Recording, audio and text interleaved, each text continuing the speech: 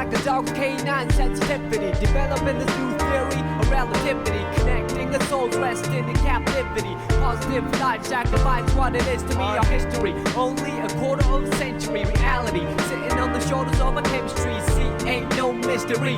The colors that we mix will set the mind free. Let the blind see beyond harmony. Breathe life in the dead space below where your clouds of doubt. New territory, we determined to be. Everything a safe haven is supposed to be. Now it might seem distant, but the time is near. When the thoughts take off, split the atmosphere. Pure sound waves travel semi-infinitely. Plus I see you there utmost definitely. Cause a beat plus a melody makes me speak of melody eloquently, so evidently. I mean that from my heart, cause you make me feel good as a person. Cause a beat plus a melody makes me speak of melody eloquently, so evidently.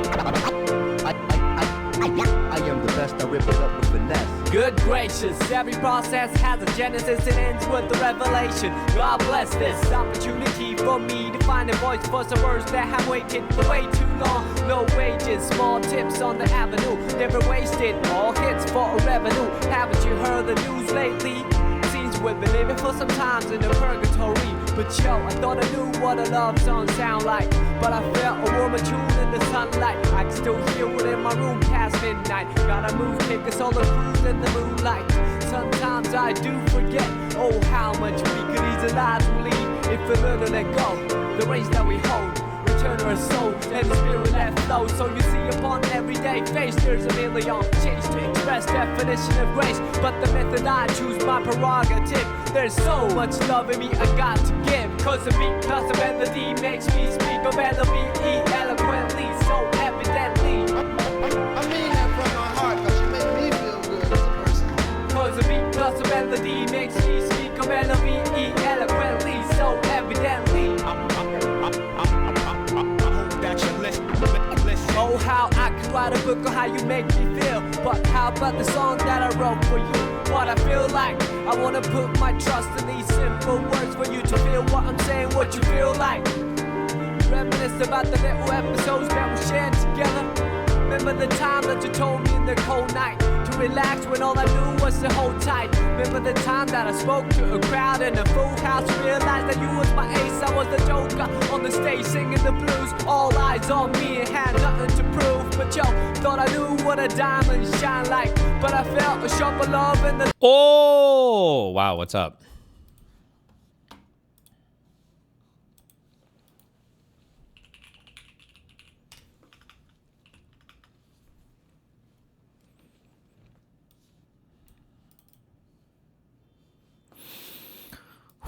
Finally, a 50-50. Boom!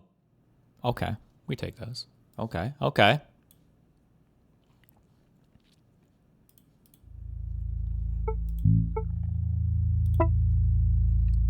Nine, 6 plus on all 5 of them.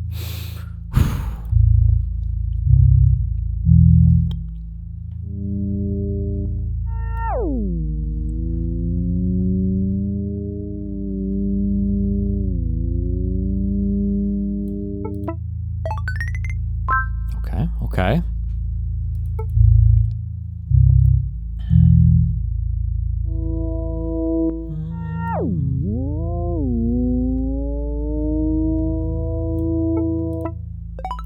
Whoo! Okay, okay.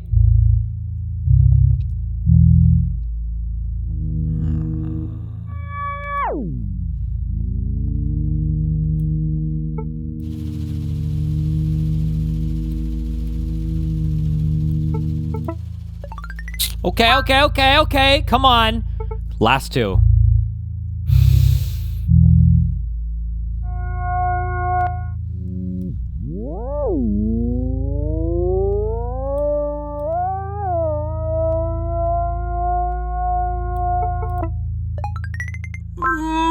Okay. One more. Come on. Just one more good one. Give me a 10.0. Give me a 10.0 on this. Lock in.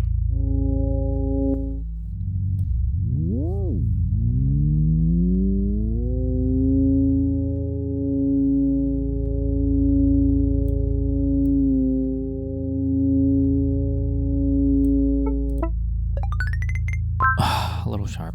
Is this my best one? Hold on. I don't know what my best one has been. 48.38. What is my highest one?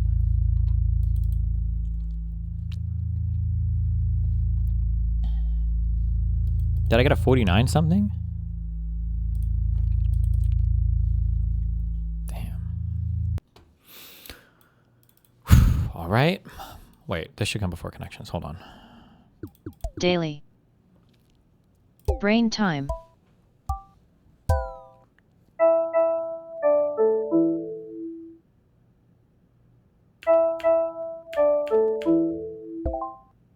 Okay, okay. Okay, okay, okay.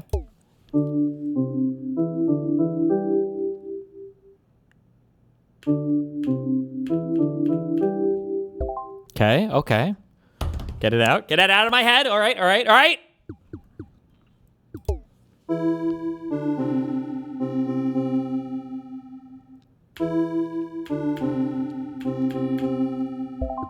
Okay, okay, okay, okay.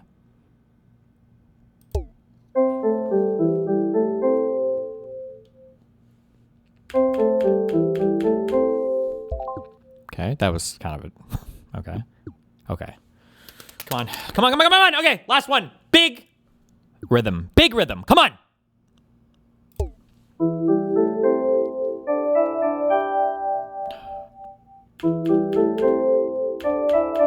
Fuck, I messed up the fifth one. Wait, oh, never mind, I didn't. Insane. Who's Dan? What? What? Brain score. Wait, oh my god, this fucking this guy no lifes every fucking game on here. Holy shit.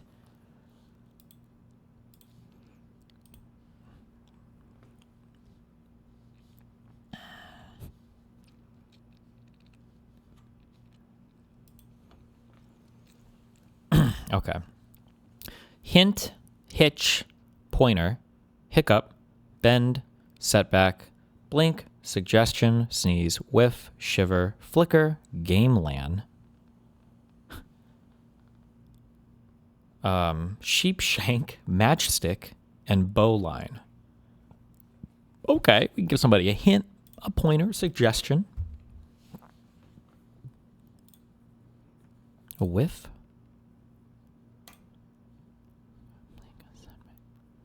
You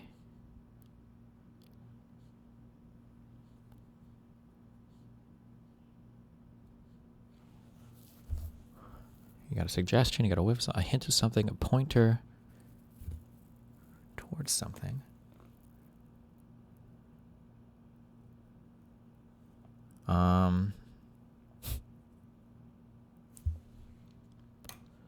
No, maybe. Ooh, okay, okay, okay. Like illness things? Like you shiver, sneeze, hiccup. Oh, no, no, no, no. A hiccup, a setback, a hitch.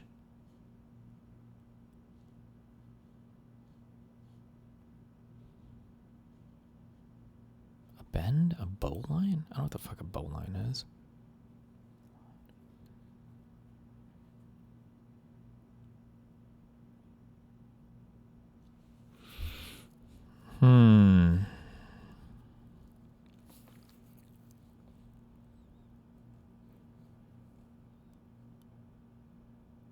We had a sneeze? We sneeze?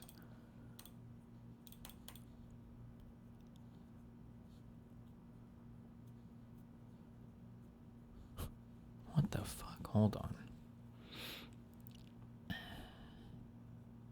Okay, this has to... We have a setback. We had a hitch. Had a hiccup. Hitch, hiccup. We had a sheep shank. Bowline? That's not...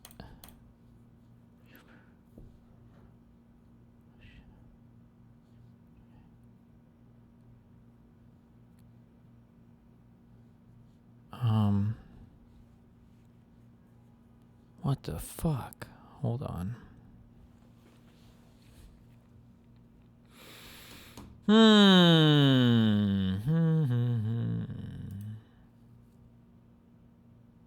We had a bend? There was a bend? No way, right? Oh, good.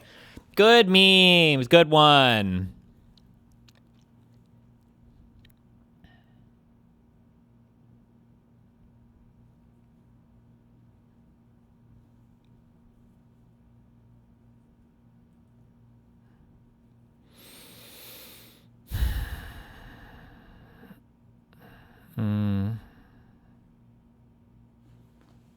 Things your body does? Involuntary actions. Well, I mean, you can blink voluntarily. Okay, whatever. Okay. Okay, purple. One of these is stupid. A line. A shank. A lan. A stick. And a back.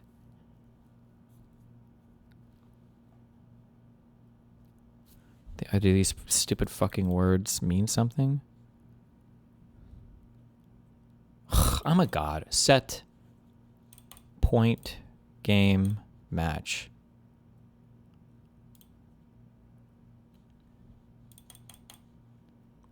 Bend, sheepshank, hitch, and bowline. I have no idea what the fuck this shit is. Kinds of knots? Yeah, of course. Of course.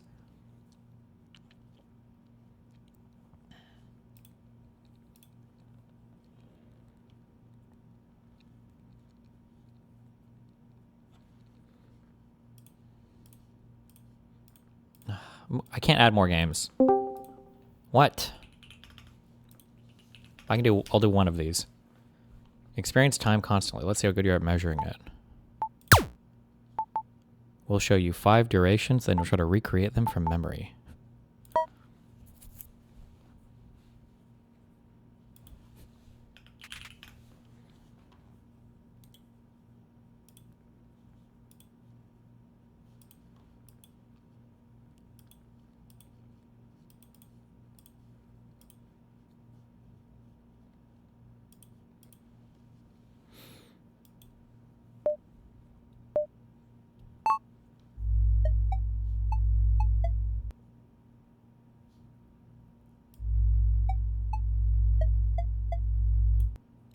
What am I? Wait, what?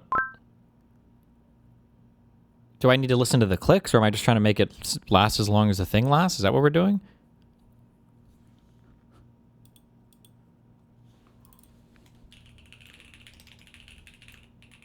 The latter. Okay.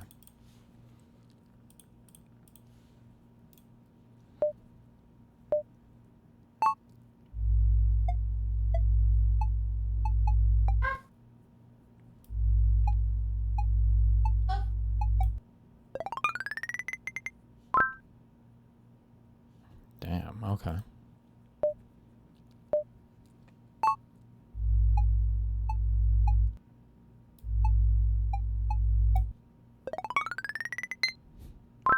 Okay.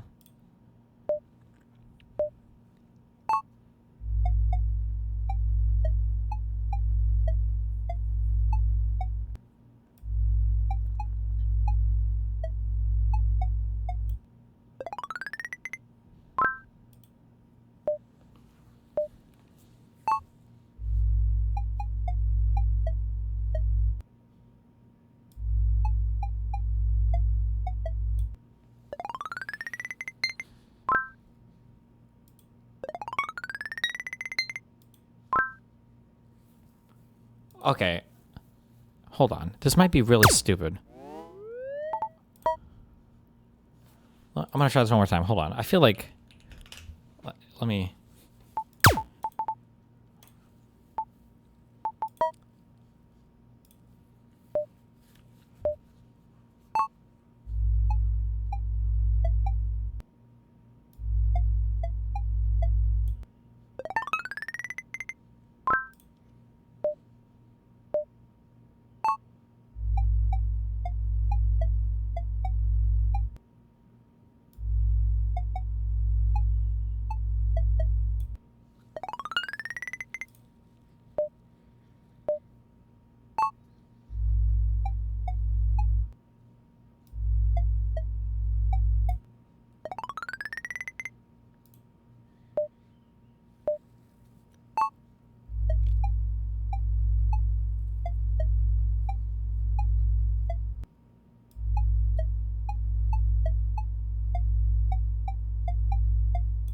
Oh, that was a little early. Fuck.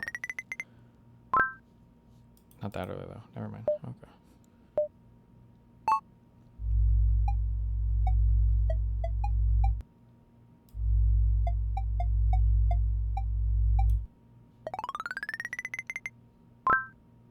I feel like you can just listen to the sound of the thing, but then it's not really measuring your time. It's just I feel like the sound is not supposed to be here. No? I don't know. This is a dumb one. Okay.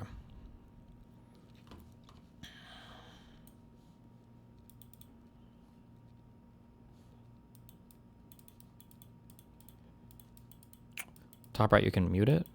No. The sound is a cheat. It helps you figure it out.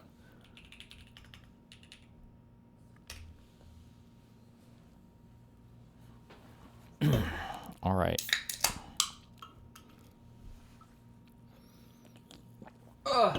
Not the clicks, but the pulsing. Did you do the time one? Did I miss it? Yeah, it's stupid. It's a dumb game. Oh, you're bad at it. I got it. Mauritius, Welcome to Africa. I always fuck these stupid islands up. I just need to take a second to memorize the islands. This is the Comoros one, right? No, that's... Oh my god. Central African Republic, Mauritania, West is some bullshit.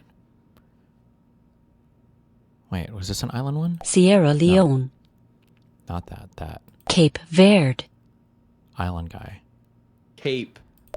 Think about it. Egypt, How does that help, Mutin? Cameroon, Zimbabwe, Ah, Zimbabwe! Fuck! Eritrea, Burkina Faso, Guinea-Bissau, Niger, Uganda, Oh my god. Lesotho, Come to Uganda. What? Nigeria, Sudan, Oh my fucking god. Sao Tome and Principe, It's over. Tanzania,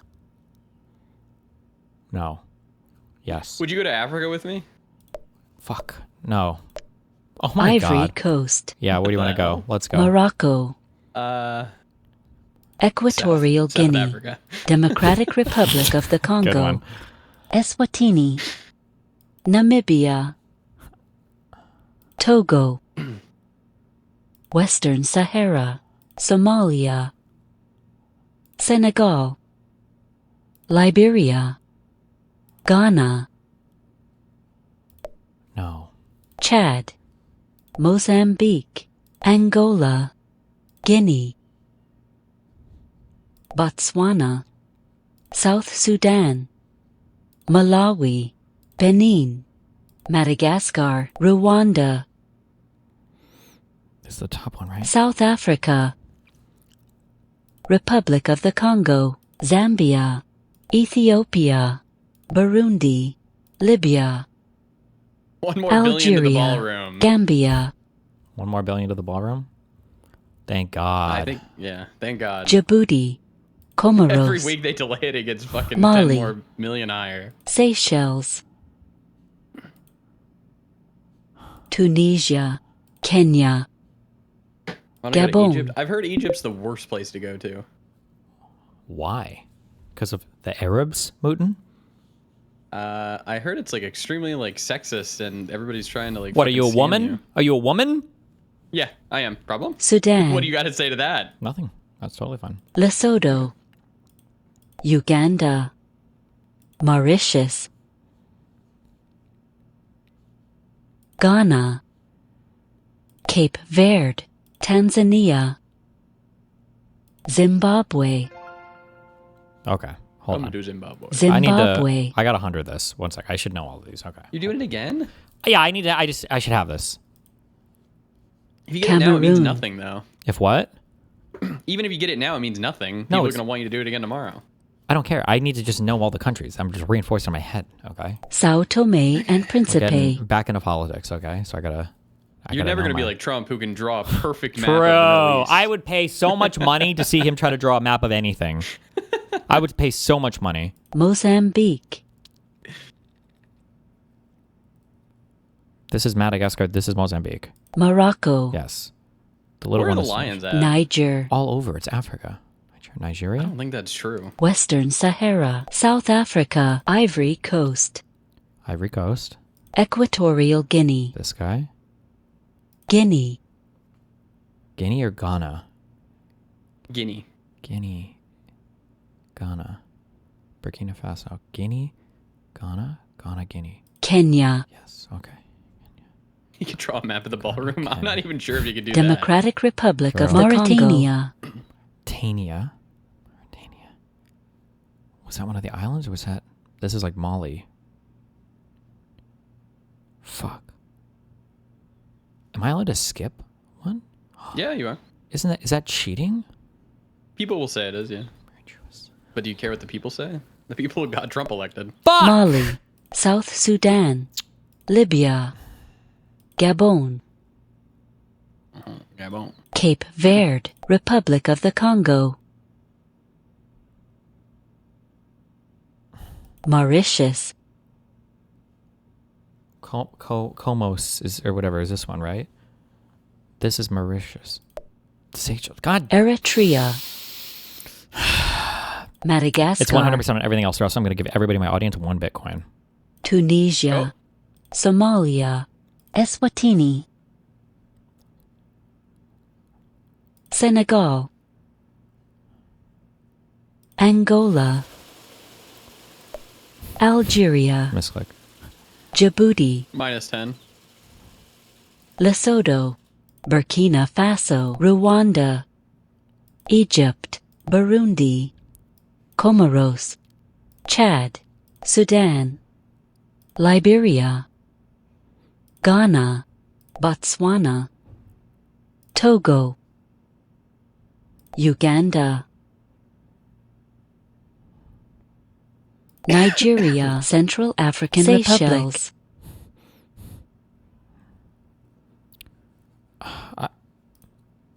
Zimbabwe, I can't, bro. Sierra Leone, Benin, Tanzania, Gambia, Ethiopia, Namibia, Malawi, Guinea-Bissau, Zambia, Angola, 95. Shut up. Mauritania, Mauritania. And Mali. Mauritius, Mauritius is the island. It's one of these. Okay. Mauritius, Is that one? Angola, Mauritania, Mauritania, Mauritius, Angola,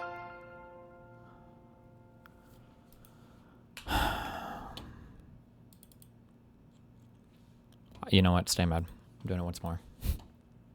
I'm getting 100 on Nigeria. this. Cool. It's Nigeria. Kenya,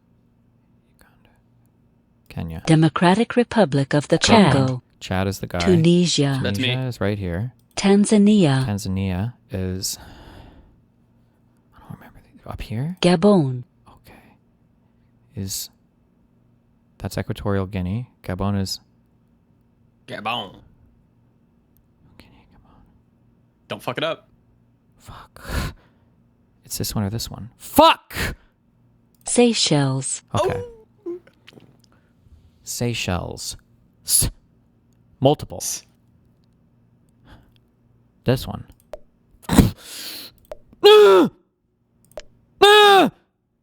It's one! There's one there! You lied! Sao Tome and Principe, Burundi, I don't know anything anymore. Angola, What's up here? Eritrea, Eswatini, Mauritius, What's that from? I don't know. Mali, Star Wars. Ghana, Guinea, Ghana. Guinea, Ghana.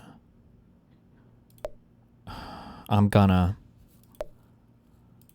Burkina Faso, Libya, Egypt, Senegal, Madagascar, Mozambique, Africa, you try to know. Morocco, Rwanda, Was that supposed to sound like an African? No, that was supposed to sound like Yoda. Niger, Comoros, Lesotho, Gambia, Western Sahara, Uganda, Zambia,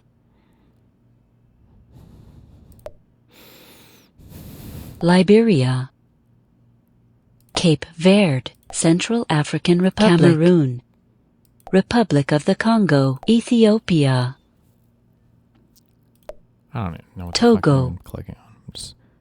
It's over, man. I'm Djibouti, fucking Just go offline start tomorrow. Algeria, out of my fucking mind. Somalia, Sierra Leone, Guinea,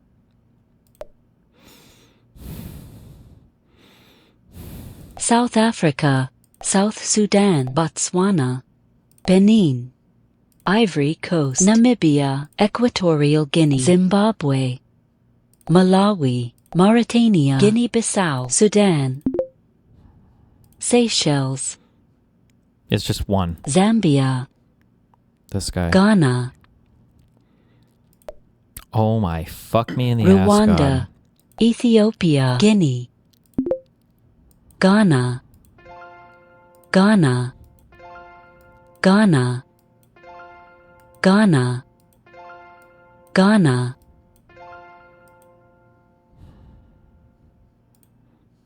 Guinea, Last time. Okay. Central African Republic, Rwanda, South Africa, Gabon, Yeah, boom. Tanzania, I just hit my fucking life. Burkina Faso, That's the only one I'm gonna miss. South Sudan, That's the only one.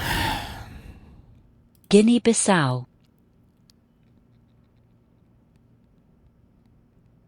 Sudan, Equatorial Guinea, Madagascar, Mozambique, Republic of the Congo, Morocco, Eritrea, Cameroon, Zambia, Kenya, Uganda, Ivory Coast, Ethiopia, Sao Tome and Principe, Mali, Algeria, Togo, Seychelles, Isn't Togo a band?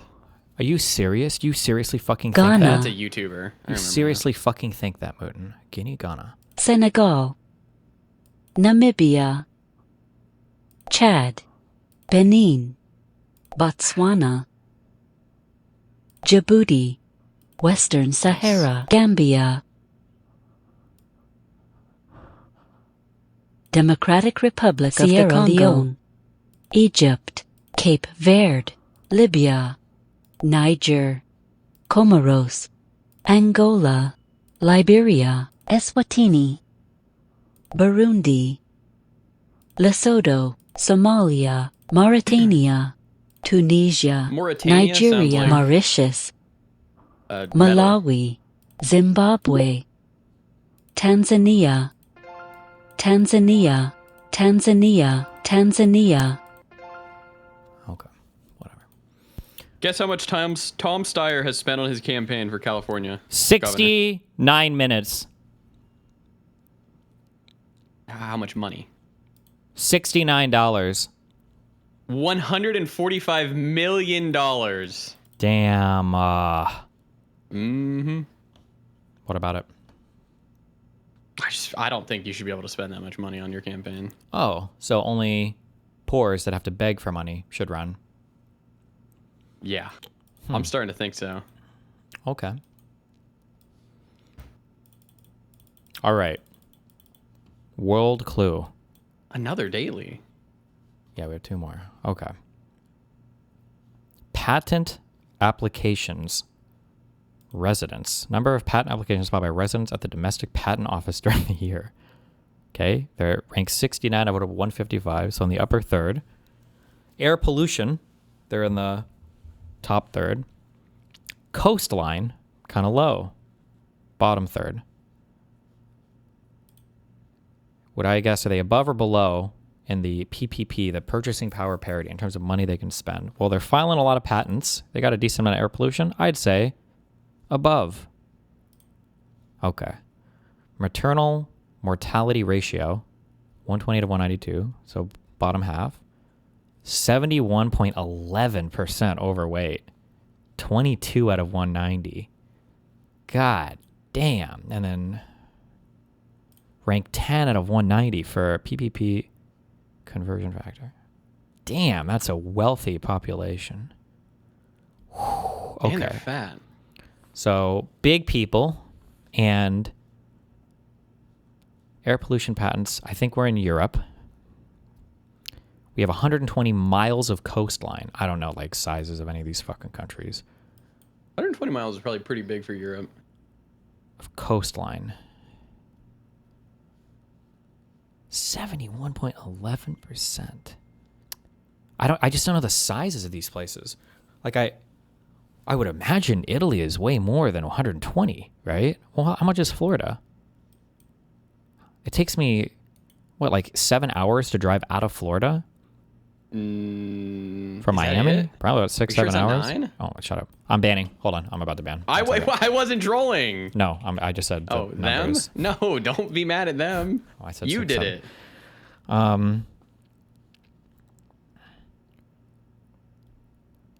If I just made a number up off the top of my head, I would assume that Florida has like fucking 800 miles of coastline. Is that way too I think high? it's 3 hours from Miami to the Keys, right? Hold on. I'm looking this up just real quick. That's not cheating. Well, I'll look it up after I answer this one. How many miles of coastline? I would say like... Hold on.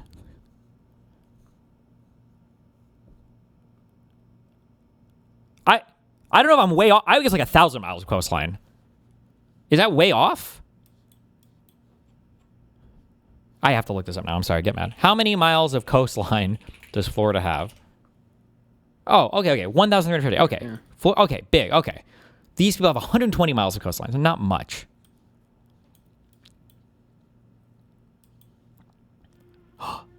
And they're fat. Okay. Hold on. Not much coastline. Big people.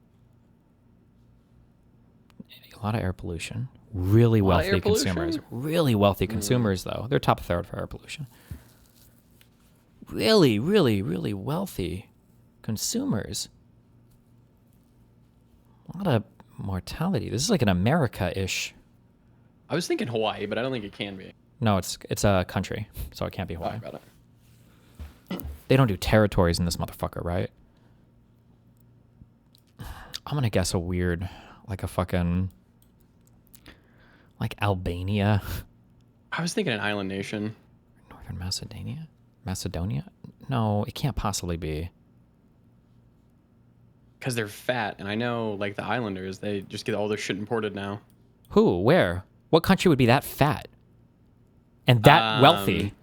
Fuck it. Well, it's like a U.S. territory. That's a it's bit an of island. a problem. I was thinking, fuck, what's the one with the G? Guam. But I think it's actually like 90% of them are fucking obese. Can I do? I don't think it'll let me do Samoa. Guam. Samoa, that's the one I was thinking of. Oh, I can't. There are no micronations here. I don't think. Oh, okay. Oh wait, no, Samoa's there not are I some. thought I saw it. Oh fuck, Samoa is here. Samoa's there. No, not even close, Moon. You fucking idiot.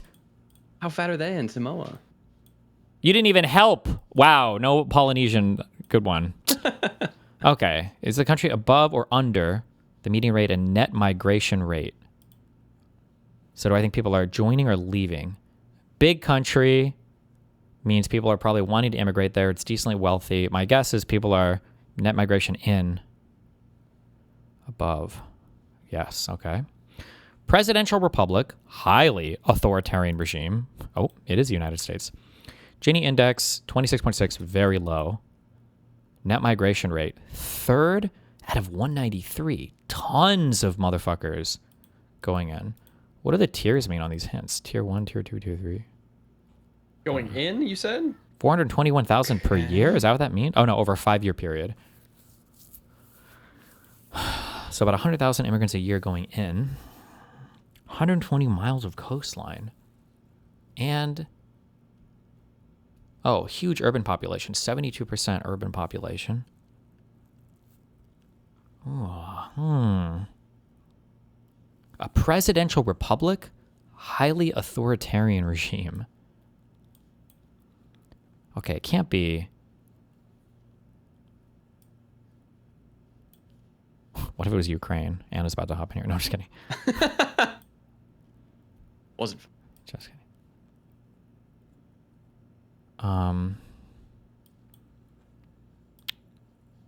Fuck. I don't know anything about Southeast Asia. There's no way we're in Africa. Those people are starving. They're not that fat. 71.11%. What? You can't say that shit. Oh, so everybody in Africa is fat. That's what you want me to say. Yeah, I'd rather that, man. Myanmar just had like a coup takeover thing, right? Could it be them? I feel like it's got, that many fat people in Asia, in an Asian country? It's got to be Europe or Eurasia. Is that what you call this? Eurasia? Like one of these? It's got to be one of these guys.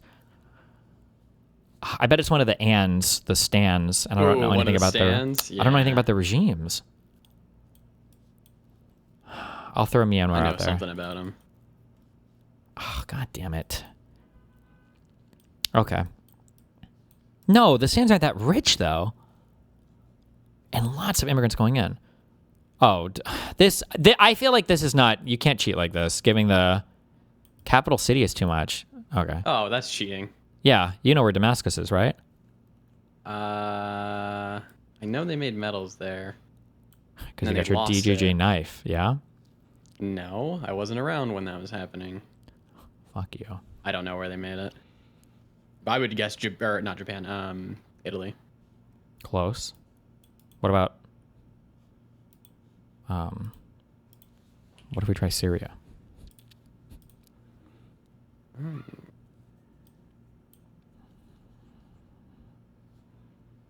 Syria is 71.11% overweight? PPP conversion factor.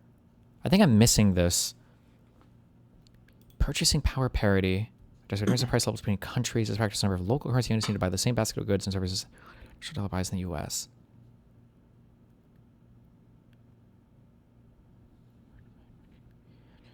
Price levels between countries. The factor is the number of local currency units. Huh. So higher PPP is what? Indicative of a stronger currency or a cheaper domestic market? What is like the PPP of Argentina? Conversion factor. Is that...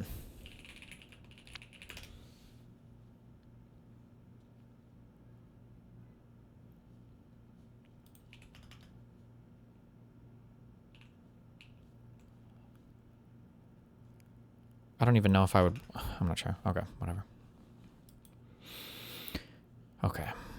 Next country. There's 3 of these. All right. The capital. Brazzaville? These are not real places.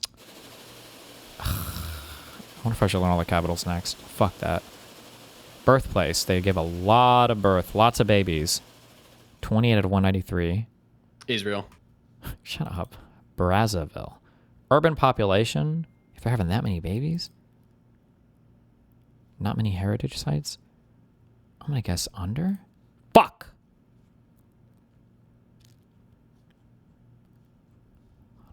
A lot of babies. A lot of babies means Africa? Love, you idiot. Brazzaville.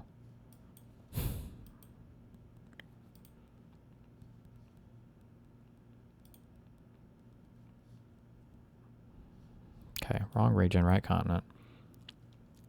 The fucking Italians are mad in chat right now. GDP per capita, low. Okay. Life expectancy, very low. GDP per capita, bottom quarter. Largest lake, Pool Malabo. Iconic dish, pullet Mwambe, chicken slow simmered in a savory plum butter sauce. 24.16% overweight. That's not bad. How rich are they? GDP per capita is the bottom quarter. What did I say? Oh, yeah, so not rich. Okay.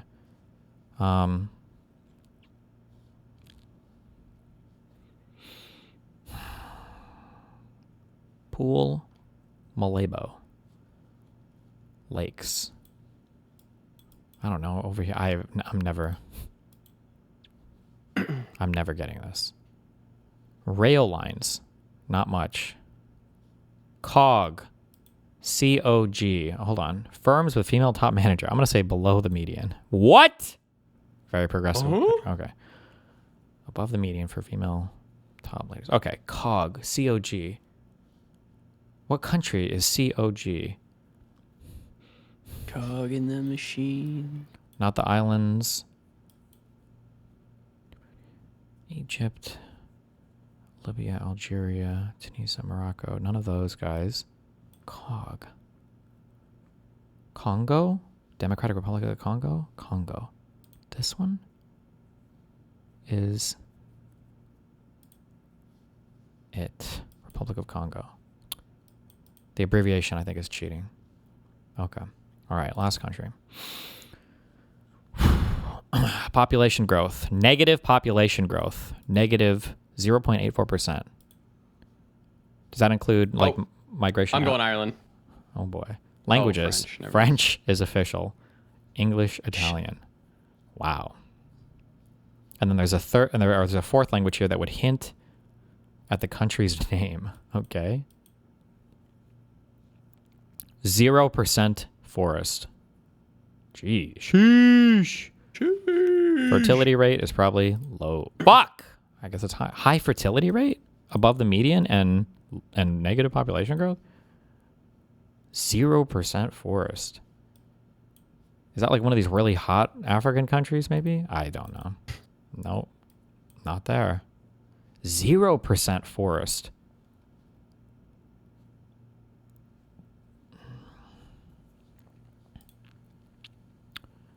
Industry, 12.8%. Wait, why would the main language be French? Well, no, actually, because colonized. I don't know who colonized all the different African countries. Mediterranean monk seal, bottlenose dolphin. Area? Oh, it's a very, very small country. Oh, the second smallest country on the planet. Oh, well. Do these nations count? Oh, fuck, it's the... No. Andorra? Look at this photograph. Oh, fuck. It's Italian? Mamma mia. What the fuck is this one? Oh, that would have been Spanish either anyway. Fuck. That was stupid. I should have got that. Monaco. Okay. Monaco? Isn't it Monaco? Really? Yeah. Okay. Top 70% of today's challenge. Okay, not bad. All right. Last one. All right. Has a river as a border. Has never won an Olympic medal. Flag with an animal has never won an Olympic medal. Majority religion is Christianity. Fewer than 40 Olympic medals. Dude, I don't know anything. I don't watch the Olympics. So many of these are Olympic medals. Just know shithole countries don't have Olympic medals. Ugh.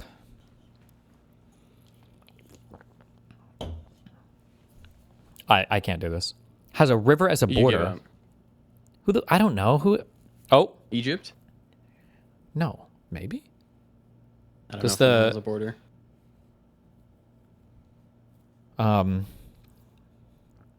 Wait. How does Jordan participate in the Olympics? Just fuck me, fam.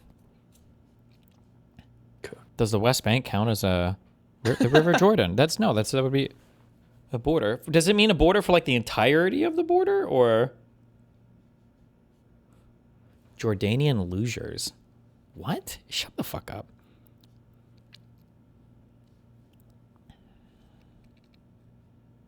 The Vatican? Is the Vatican surrounded by a river? I don't even know. Sorry. What? Yeah, fuck you, whoever said that. I fucked up my game. Good. What, Slay the Spire 2? Yeah. Loser.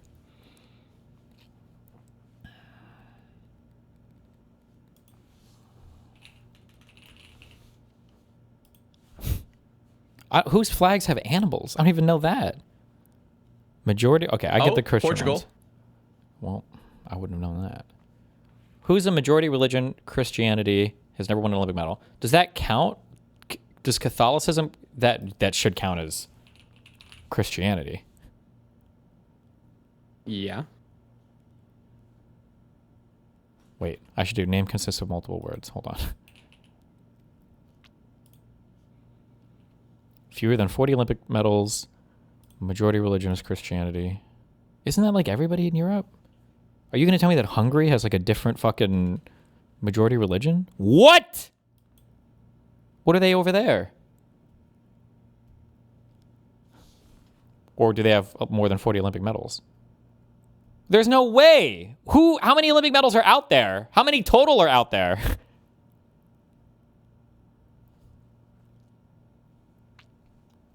Are we counting like bronzes here?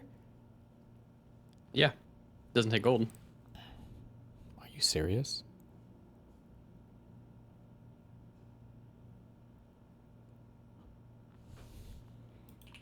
Everybody hates Serbia, right? There's no way that these... Ooh, okay. Has never won an Olympic medal. Okay. My micronations. Whoo! Okay.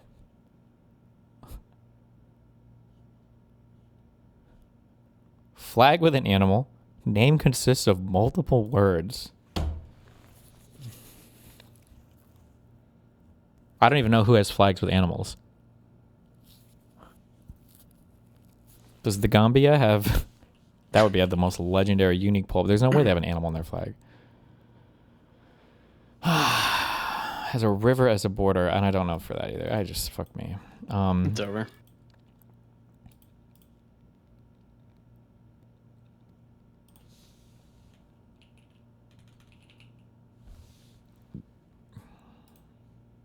Oh, legendary poll.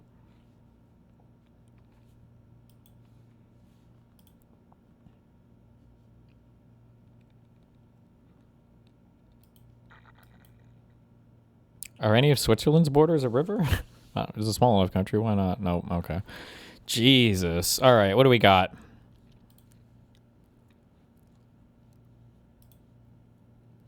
We scored in the top half for this? Okay. This is a hard one. 11.5%. Damn. God damn.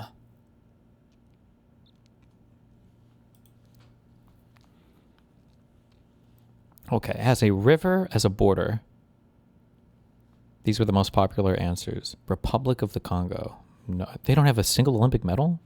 What? They can't even run? I thought that's what Africans did. What the fuck? Fewer than 40 Olympic medals. Paraguay. South America? Okay. Name consists of multiple words. Democratic Republic of the Congo and has a river as a border. Okay. You say so. Sri Lanka. Flag with an animal. That's kind of a sick flag. Albania? What the fuck animal is that? Excuse me?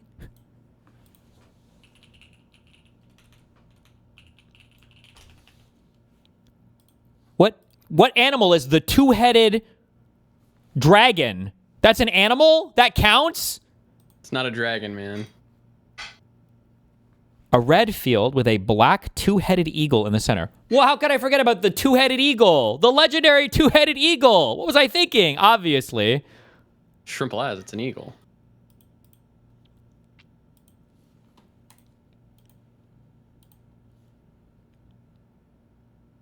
Name consists of multiple words. Major religion or majority religious Christianity. United States of America. Good one. San Marino. Fewer than 40 Olympic medals. Vatican City. Whatever. Major Tom to ground control.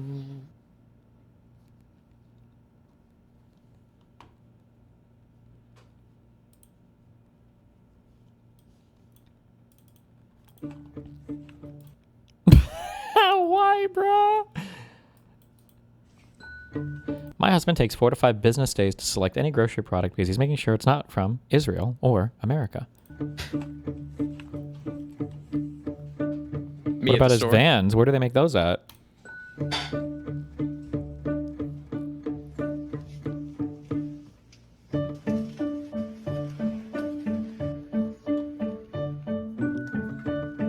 China? Excuse me. Those are American shoes.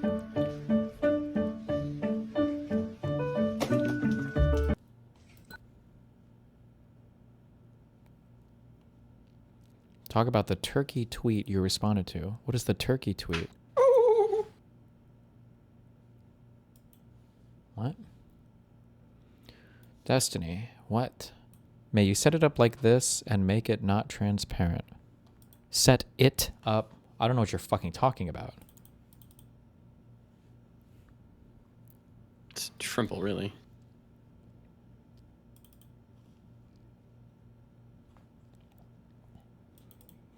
Oh, move the... Oh.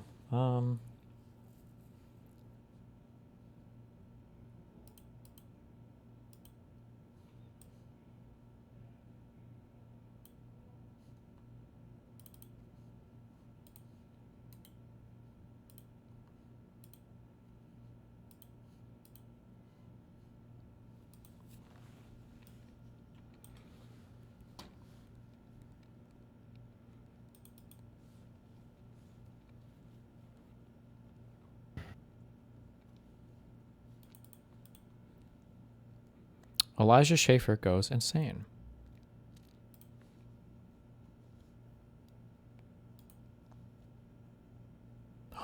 No. Guys, we can't add more of these. I'm trying to make my game semi-educational, okay? But your task is to name the video game pictured. Okay, we'll do this one time. Okay. This is the, fuck. It's one of the Zelda games. Hold on.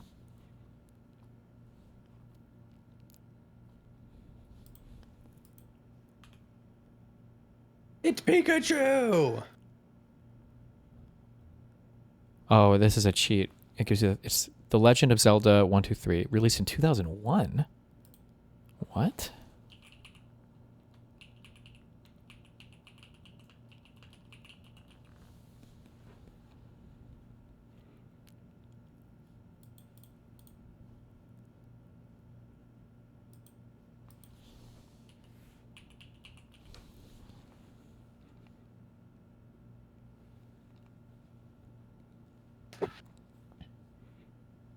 What? Wait, what game did you say you were playing?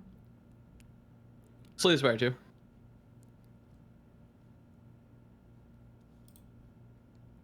Oracle of Ages? I never actually played that game. Was it supposed to be like a re-release, I guess, of the older games or something? I guess.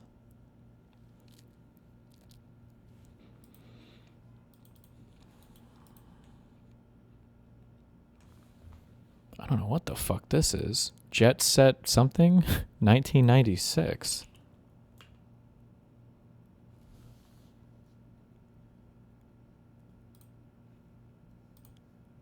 You don't know any of these games, man. I got the first one, you fucking All you loser. played was fucking RuneScape. I know. Every game. Yeah, never mind. You won't even play it. I won't even fucking. I can't waste even my see like the fucking... The pictures are so small. breath. Then Control Shift in. Oh shit, this helps. You don't know what that one is? Really? This? Yeah. Look, it looks like fucking Banjo-Kazooie with the writing. Or Donkey Kong or Diddy Kong. Donkey Kong Ski. I don't know. Stop. Donkey Kong Ski. Come on. Big sword guy. Fuck. I don't know. This isn't like one of the like Vice City or whatever, right? No. Boomer ass game. 2006. Fuck. Stop. I've never even played this game, but I think it's... Is this fucking Mass Effect? I feel like... Is that Colonel Shepard or something? I don't even know the... I have no idea how the fuck I even know that. I feel like I've seen memes of it. Yeah, you're right. Okay. What the fuck? I don't know that one either. 2002? What the fuck is that weird ass shit? Oh! Cinema. Oh Holy. my God! Was this your favorite? This is pod racing, man. Now we're pod racing. What the fuck? Star Wars. I remember being so bad at this game. Fuck. What the fuck was that? I never played this game. It looks retarded.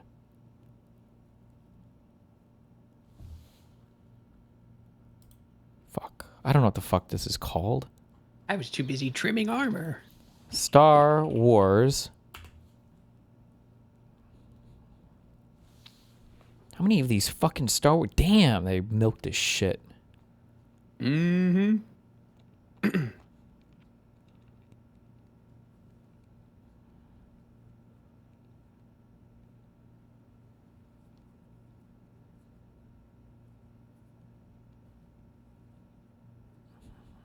Let's, what episode does it come from? Well, Pod Racing was episode 1, wasn't it? What do you mean, I just gave you a hint. Star Wars. Episode I-Racer. Shut up. You didn't give me any hints. I got that. Oh! Oh! I want to be Tracer! I'm already Widowmaker. I've been waiting for you. Orange? Was there a Pokemon Orange? Mr. Epstein. 1999. Orange. Pokemon. I had gold. No, it wasn't gold. Shut the fuck up. No, I'm saying I had gold. Gold and silver. Pokemon. No, these graphics are so good. This is not on the Game Boy. This had to be like a... What year is this? 99? I don't think this is Hey You Pikachu because that one was 3D. I don't know what the fuck this Expect you to sprite take shit a is. good picture. Oh, I play this game! Pokemon Snap! What a horrible game that was, but I loved it.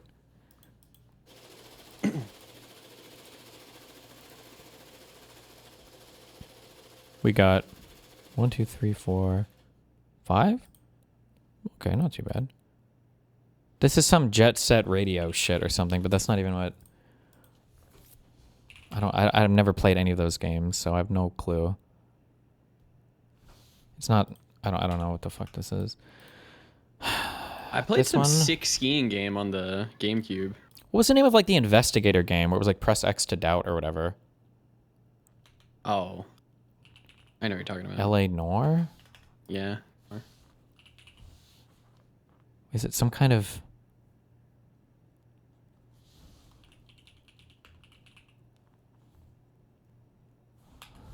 It's not that. I don't know. Okay, give me out. What are the other ones? Jesus, it's the formatting of this website. Oh, that's Demon Souls, top right. Wave Race, never played it. The Godfather 3, the video game, and then some shitty Lord of the Rings game. Okay, stop with these. Wait, have you ever seen the TV show Suits? Yeah. Did you watch all of it? You know, I stopped watching it when Meghan Markle left, I think. That's kind of when I gave up on it. I watched like 2 seasons, and I thought it was like okay. And then That's I was fine. pulling some Suits shorts last night. Does that show like crazy jump the rails? I think it stops focusing on what's his name and starts focusing on Howie. I was like I don't watching remember. May 5th. I was watching something, and they're like, Harvey, sorry. I'm not gonna be able to find it. Fuck. They were like, the Harvey Specter guy was like, you need to get the fuck out of here. And I was like, what the fuck? I was like, wait, did they? Okay, hold on. Wait, what's going on here? Hold on, I might need to watch this. Well, they were like, I don't know. I Some felt like it Joan got. shit. They were like they were on some crazy shit. Fuck, I don't remember what I was watching. Your reels are cursed, man. No, those aren't reels. They were shorts. Oh. Season 1, no. No. It was like, these were later season clips. Season 3 episode. There's 9 seasons apparently. Jesus. Culture. And what He do you know beats about up a their client culture? in one episode? That's awesome.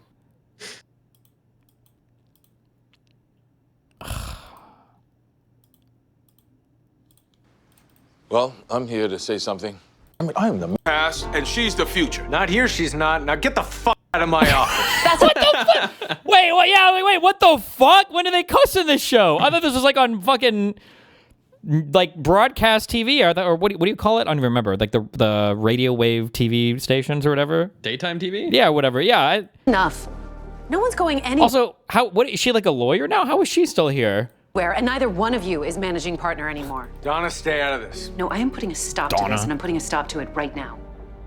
Because this Network. isn't just a friendly Oh. gathering. She This becomes the CFO? From secretary to CFO? is a formal partner meeting, and here's how it's gonna. She's not. Of course she's Susan's parents. She They didn't have look a law exactly degree, like her. did she? Job well done. She's born without balls. Sue us, you sons of bitches. I just feel like I don't even know. Like I said, I watched like the first 2 seasons of the show, but I was like pulling like for these reels. I'm like, what the fuck? Okay. Wait, she becomes COO, not CFO. Oh, ban the person as a CFO then. I'm right on it, sir. Politics, guys, seriously? Seriously? Boring. I didn't see this, so it might be good. Dissecting the Taylor Lorenz live and learn with Jizztickle. The soy pill. What? Really now? Really? After you had the whole convo, huh? Well, he's trying. Oh my god, fuck. I saw people that send me clips from Jizztickle stream sometimes. Some of the, I shouldn't have said that thing about, Peace Ghost chat. I don't know if they gave up on Peace Ghost chat or if they got banned from his Discord or what, but, It seems like Jizztickle Peace was started like, moderating his chat, no? or they just got bored of his chat or whatever, but, Yes. oh, you're not gonna be able to hear this. I'm just playing a clip from the stream, but That's like a double standard or whatever. So yeah, here's that's kind of my view Jizztickle just on that. Criticisms on being a potted plant, or Anything else? Let me think. Yeah, the centrist. I'm Pisco. I'll be real. If you listen, it's pot calling the kettle black here, okay? But if you want to just sit there and look pretty, you got to get a gym membership, okay? If you want to be the guy who just sits there and looks pretty, we gotta hit the gym. We both got to agree to it, okay? We'll do it together. I'm not trying to talk shit, but like you can't be the guy who's just sitting there looking pretty and. Yeah, I don't know. And then apparently, I guess Jizztickle decided to review like the 8-month-old conversation between Pisco and Straighteraid and kind of just accuses Pisco of being sexist for the whole conversation. As a talent agent, to have Even if it's partial information, he'll just be immediately like closer to somebody. If he's like, how would I put this? I don't know what it is exactly. Hold on. I get the feeling. Oh, this is gonna sound like an insult, and it's not. I swear, I'm not trying to imply something like incredibly negative here. I does get the this for, like, feeling that 20 if this seconds. was Josiah and not Straighteraid, he would be arguing differently. He would not be this confident. I love also, it's like so obvious how, it's so obvious like how brain broken and partisan these guys are. Because they're like, well, Pisco, when he argues with his friends, he's definitely not super argumentative. Like, you know, he's way chiller. And it's like, what? What Pisco are you talking about? I think if it was Josiah, not Straighteraid, he would not be this confident. I don't want to call that misogyny. I don't think it's misogyny. It's something else. And I don't know how to describe it. Fuck. It sounds like I'm trying to call this guy like a misogynist pig who hates women and talks down to them. I'm not trying to do that, I swear to God. I just get the feeling that it's respect. It's like, he feels like I would guess he's lost arguments to Josiah. Maybe be the same with Destiny, I don't know. But if he's like lost an argument to somebody before, or he like has argued with them a lot and he feels like they've been right as much as he's been right, I feel like he would be way, way, way different in how he argues it. Because I feel like I've seen him argue with Destiny about stuff, and he's way more circumspect. He's way more... Like, what are we talking about here? What? More like, a little more, like, pausing and taking smaller steps, right? Instead of just being like, well, this is how it is. Well, this is how it is. Well, this... Like, it's so boring. this is also why like everything is boring, because all of these are like meta games that are being played. Because it's like what was everybody saying about Pisco? Even when Pisco was like on the good side of everybody, you know, it's like, God, he argues so much. He's so argumentative. He's so insufferable. He's the worst kind of person ever. Even when everybody in my community liked Pisco, everybody's saying this. It's so funny that he's just like, well, no, when Pisco's arguing with men who are his friends, he's actually way chiller. But when he's arguing with women who are also my sexy co-hosts, he's so evil. This is how it is. But don't worry, he comes up with a new excuse, by the way, for why he had to be. Oh! Here it is. Here it is. Oh, this could easily be it, Semaphore. This could easily be it. That he is a little concerned about how other people see him if he's not aggressive in arguing with Straight Raid. That could be it, right? In terms of like the commie versus liberal thing. Yeah. That is way more explanatory, I think. That would make way more sense. Moments, right, when we were interfacing. So cringe. My God.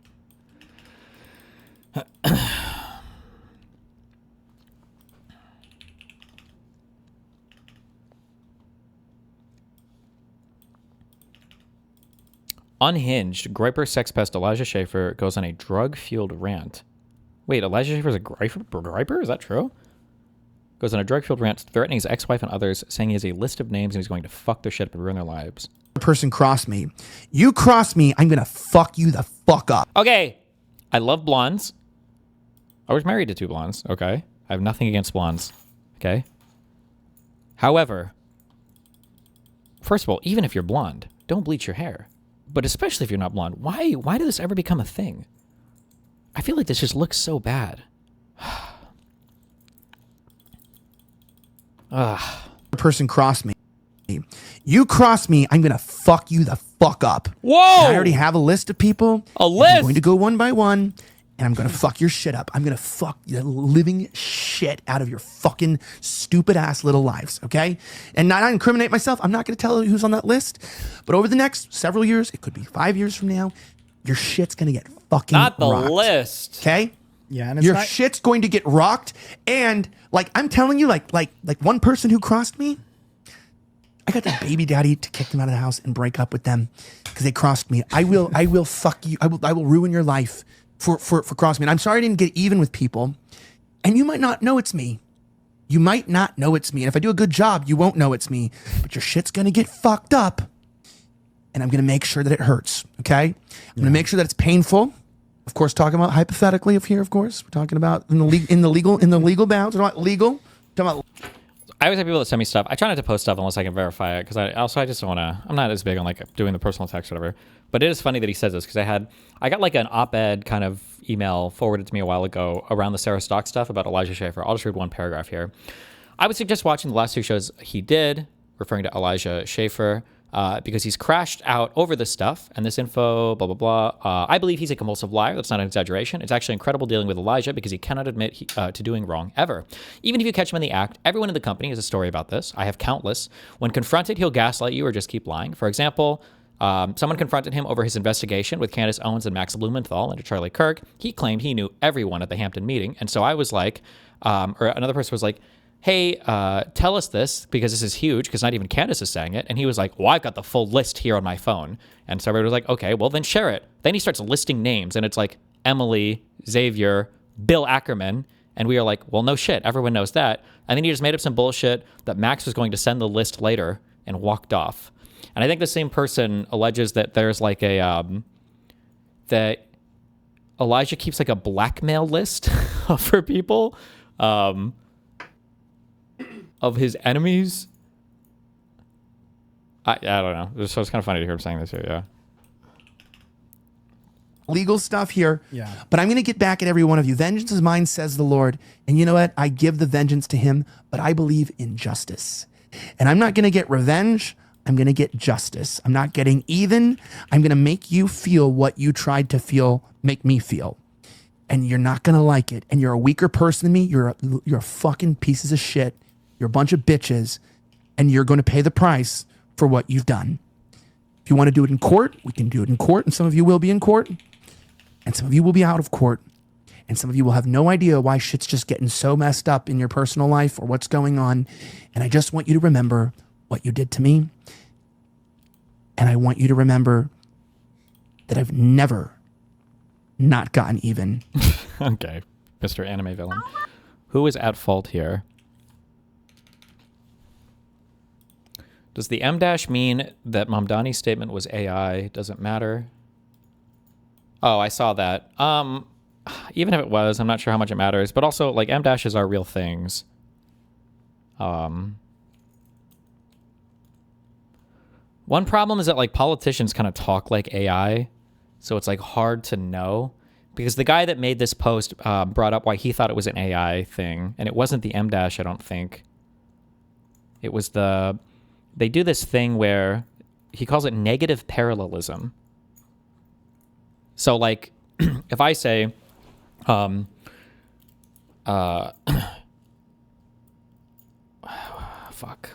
I don't know if I can spin an example off the top of my head, but it's like, this is not just vandalism.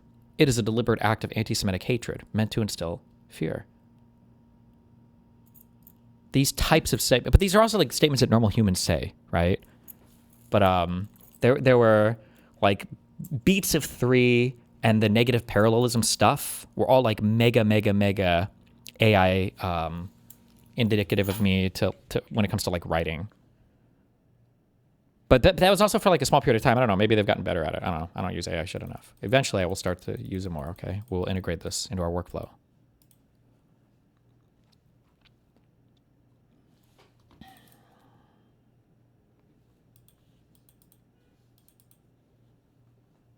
Are you interested in Bruce Drop 'em Off versus U-Rage drama? It seems spicy and interpersonal, and it would draw views. If you are, I can go organize / timestamp the streams and drama in a paste bin and link. For tomorrow, do it. So where does that leave us at 350 Park? That leaves us with the fact that we went to Miami and revised our building plan to make it a bigger office building. You're bailing? Miami and revised our building plan to make it a bigger office building. You're bailing?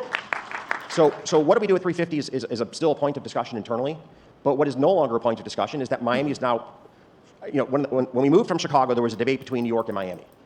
It's unquestionably true that we made the right choice. I'll leave it at that. It's unquestionably true that we made the right choice. And now what the mayor of New York has made clear to my partners, and principally my New York partners, is that we need to double down on our bet in Miami because we want to be in a state that embraces business, that embraces education, that embraces personal freedom and liberty, and that embraces people having an opportunity to live the American dream. And it's just all partisan hackery, dick suckery. Florida-based, DeSantis, red, Trump, New York, bad. I just hate the world I live in right now. Ugh. Some primo Pod Save America revisionist history. Play this first. Yeah. Well, I remember, speaking of broadening the tent, we can bring up Hassan Piker, but I remember like the fight I had with Hassan on the pod, not the last pod, but the one before, the bigger fight was when he was like, yeah, you know what Joe Biden should have done to Joe Manchin? He should have threatened his daughter with a DOJ investigation. And it's like, whether or not you think, first of all, you can argue whether or not that's a good idea from a legal and constitutional perspective. But beyond that, like, do you think that would have scared Joe Manchin into voting the right way? Or do you think that would have maybe said to Joe Manchin, like, fuck you people, I'm leaving and I'm going to the Republican Party? Because it's human nature to be like, oh, you're going to yell at me more and threaten me? Like, fuck you. I'm going to go take my toys and go to the other party. Yeah, also, we do know that in the Republican Party, if you... That's how he presented the fight? Burger away. So, but they should have supported that. They should have pushed for it. They should have pushed back harder on Build Back Better. They should have locked up every single member of Joe Manchin's family, for example. Like, straight up. I'm sorry. Oh, is your daughter a pharma executive and jacking up prices? Oops, she's going to jail. Hey, we got his vote on the IRA. Well, but okay, after making concessions. Well, that's the fucking, what are we going to do? For making ridiculous concessions to a guy who's supposed to be, who's supposed to remember his place. Yeah. You don't get to be in a committee if you play the spoiler. Now we're going to get a Republican senator from West Virginia who's going to be 30 times worse, and that's going to be the rest of our lives. No, now. I understand that, but Joe Manchin knows where his bread is buttered. He has a better opportunity for lobbying and securing favorable contracts for his immediate family members like his brother and the coal mines that they operate when he is in an energy committee, when he's in a position within the Democratic Party as playing the role of the spoiler, the rotating villain in the Democratic Party. He knows that he would just be a random dickhead senator if he was just any other senator from West Virginia. He wouldn't have the same level of clout and the same level of financial opportunities for his immediate family members as a Republican. So my point always is, like, there are areas where you can push and pull. Republicans do this very well. When they want to push for an initiative, they're not gonna have spoilers in the party. It rarely ever happens. John McCain was one of the few instances where it happened, and that's it. Beyond that, usually it's just everyone knows to toe the party line. So I think that it's bad governance overall from the Democratic Party. It's like bad leadership from the Democratic Party to have their full control over the government for 2 years get gutted by a bunch of spoilers who are very openly corrupt, like Kirsten Sinema. You're the government. You should be able to utilize every agency at your disposal in, I would say, an overt political fashion, if you feel the need to do so, because these guys are all corrupt. Authoritarian, by the way. Anyway, so, then use that. Apply the law. Apply the Leahy law when it comes to Israel, and apply the law when it comes to Joe Manchin. Why is it that like their open graft is so public, so visible? And I'm not even talking about. I mean, we're doing it with like Bob Menendez, Henry Cuellar. There's plenty. Eric Adams, my favorite, falsely being in prison for being friendly with Turkish people. It's fucked up. But like you do that. I mean, the government does. The DOJ is working, right? By the way, Eric Adams 100% did that. That was a crazy summary of that. He was. I don't remember the exact details, but New York City has like a matching funds thing for people running for office, and Eric Adams basically it was like took a bribe and then had a guy illegally donate money in multiple ways in order to basically scam the city out of donation matches. But make it work in the direction of people that are also in violation of the law. This is a common technique that I would say the American government utilizes against Recep Tayyip Erdogan, for example. Recep Tayyip Erdogan, tyrant, awful guy, okay, very corrupt. America knows he's very corrupt. So when he says, I don't want Finland and Sweden to join NATO because he's always playing both sides despite having NATO's second largest military force. I'm not going to vote for Finland and Sweden to join NATO. What does the American government do? Manhattan District Attorney immediately launches a case into his like improper financial dealings. Next day, he's like, okay, never mind. I'm going to vote for them to be in NATO. If this level of corruption is very easy to, that level of corruption sets up a very easy opportunity to make people do things you want them to do. Every single American politician is engaging. He was joking, right? Was he? I can't tell. I can never tell. Apply the law. Yeah. Apply the Leahy law when it comes to Israel, and apply the law when it comes to Joe Manchin. Why is it that like their open graft is so public, so visible? And I'm not even talking about. I mean, we're doing it with like Bob Menendez, Henry Cuellar. There's plenty. Eric Adams, my favorite, falsely being in prison for being friendly with Turkish people. It's fucked up. But like you do that. I mean, the government does. The DOJ is working, right? Make it work. I thought the point here is that they're applying pressure to Eric Adams because of the. He says falsely. Maybe he's. Joking a little bit about that part, but isn't the idea here, the point that he's selling is that Eric Adams is having false political pressure applied to him due to that they're doing that with the charges? I don't know how much Hassan was aware of, unless he's alluding to the overall DOJ scheme, but Hassan doesn't. I don't know if he follows any legal shit at all. I guess he could have been if you're being charitable, but I would never be charitable to this disgusting fuck. So fuck him. Person. Yeah. Well, I remember, speaking of broadening the tent, we can bring up Hassan Piker, but I remember like the fight I had with Hassan on the pod, not the last pod, but the one before, the bigger fight was when he was like, yeah, you know what Joe Biden should have done to Joe Manchin? He should have threatened his daughter with a DOJ investigation. And it's like, whether or not you think, first of all, you can argue whether or not that's a good idea from a legal and constitutional perspective, but beyond that, like, do you think that would have scared Joe Manchin into voting the right way? Or do you think that would have maybe said to Joe Manchin, like, fuck you people, I'm leaving, I'm going to the Republican Party? Because it's human nature to be like, oh, you're going to yell at me more and threaten me? Like, fuck you, I'm going to go take my toys and go to the other party. Yeah, also, we do know that in the Republican Party. Okay. A woman in Spokane County is facing felony and misdemeanor charges after allegedly driving onto a sidewalk and trying to hit a juvenile on a dirt bike, then later showing up at a stranger's home and attempting to break in. What? Oh my god! Ooh, sheesh! Hell, this lady's crazy. Oh, sorry. I thought we were watching like a video from start to finish, but it's a 43-second video, which is too long, so they have to put the climax or the build-up to the climax at the start for the first 5 seconds of the short video, and then, Jesus. This is probably the worst trend in video things I've... Oh, my God.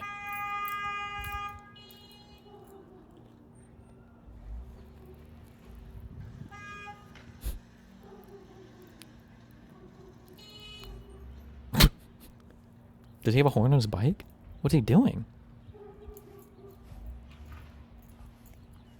Trying to run. Oh my god! No kidding! Oh my god! Oh my god! I don't know. Do you see the Grand Platinum video where he talks to a Trump supporter? Nope. When we set out on 12 minutes. Ugh, I'll watch a minute of it. this campaign, I was fully convinced that working people in the state have a lot more in common with each other than they might think. We often find ourselves surprised to realize that we have almost everything in common. And in the spirit of that, we're going to sit down this morning with a Republican voter from the ChilledChaos and try to find out what we agree on. Yeah, they asked me earlier a minute ago why I got into politics, or how long, if I'd always been involved in politics. I haven't. 10 years ago, Trump decided to run, and he spoke my language. And I voted for him again. I voted for him 3 times because I wanted to see how he was going to continue, because I thought he was doing okay. And then this turn, I told my wife, I said, I'm going to vote for him this time, but he's got 1 year. He's not only... Wait. When we set out on this campaign, I was fully convinced that working people in the state have a lot more in common with each other than they might think. We often find ourselves surprised to realize... Holy shit. Wait, Moon, are you listening? Does he sound like Tectone? When we set out on this campaign, I was fully convinced that working people in the state have a lot more in common with each other than they might think. Oh, shit. We often find ourselves surprised... I told my wife, I said, I'm going to vote for him this time, but he's got 1 year. He's not only not done what I thought he was going to do, he's gone not completely the opposite direction, but pretty far. Yeah, he's gone pretty far beyond what, and it's not good for the country. Right. None of what he's done is good for the country, and that's what I wanted. I hate to say, I'm not going to say I was wrong, because I don't like to say Fell I was for it wrong, again. but I will admit, I'm questioning pretty hard on things. Trump came along and told a lot of us that something that we knew to be true was actually true, which is that we live in a system that's stealing from us. And it's funny, I'm from Sullivan, so a lot of my friends are like 3-time Trump voters. And I didn't vote for Trump, but I very much understand why people did. And then I talked to friends of mine who don't live in Maine or don't live in rural areas, who are always just like, I don't get it. I'm like, man, everybody down here feels like they're getting robbed. And Trump came along and told us that, one, you are getting robbed. Meanwhile, everybody else is telling us that everything's good. They're like, the system's great and we should protect it. And Trump said, the system is screwing you, because it is, and we all see it every single day. I was not surprised back in 2016, where I had friends of mine who were like, I either like Bernie Sanders or Donald Trump. And I know a lot of people who are like, that doesn't make any sense. I'm like, it makes sense to me.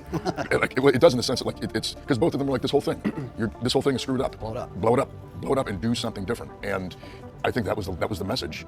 And it's a compelling message, and one that, frankly, I think that that's my message too. I mean, this thing is in many ways irreparably broken.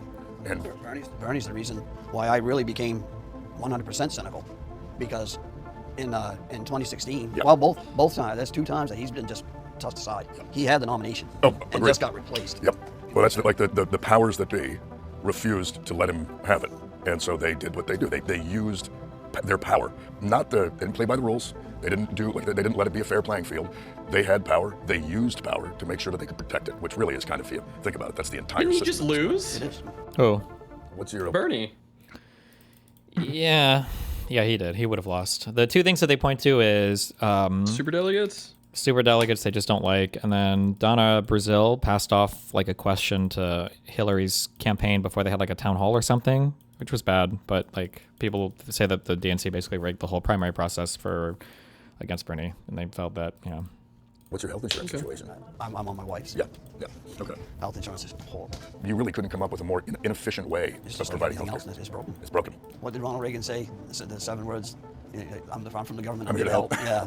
Well, the thing is, for me, is like until this last year, because this last year with the Republican budget cuts, it hit the VA pretty hard. But until this last year, my VA care has been spectacular. Like I go up to Bangor, or I can do community care in Ellsworth for the small stuff, like going to the urgent care and stuff. And my VA care has been it was life-changing. If something feels weird, I just call up my doctor. I'm like, hey, this hurts. And they're like, come on in. They do an x-ray, they take a look at it. And then I go, and we just take care of it. Things don't have to wait. I don't have to set things off because I'm afraid that I have to pay for it. And to me, that was one of the things that really kind of changed my opinions on what well-run government programs can do. I've never received a VA benefit. Really? I got out of the military in '86. For how long? And did he apply for any or pursue any? Or you've got an honorable discharge? I got a general discharge. A general, yeah. Really? Yeah, but Jesus, you got a general. Last fall, because I am getting older, and I said last fall, maybe I'll check into it. So I went to my local VA in Machias. Yep. And there's one woman that works there, and she gave me a phone number, and I said, so is this, she said, that's to a lawyer. And I said, what's the lawyer for? She goes, that's who you're gonna have to go through to get your discharge upgraded. And I said, you kidding me, really? No. A lawyer? I said, why not just go, why can't the VA do it? So one of my best friends. I don't know anything about a general discharge under honorable conditions is a military separation for service members whose performance is satisfactory but not fully honorable, often due to minor misconduct, failed fitness tests, or failing to meet all standards. While eligible for most VA benefits, you typically lose GI Bill benefits. Interesting. From Iraq. Guy did 2 tours, did Fallujah Ramadi. A legitimate war hero. I've seen this guy do actual heroism in combat. He smoked pot. After we got back from our second deployment, popped on a test, got discharged out of the Marine Corps, kicked out OTH, unhonorable, no benefits. he spent years just struggling. I mean, this is a guy who legitimately, I mean, is an actual war hero. So you can have a general discharge, and that could be different than a general discharge under honorable conditions. So he did something a little fucky then, not like raped or murdered somebody, but did something probably not good. And he didn't get a single shred of support from the VA. Not what he just said, I'm sorry, but what the other guy said. Yeah, and it was all because of the way that they write the rules. We wound up getting his discharge upgraded, but it took like myself and a couple other guys that we served with. We all kind of got together. We got a lawyer involved. We got this, and what was awful the whole time is being like, this shouldn't be complicated. Right. I mean, this guy has a combat record. Like, we can look through his service record book in his DD-214, and you can see that this guy did things for the nation in war. Videos like this are so dumb. This is just like when you are speaking to anyone and they start doing the I agree but lay ruse. Like, this retard is still going to vote Trump in 2028. Well, Trump ideally isn't running again in 2028. I don't know if I necessarily agree with that. As stupid as it is, people are actually super convinced by individual stories. And having a guy who was like in the military and can tell you things and speak the vernacular and the jargon of and talk about his experience with the military, whatever, you know, for better or for worse, people do find these personal experiences like highly, they're very influential to these people and they mean a lot to them, and they can change their whole opinion on a thing sometimes based on a guy like this saying that story. So. And yet somehow now we got a lawyer involved, and we did all this thing, and it worked in the end. But it was a multi-year process, and it was so frustrating. And that's something that for me, like, one of the reasons I want to go to the U.S. Senate is that having gone through these things personally and seen directly like what the bureaucratic problems are that keep people from getting it, I want to go up and write policy to make all this easier. I also want to, frankly, unleash like an army of social workers to go around the country and find vets who aren't getting the benefits they deserve, and then do the process for them. Because when people are working really hard or people are struggling, the idea that they're going to go home, sit down, and like figure out all this paperwork, like hire a lawyer. I mean, if you're working paycheck to paycheck already, who's got the like? Nobody has extra money to go hire an attorney. Yeah. I mean, you're doing it in the evening when all the offices are closed. What's up, man? How goes the battle, bro? It's going. How are you? I'm good. I'm good. Off I go. Oh yeah, it's. You support Social Security? I mean, for me to pay in my whole life and they tell me I get $1,100 back a month is kind of insulting. I think what we Is he taking it early? have to do is remove the cap on Social Security contributions. So right now, every dollar over $176,000 of income that someone makes does not go in to Social Security contributions, which means that somebody making $25 million. Removing the cap, first of all, fuck you, get away from my money, okay? I don't know if you'd have to remove the cap, but I definitely think you could raise it significantly for sure. Removing the cap, though, would be an insane increase in tax for anybody earning over that. Because that's what part of your FICA is Social Security, like 5%? I don't remember what part of it. And then if you're self-employed, that's basically just like an extra 10% increase on all your taxes. That would be a huge bump in income tax owed. You would call it technically your payroll tax. I don't know why. It would be like your FICA payroll tax, not necessarily your federal income tax, but $1 a year pays the exact same dollar amount. We're going into massive debt. How do you propose we balance the budget? I've talked about this a million times. Into Social Security as somebody making $176,000 a year. Elon Musk pays his Social Security contributions within something like a minute and a half of the new year. If we remove somebody making $25 million a year pays the exact same dollar amount into Social Security as somebody making $176,000 a year. Elon Musk pays his Social Security contributions within something like a minute and a half of the new year. If we remove the cap on Social Security and simply didn't even raise the rate, just kept. Hold on, wait, real quick. Guys, when you're making these videos, the music is background. His voice should be way louder in this. It's annoying. Does not go in to Social Security contributions, which means that somebody making 25. Bro. It's going. How are you? I'm good. I'm good. Off I go. Oh yeah, it's. You support Social Security? I mean, for me to pay in my whole life and they tell me I get $1,100 back a month is kind of insulting. I think what we have to do is remove the cap on Social Security contributions. So right now, every dollar over $176,000 of income that someone makes does not go in to Social Security contributions, which means that somebody making $25 million a year pays the exact same dollar amount into Social Security as somebody making $176,000 a year. Elon Musk pays his Social Security contributions within something like a minute and a half of the new year.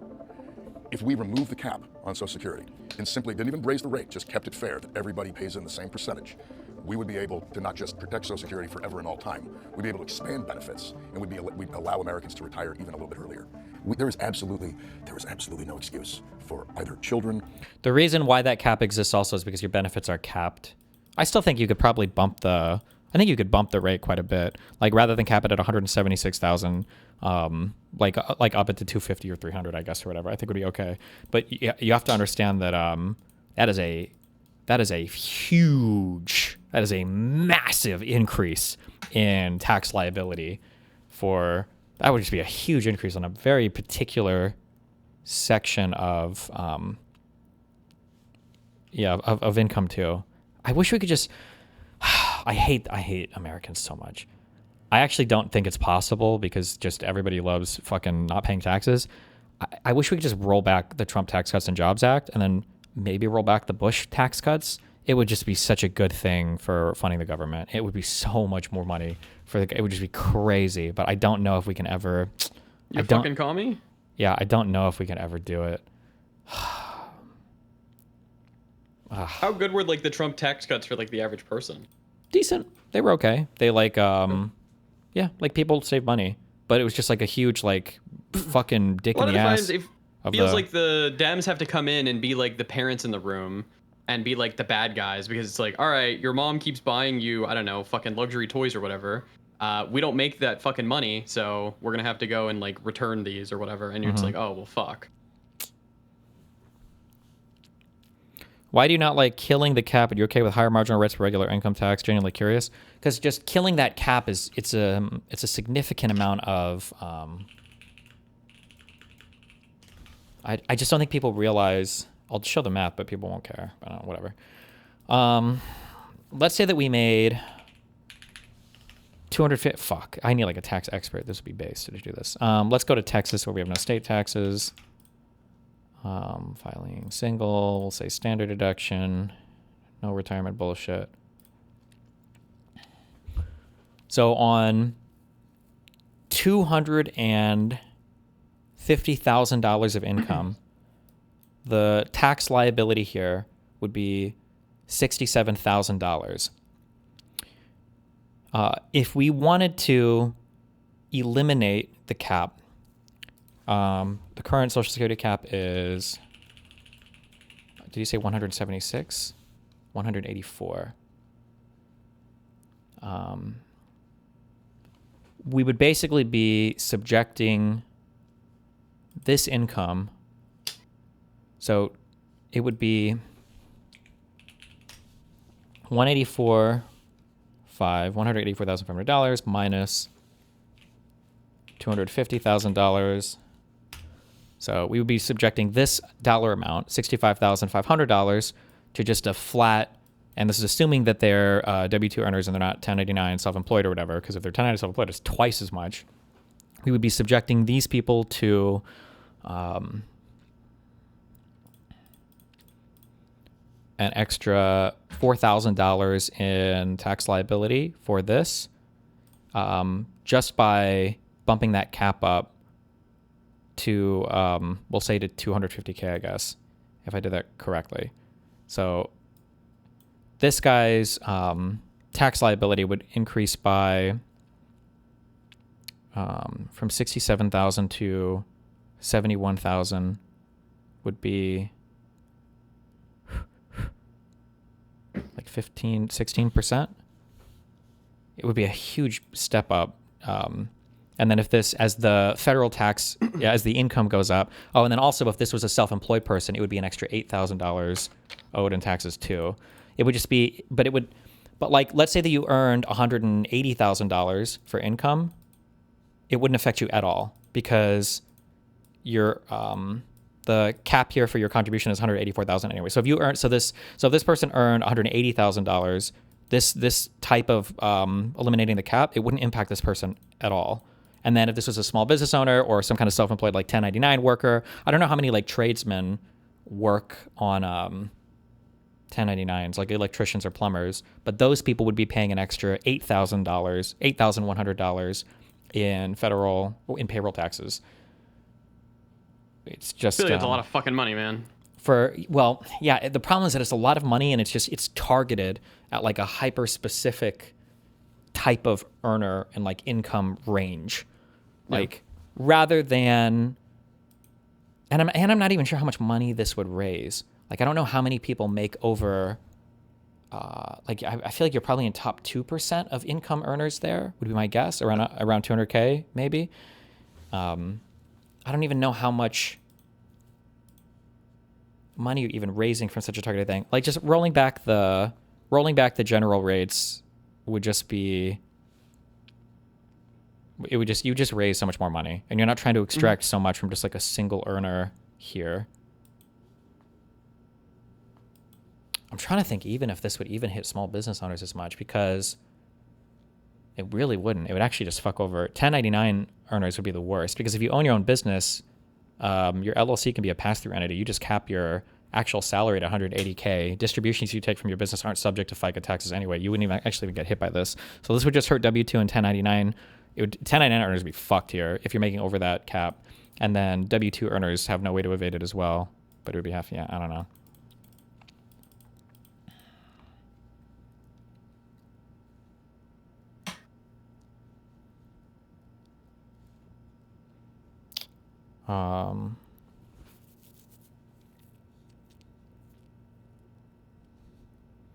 Destiny, if you're making this much as a 1099, you're retarded for not forming an LLC. I don't know what the average like electrician or plumber, I don't know if the average one of these people is just like a sole proprietor 1099 earner, or if the average one of these has like an LLC.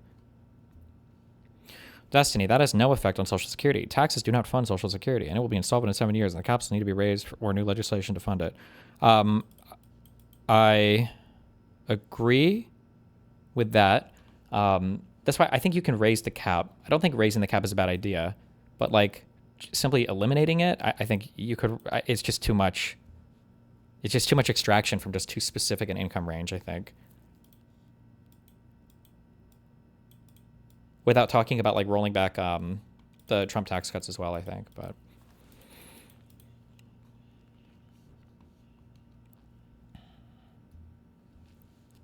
I don't disagree with you, but isn't a massive increase to high earners what people want? Yeah, they do, but that's bad policy. It's retarded, because you can't draw that much money out of such a small group of earners. It just you won't get that much money out of a small group of earners. You just can't. Why is extraction from that income range not good? Because you're not going to make that much money.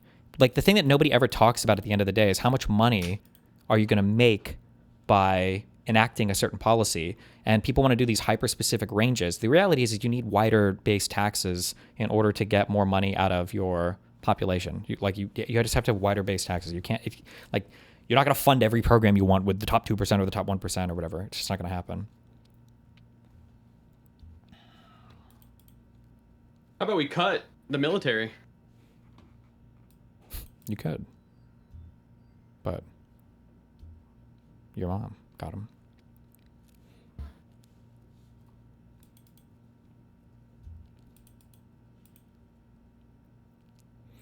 I feel genuinely confused by your position. Raising cap is good, but killing cap is bad. Why should the cap be raised too? And wouldn't that hurt 250K like you did? Would the actual gains be from rolling back cuts versus increasing that cap? Well, if you roll back the cap entirely and now you take big earners like 400, 500K earners, I feel like they're getting hit like ultra super hard. Like, that was for a 250K earner. If we did it for a 500K earner, they're incurring like a massively new like tax liability that it's so like individually targeted. One, I'm not sure how much money it would make. Two, I don't even know if I think raising the cap is good. You can also raise the percentage tax as well. So you could raise the cap up if you wanted to 250K, and you could actually raise like the percentage owed. So instead of making it 6.2% times 2, you'd make it like 6.5% or whatever. But the thing is, I haven't done all the math on like what you would need to do to shore up Social Security as well. I'm not 100% sure on that. So I would have to look at the numbers and fudge it. But the problem is that people never talk about taxes in terms of funding anything. They just talk about taxes in terms of like, punishing people or fucking some people over. So it's like, I don't know what the point is. Yeah. Why is there a cap to begin with? I believe there's a cap to begin with because Social Security, the payout, the benefits that you get from it are capped. So like if somebody makes $10 million a year and somebody makes $100,000 a year for their entire life, that $10 million a year guy and the $100,000 a year guy at the end of their life are going to take the same benefits out. It's the guy who, you know, made way more money is not getting more benefits from Social Security. The cap hasn't been changed in decades, too? No. I don't know if the cap automatically goes up with inflation, but the cap definitely goes up. I think it goes up every year. I don't know if that has to be manual or if it's an inflation-adjusted cap, but you can go and look historically. Because I think when I filed, it was like 60,000 in like 2007 or something. 70? I don't remember. But the cap does go up on it.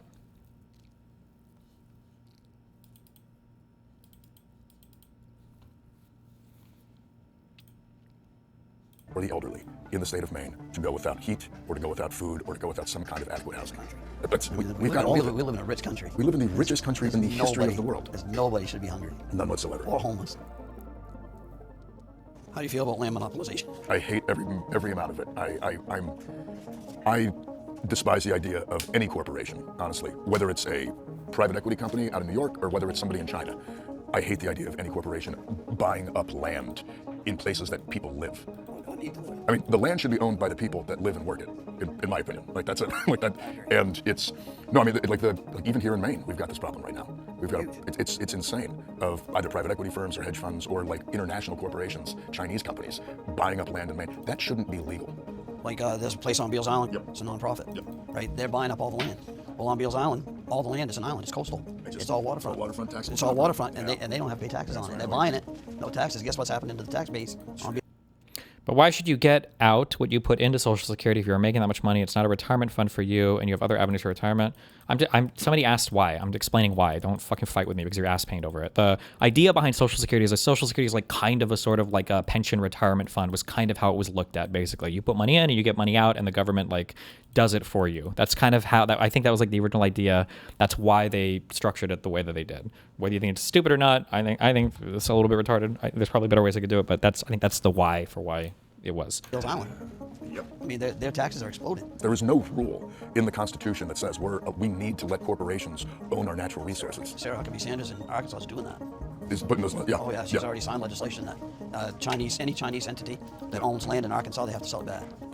I mean, I would go even further, and it would be like basic corporate ownership. Period. I mean, I really am against the idea that like private corporations can start accruing so much of a public good like land or water. But they were complaining about Bill Gates owning 270,000 acres of farmland in the United States. It's almost less about who owns it, and it's more about the fact that that kind of consolidated ownership can happen in the first place. Like, because I think that kind of consolidated ownership is legitimately bad for people. Yeah. Okay. What is this? Should we eliminate the Social Security tax cap? Social Security is the largest program in the federal budget, makes up 1/5 of total federal spending.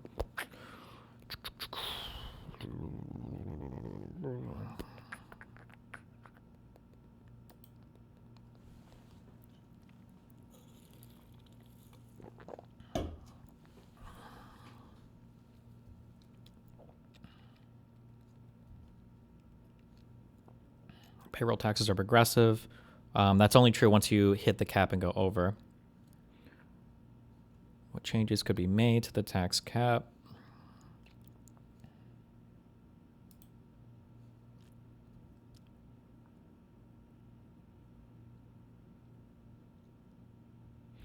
The proposal would apply the Social Security payroll tax to earnings over 400K in addition to earnings below the current maximum taxable amount. The gap between the two would narrow over time as the taxable maximum increase in the 400,000 threshold range doesn't change. The donut hole. Okay. Donut. As a portion of aggregate earnings rather than a dollar figure, the proportion of total earnings that is subject to the Social Security tax has declined over time because the earnings of the highest paid individuals have increased more quickly than those of other workers. Finding consideration. Raising or removing the cap on taxable earnings is whether wages above the current cap would be counted in the formula to determine the current system. An increase in the cap would also raise improve the solvency. You don't pay payroll taxes on Social Security earnings, right? I think you pay federal income tax, but I don't think you pay Social Security taxes against your Social Security income, do you?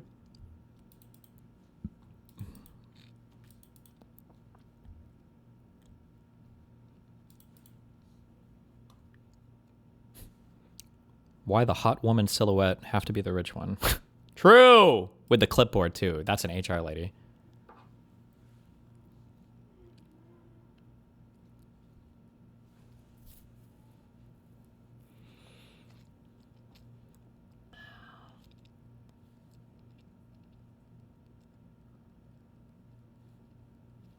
Opponents argue that increasing or removing the taxable maximum could weaken the link between the amount individuals pay in Social Security taxes and the amount they receive in retirement benefits, if benefits are not adjusted upwards to reflect tax contributions. I mean, chances are if you're earning a ton in your lifetime such that this would impact you, you're probably not needing Social Security much, would be my guess. A person earning $500,000 a year as their median earnings through their lifetime is probably not, like, banking on Social Security income in their old age.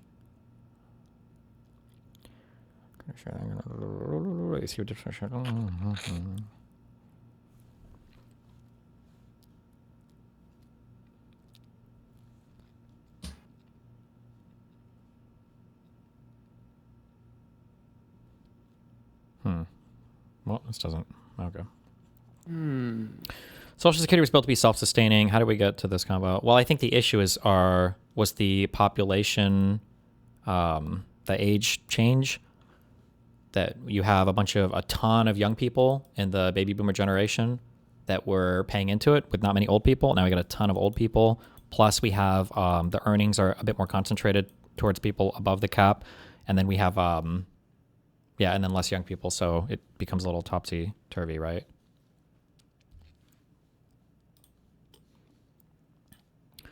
Mayor Mamdani's plan to open a city-run grocery store is facing pushback from East Harlem grocers, who say the area is already saturated. About 45 grocery stores within a 35-minute walk of the proposed site. Dozens of grocery stores lie within walking distance. Well, yeah, that's how it has to work, right? Obviously. I'm a little bit worried this whole thing is just like made up. Like certain wrong ideas about why groceries are expensive caught on and are now influencing public policy, and the whole thing isn't thought through, and saying so is conservative coded so it'll proceed. Yeah, I mean, well, yeah. That's what government-run, price-controlled things are. They're going to undercut surrounding people who won't be able to compete because it's government subsidized. Those people will go out of business, but then so you have the losers are going to be local business owners, and then the winners are going to be people that buy groceries for cheaper, right? And then that's just at the cost of government subsidy. I mean, that's how price controls work, right? Problem?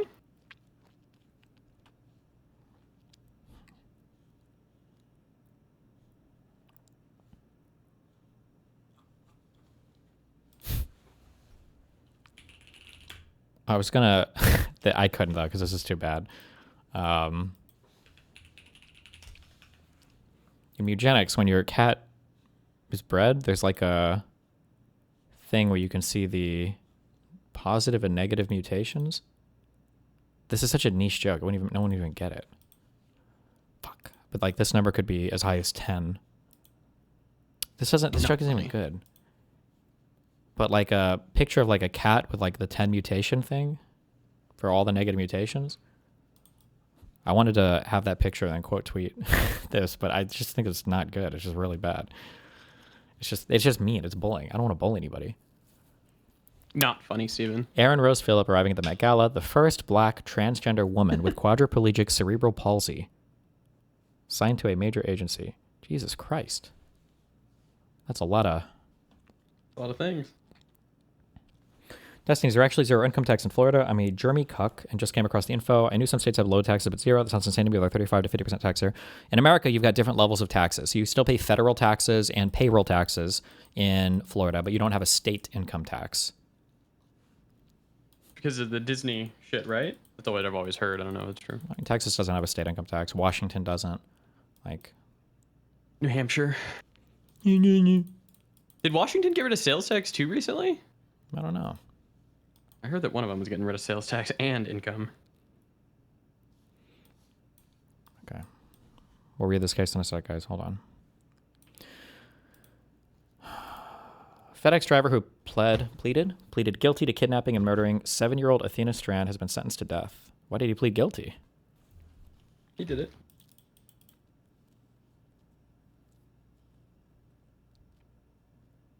Oh shit, Your Honor, I didn't know I couldn't do that.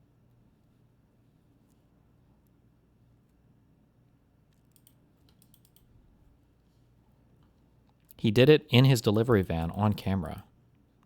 Jesus. What happened? Is he crazy? Tanner Horner snatched Athena while he was delivering a Barbie doll to her home in Paradise, Texas. At one point during the trial, jurors broke down in tears while hearing audio of Horner killing Athena after he told her to take off her shirt and said she was really pretty. She repeatedly asked for her mother before she was killed.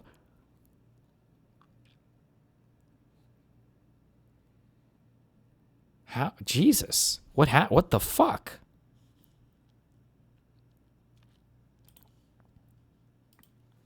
Said execution, Horner, if you stand, please. It's the order of the court that He's arrested for 1 sec. Tanner Lynn Horner's been adjudged to be guilty of the offense of capital murder as found by the jury. Jury having answered the special issues making it mandatory that your punishment be death, it is therefore the order of this court that your punishment be death.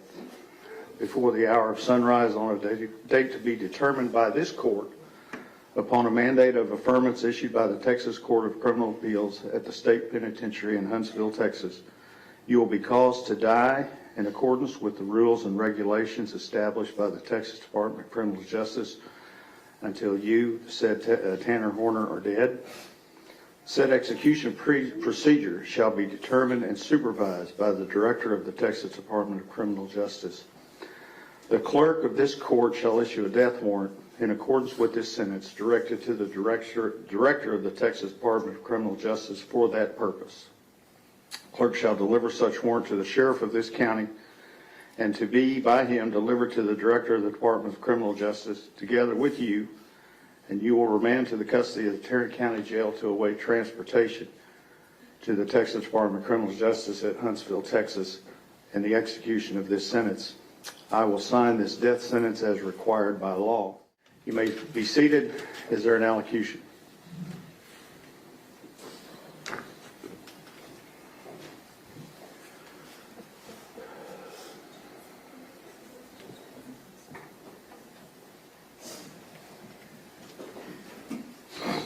Sheesh. Big laws. Oh Jesus, 3 hours.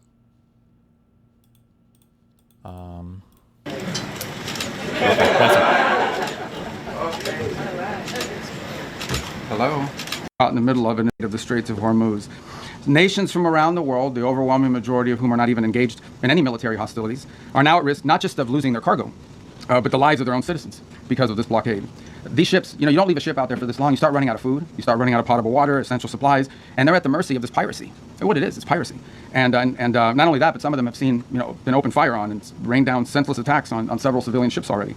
So frankly, the way to put it, these are innocent bystanders. These are countries that and ships and so forth that have nothing to do with any of this, and nonetheless are being caught in the middle of it and being held hostage merely because Iran could do that, just because of just as the regime brutally slaughtered tens of thousands of their own citizens for the crime of peaceful protest because they're unhappy with the quality of life or the lack of quality of life in Iran today. And so they're sitting ducks. They're isolated. They're starving. They're vulnerable. And at least 10 sailors have already died as a result of the civilian sailors. So already many nations privately and some publicly have asked the United States to help free their ships and to restore freedom of navigation in the Straits of Hormuz and this critical artery of global trade. And so President Trump, as he always does, stepped up and answered the calls for their help. And he's directed the United States military to guide these stranded ships to safety, to provide a protective bubble under which they can operate and move products and get themselves out of there and out of harm's way. And this is the first step towards reopening the strait and bringing this regime's last-ditch act of economic arson, bringing that to a close. We're doing it not only because we were asked, but because we're the only ones who can. We have the power to sort of take the steps that we've taken now. Under this president, under President Trump, the United States will help our friends. We're going to stand up to rogue regimes like the one in Tehran, and we're going to be unashamed to use our power and our abilities to project military power in the service of our national interest above all else. Now, what's really important for you to report and for everyone to understand is this is not an offensive operation. This is a defensive operation. And what that means is very simple. There's no shooting unless we're shot at first. Okay, we're not attacking them. But if they're attacking us or they're attacking a ship, you need to respond to that. You're not going to let some fast boat come up on a ship and shoot it up. We're going to respond. I don't think this is possible. I don't think it matters. I don't think that there are all these ships that are scared to go through the strait, and then you see all the U.S. warships there, and you're like, all right, guys, you're good. Let's go. No shot does this significantly increase the traffic going through. I don't believe that. No way. Onto it. And we've been successful at it. I don't know what the exact number is, but I know a number of those fast boats have now been targeted and will continue to be if they pose a threat to our forces. We'll shoot down drones, we'll shoot down missiles, but it's defensive in nature. This is defensive. So if you hear stories about attacks and launching of firing back and forth, it's not back and forth. We are only responding if attacked first. This is a defensive operation, and that's what's occurring here.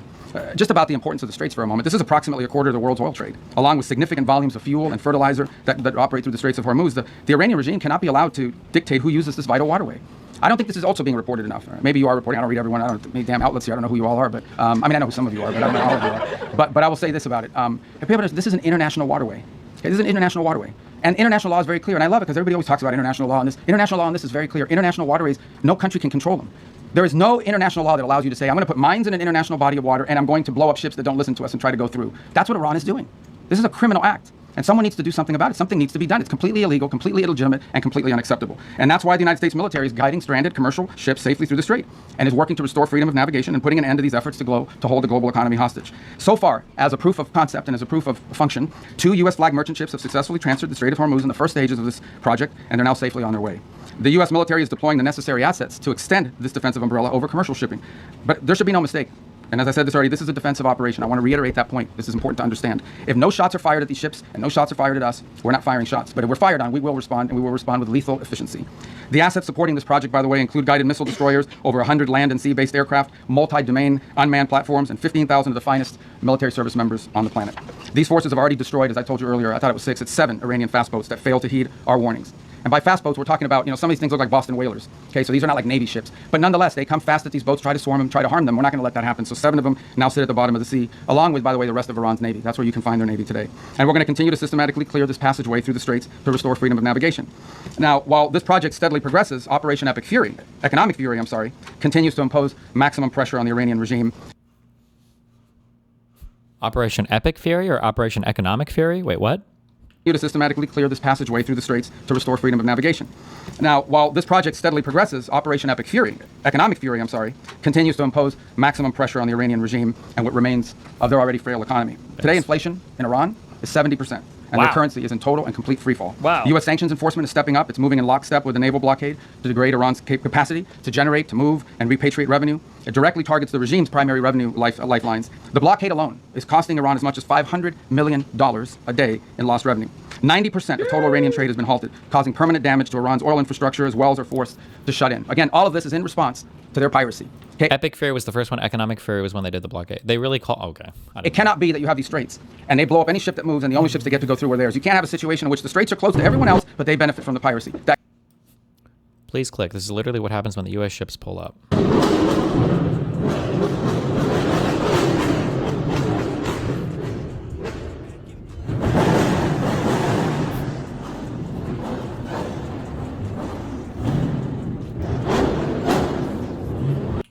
That can't happen. That's why the blockade is in place, and that's why these sanctions are crippling them. Any foreign financial, by the way, Treasury is now identifying and cutting off every dollar of revenue that's flowing to this regime. So, look, any foreign financial institution or commercial actor that enables Iran's sanctions evasion is going to face secondary sanctions exposure and a loss of access to the U.S. financial system. As President Trump has said, and the facts clearly bear out, the United States of America holds all the cards. There is no scenario here in which if they decide to join a ladder of escalation, they wind up getting the last say. But our preference is for these straits to be opened to the way they're supposed to be opened, back to the way it was. Anyone can use it, no mines in the water, nobody paying tolls. That's what we have to get back to, and that's the goal here. Every day the conflict continues, however, our leverage on Iran will continue to increase, and their position will continue to weaken, especially as the blockade really begins to bite in conjunction with the sanctions. So, look, the time's come for Iran to make a sensible choice. And it's not easy for them to do that, obviously, because they have a fracture in their own leadership system, and apart from that, I mean, the top people in that government are, to say the least, they're insane in the brain. And so we need to address that, and it's difficult because it's hard to get past that in their system. But what do you think, how will this case be referenced in the future? Louisiana Appellant v. Philip Calais, and then Press Robinson et al. Appellants v. Philip Calais. Would you just say Louisiana et al. v. Philip Calais? Is that how you, do you think that's how you say it? Not sure.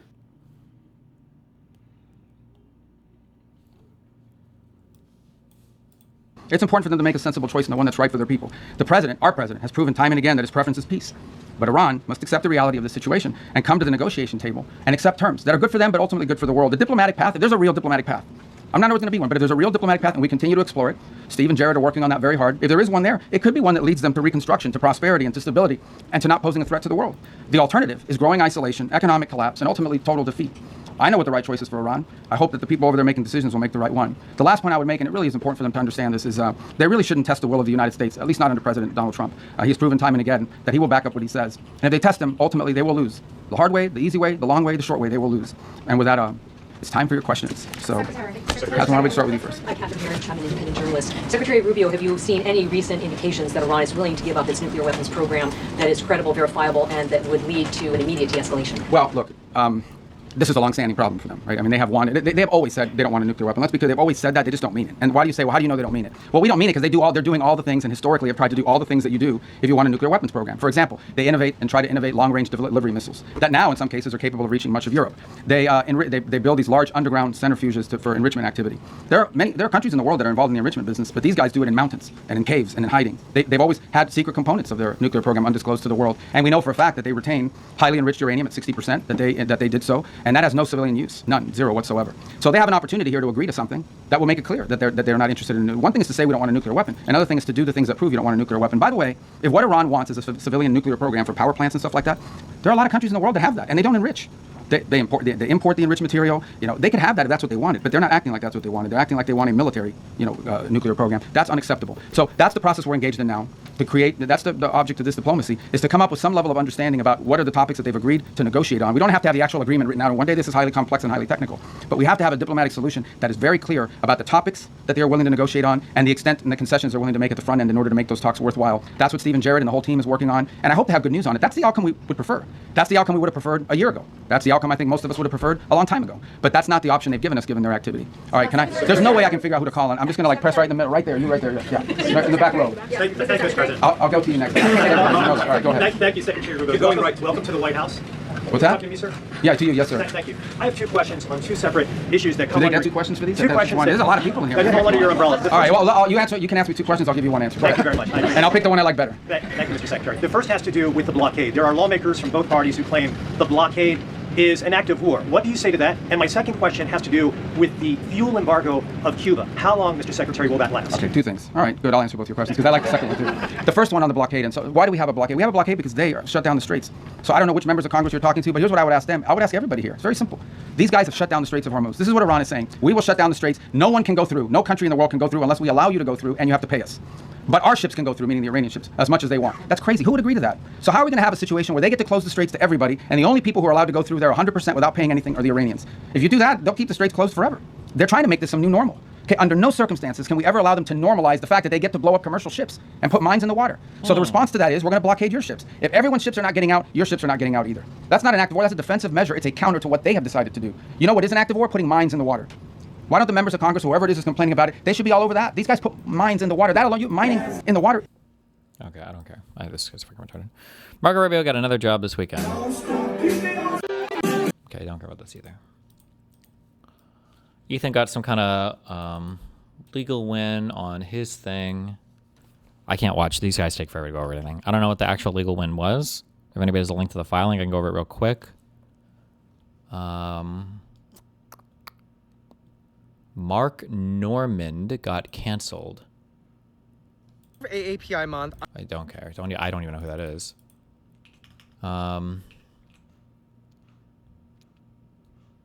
We have a discussion back and forth with Mediasan on Israel-Palestine. No, he said he won't talk to me about it. He doesn't want to.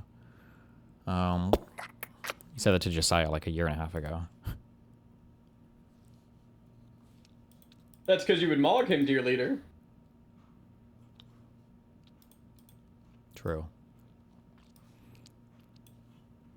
Twitch is actively issuing warning streamers who are doing Omegle. Why?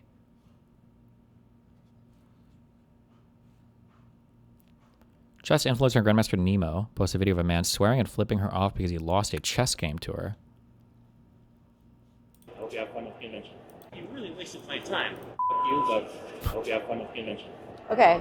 I'll see you a little bit, all right? Yeah, see you soon. Hello. You want to clip this on? Oh, sick. We got the preview of the climax before the short video. Thank you. Sure. Oh, you're a streamer? Yes, I am a streamer. Well, Oh. best of luck. This is our last game. I believe it closes at They have a rule against doing randomized video websites. Gotcha. 7 today. So. 6, actually. 6? There's only half an hour left. Take your queen. Oh, shit. I forgot I can do that. Yeah. Take queen. Just gets hard. Yeah. You're running out of time, though. What happens if I run out of time? You lose the game. But it's okay. You can use some Why is of she mine. talking to him? I do have to run, though. Is she trolling him? Is she trolling him? I can't tell. Because I didn't realize the con is closing at 6. Or, well, like, I don't think she's trying to troll him. She's not trying to, I don't think. That's time. Yeah. Okay. I'd smash it. I'll pack up. What do you mean? if people were fucking talking to me nonstop in a fucking chess game, I would smash the table. Well, it's not nonstop. These are like speed cuts or whatever. It seems like also when it's time, you lose. So it's very, very, very fucking awkward for you to not just lose. Like he's sitting here thinking like she's going to give him more time. Yeah. It's, I don't know the context of this, but it sounds like he signed up for some fun chess tournament thing, not realizing that they were going to be really good players, or she's here and signing up for like a random thing. And yeah. Well, you make your move. You know what? I surrender. Are you sure? Okay. GG's. And she's trying to be polite about it. She's like micro cringe, but like she's trying. I don't know. Like this guy is mega, mega, mega cringe. All right. It took forever. Okay. Oh shit! He took the mic. Oh, hello. He took the microphone. It's alright. He forgot about that. So he wanted it. Yeah. I feel like you really wasted my time. Oh, I'm so sorry about that. Waiting. You told me after this person, and then another person comes in. I'm so sorry about that. That guy, you're like, oh, I'm gonna see you at dinner later. Yeah. God, I was waiting here for like half an hour. Can I just rush through it? Well, you're welcome to play out the rest of that game if you want to. I gave you that option. Okay, I'm so sorry about it. Is there anything I can make up for it? I can give you chess.com diamond memberships or anything like that. Oh no! Membership for chess.com? Yeah, if you want one. Okay, take a picture. I'm Yeah, I'll gonna give take you a that. second one as well. And heck, since you're the last person for tonight, take a picture of the third one. So then if you redeem these, you'll just have like 3 months free membership. There you go. Take a picture of that one. she's nice. Sorry about that. I'm really sorry Maybe. if you feel like you wasted your time. You did waste my time. Okay. So, fuck you, but I hope you have fun with dinner. Fuck you, damn. Okay. The guy there was so like, fuck you, gave me the middle finger off, like, he like checked, he wasn't on stream, gave me the middle finger, said fuck you twice. Yeah. It's fucking chess, dog. Oh my god. I have nothing personal against this person. I have no idea who she is, but there it is. First off, I was just laughing at how ridiculous the video is because it doesn't offer any context. So there was no line there. I have no idea who this person is. It just says like, hey, let's play some chess. You can win a prize. Cool. I go up. She's with someone and I have to wait. That's fine. She says you'll come up after this person. That, there's a timer going on and I see that. So I'm hoping that these matches are going to be short so I can go, but they're not. The timer runs out. It's made completely irrelevant. And, she's just having conversation, talking to this person. It's going on for a while. Whatever. Match ends. And then, without even acknowledging me at all, some other guy comes up in front of me and starts playing with her. I do feel a little disrespected at this point, because if I'm going to wait for you, I'm just, I'm not doing anything wrong. I'm just waiting. But you're going to just kind of push me aside. That doesn't feel right. But I've already waited long enough. I'm waiting for another friend of mine, so might as well. Their match goes, I want to say, even longer. Not entirely sure, but again, timer is completely disregarded entirely. She's like coaching the guy, talking to him, saying that they're going to meet up after this. So I'm thinking, I'm waiting for you, and you're just kind of hanging out with your friend. That doesn't feel right. It feels like my time's not being appreciated. Walk away. Match finally ends. I come up. I'm a bit frustrated, but I'm trying to keep it together. We're playing, and time runs out. And I can tell, she had a mistake with when the convention is ending, so she wants to go. Timer ends. You know what? I can tell, and I feel like she really just wants me to go. I feel like she's already kind of been disrespectful to me before. She clearly just wants me to leave now. So I get up and I go. And I am very frustrated, right? I'm very upset with the lack of time management, the fact that there was no line, there was no people there, and yet I'm still having to wait for so long. And yeah, I was very upset, and I left. I wanted to come back because it just didn't feel right. It really just didn't feel like I was treated properly. So I wanted to make my case as like, hey, you wasted my time. I wanted to be upfront about that and say, like, I don't appreciate it. No, you wasted my time. And I was angry. And she tried to respond in a very nice manner, and I acknowledge that. But that doesn't change the fact that I was wronged and I was disrespected. I have nothing personal against this person. I have no idea who she is. But there I mean, it like, is. I feel like the guy crashed out. Assuming his side of the story is accurate, though, it sounds like she was being a bit of a diva. But I don't know. It's hard to know without, I guess, seeing a third-party accounting of everything. What the fuck did she even do? Well, from the description that he's giving, it sounds like he had to show up for some game, and she was kind of there chatting with people, and then she let, I guess, 2 other people play first, even though I think he was scheduled to go next. And then it sounds like they weren't even really using the clock or taking the clock seriously, and she was kind of like coaching them or being friendly the whole time. And then eventually, when it was his turn to go, he'd already waited for a bit, and then she goes, she's very, like, the clock is, once it's out, you know, he loses. And yeah, he probably just felt like she was just kind of being a bit of a diva or whatever, is what it sounds like. Was it one person who skipped or 2 people? Oh, maybe one person?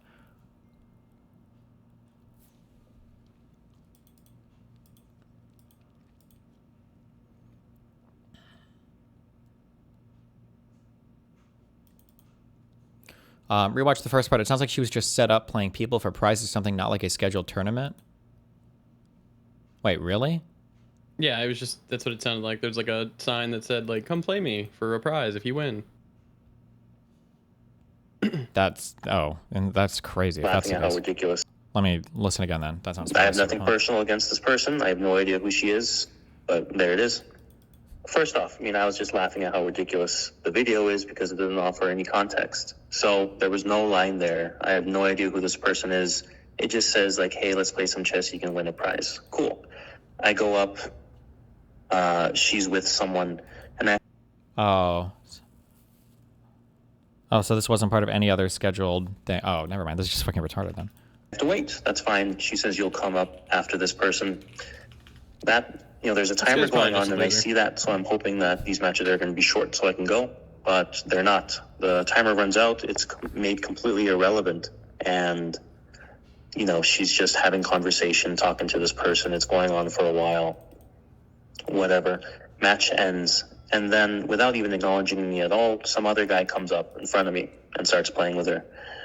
I do feel a little disrespected at this point, because if I'm going to wait for you, you know, I'm just, you know, I'm not doing anything wrong. I'm just waiting. But you're going to just kind of push me aside. That doesn't feel right. This is retarded. Yeah. But I've already waited long enough. I'm waiting for another friend of mine, so might as well. Their match goes, I want to say, even longer. Not entirely sure, but again, timer is completely disregarded entirely. She's like coaching the guy, talking to him, saying that they're going to meet up after this. So I'm thinking, you know, I'm waiting for you, and you're just kind of hanging out with your friend. That doesn't feel right. It feels like my time's not being appreciated. So... Yeah, never mind. This is an insane... I thought that my time's not being... I thought he had like there was like a scheduled thing or whatever, and they were moving past it. But what do you mean my time's not being appreciated? Yeah, what the fuck? Match finally ends. I come up. I'm a bit frustrated, but I'm trying to keep it together. You know, we're playing, and time runs out. And I can tell, you know, she had a mistake with when the convention is ending, so she wants to go. Timer ends. You know what? I can tell, and I feel like she really just wants me to go. I feel like she's already kind of been disrespectful to me before. She clearly just wants me to leave now. So I get up and I go. And I am very frustrated, right? I'm very upset with the lack of time management, the fact that there was no line, there was no people there, and yet I'm still having to wait for so long. And yeah, I was very upset, and I left. I wanted to come back because it just didn't feel right. It really just didn't feel like I was treated properly. So I wanted to make my case as like, hey, you wasted my time. I wanted to be upfront about that and say, like, I don't appreciate it. No, you wasted my time. And I was angry, and she tried to respond.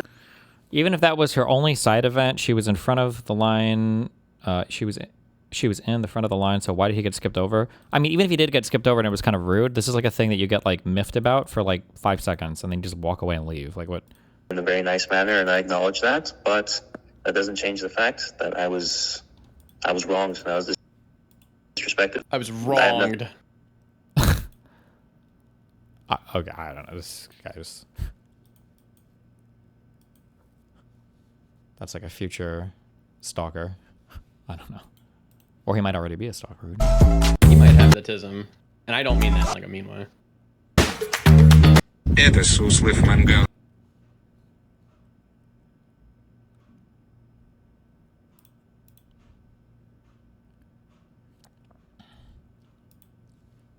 Yesterday, obviously, I uploaded a video discussing that this month will be the last month of streaming and content creation, and how much of a God, no, don't.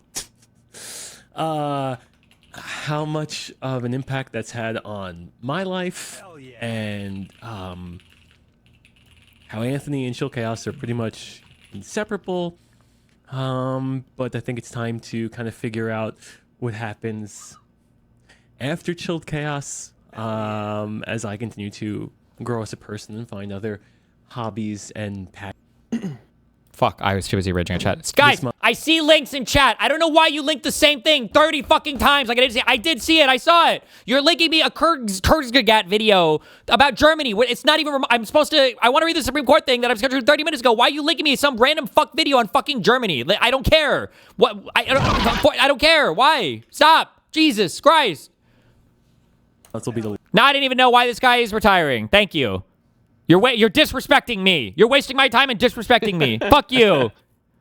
I'll handle last month of streaming and content creation, and how much because you don't click or acknowledge them. I mean, it's obvious why people want you to click the link. I don't have time to acknowledge. Hey, I see your link. Hey, I saw that link. Hey, I saw that link. Hey, I saw that link. Hey, I saw that link. Acknowledge every message. What do you want me to say? Every message. Jader, put a thing in chat so that I can click on the thing and then the person gets a thumbs up that I acknowledge. That leader has seen the chat message, please. God, no, don't. How much of an impact that's had on my life? What had an impact? I didn't even miss. Stop. Obviously, I uploaded a video discussing that. This month will be the last month of streaming and content creation. Why? And how much of a God, no. Okay.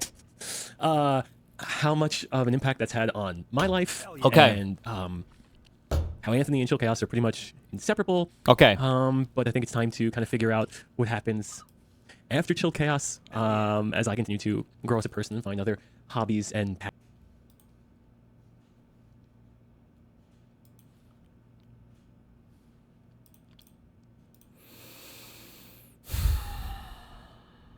This guy used to play with Hutch like 10 plus years ago? Oh, so you're saying that Hutch completely fucking abandoned him, and he's a bad friend, and it's Hutch's fault. Yeah, Hutch did this shit. That's what I heard.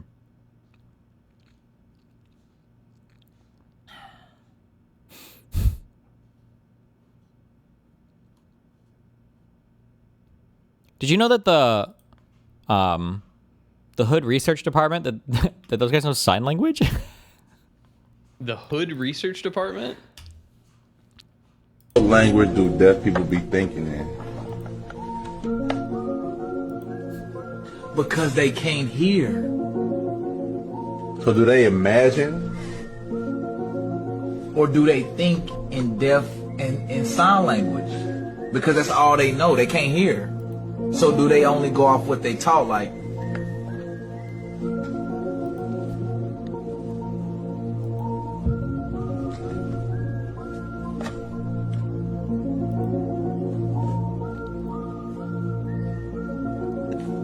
Did they learn it for a bit? Apparently they're in college, I guess. Oh, nice. I don't think I understand. We took 4 years of sign language in college. I think it's the What easiest language do- foreign language. Oh, really? Right, How yeah. much do you speak? Un petit peu, français. Je parle. This guy is going to be a movie maker when he grows up. I can tell. So this is regular people with road rage. Hey, fucking beep beep, watch where you're going, asshole. Oh, you want me to pull over? Oh, I'm okay. No, I don't want to pull over. I'm good. Versus me when I'm on the road. Hey, what the fuck? Watch where you're going, man. This is a school zone. You could have killed a kid. Oh, you want me to pull over? All right, fine. But I'm warning you, you don't want to do this. Oh, your whole family wants a piece, huh? All right, let's start with you, big man. Here we go. Dodge. Signature move. Uppercut. Give him the old spaghetti meatballs. Snap his neck. Now it's his wife's turn, huh? Dodge. Stomach punch. Snap her neck. Oh, here comes his son. I'll give it to you, kid. You got courage. Courage isn't enough. Grab it by there. Snap his neck. Here comes his 3-year-old daughter. Last one. Get her. Here you go, kid. Catch. Drive away. I warned him. Right, so this is regular people with... I would have given her a plane ticket. Really? To go where? Little St. James. What? Oh! Little St. James. Wow. Oh shit, where's my fucking... Flame on!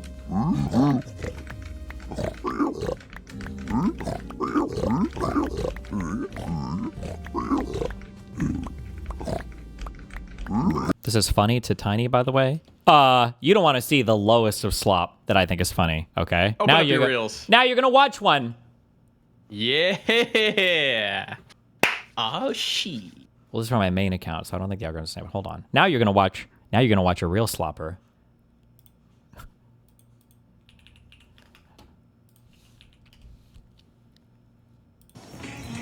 Sir, I'm so sorry. Huh? You cannot play that song around me. What? Hey, sir, I'm so sorry. Can I get your attention one second, sir? What's your name? Craig. Okay, Greg. I'm so it's sorry, Craig. but I have a fucking health condition, and I can't hear hot, sexy music like Promiscuous Girl. Yeah, okay? I just look. Curs are coming. Yeah. This is so dangerous. Okay, I'm gonna walk. So you're saying no music anywhere in the neighborhood? Sir, if you can just please respect your neighbors. Yeah, I am, dude. I'm dealing with a health condition. There's a sign. Okay, there's literally not. All right. His heart. What is? Sir. Yeah. Okay. What? What is your deal, man? Okay. What? Promiscuous Girl is one of the most dangerous. Stop. Stop. I'm being so for real. Whatever your name is, whether it's Jeff or whatever. It's Craig. Right. You need to respect my boundaries as a neighbor, okay? My fucking boundaries. All right, dude. Whoa. I don't know, man. Oh you my look. God, I need to get into my car. You look pretty good to So me, man. dangerous. Stop. All right. Oh. I mean, I'm you look pretty good. Okay, man. stop. Okay, what? Sir, I'm so sorry. Huh? You cannot play that song around. You what? I might be gay after that. I don't know. Uh-oh.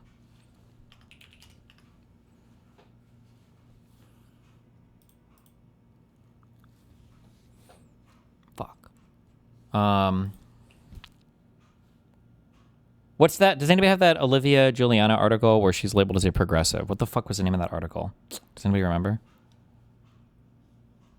Tyler 1 emotionally crashed.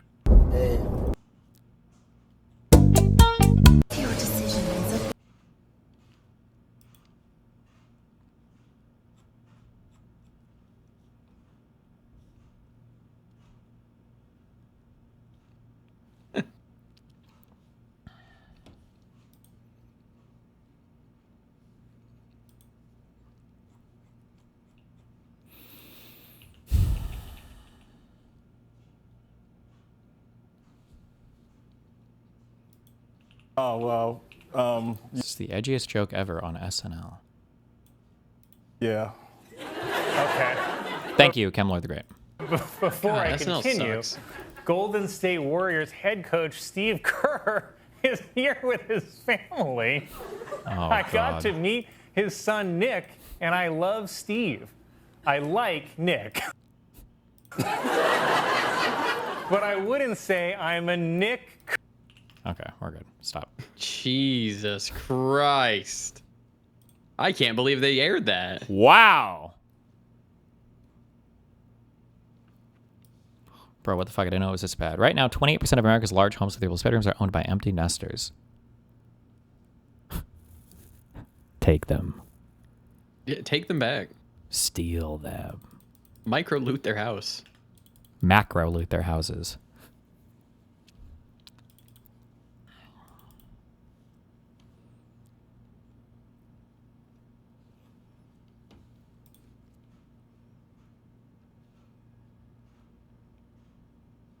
I thought this was really interesting.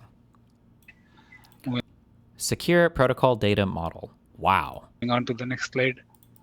So here, okay, I'm touching upon. Wait, why am I clicking shit? Oh. Sign into your Apple account. Is it not By virtue of me being on my iPad, is it not on the account? Oh my god.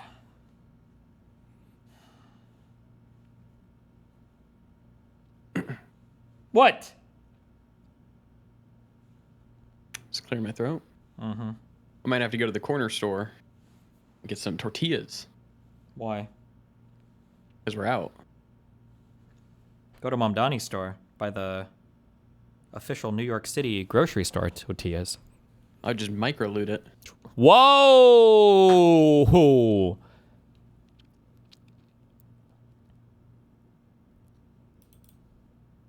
Hassan taught me to do this.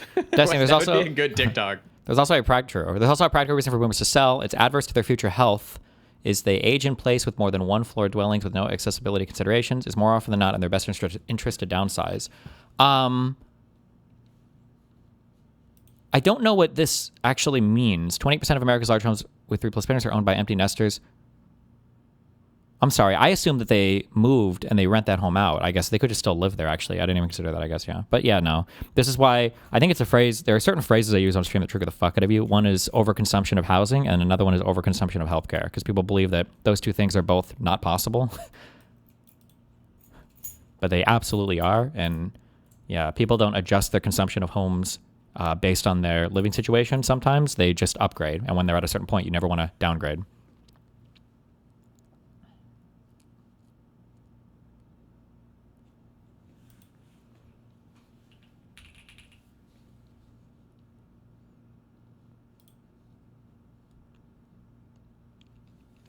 Empty nest baby boomers own 20% of the nation's large homes, while millennials with kids own 14%.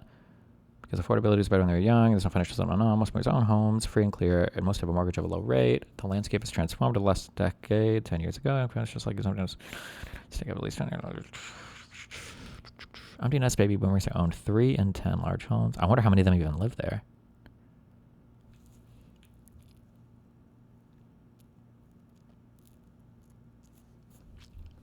Can you deliver a sound argument? Oh! That was a sound argument. I am giving you one more chance. Can you deliver a sound argument? Okay.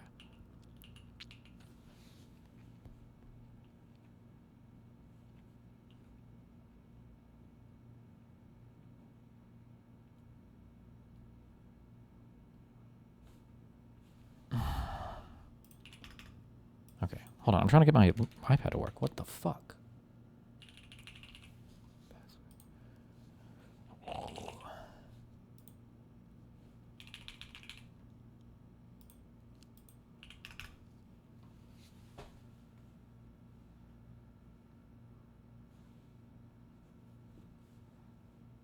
Why is this not...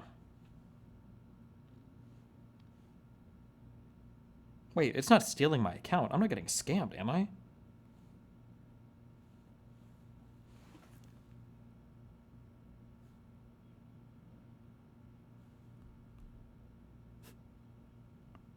No.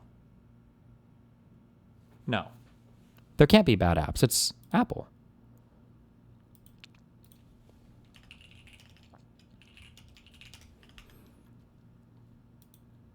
Do you prefer your iPad over your laptop for travel stuff? Nah, I usually use my laptop now. I'll probably go back to using my iPad if I start reading again, though.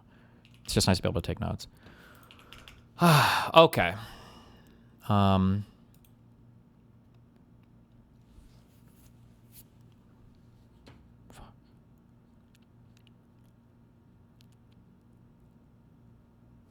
Holy shit. Do they get to the lawsuit thing at all here? Oh, legal victory. Suit updates. Okay. We'll listen to this real quick while I set this up. I don't remember if I mentioned this on Friday. I don't believe I did.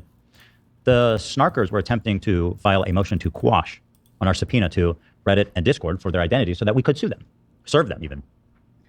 And we've gotten to this really outrageous legal battle, in my opinion, where they've filed like thousands and thousands of pages of stuff trying to make me look. Wait, hold on. What? Just remember one. Hey man, I was made aware of this clip on your podcast, and I just wanted to address it real quick.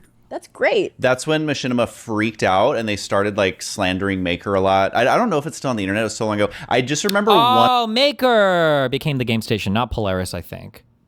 Maker Studios, maybe. But okay, I remember.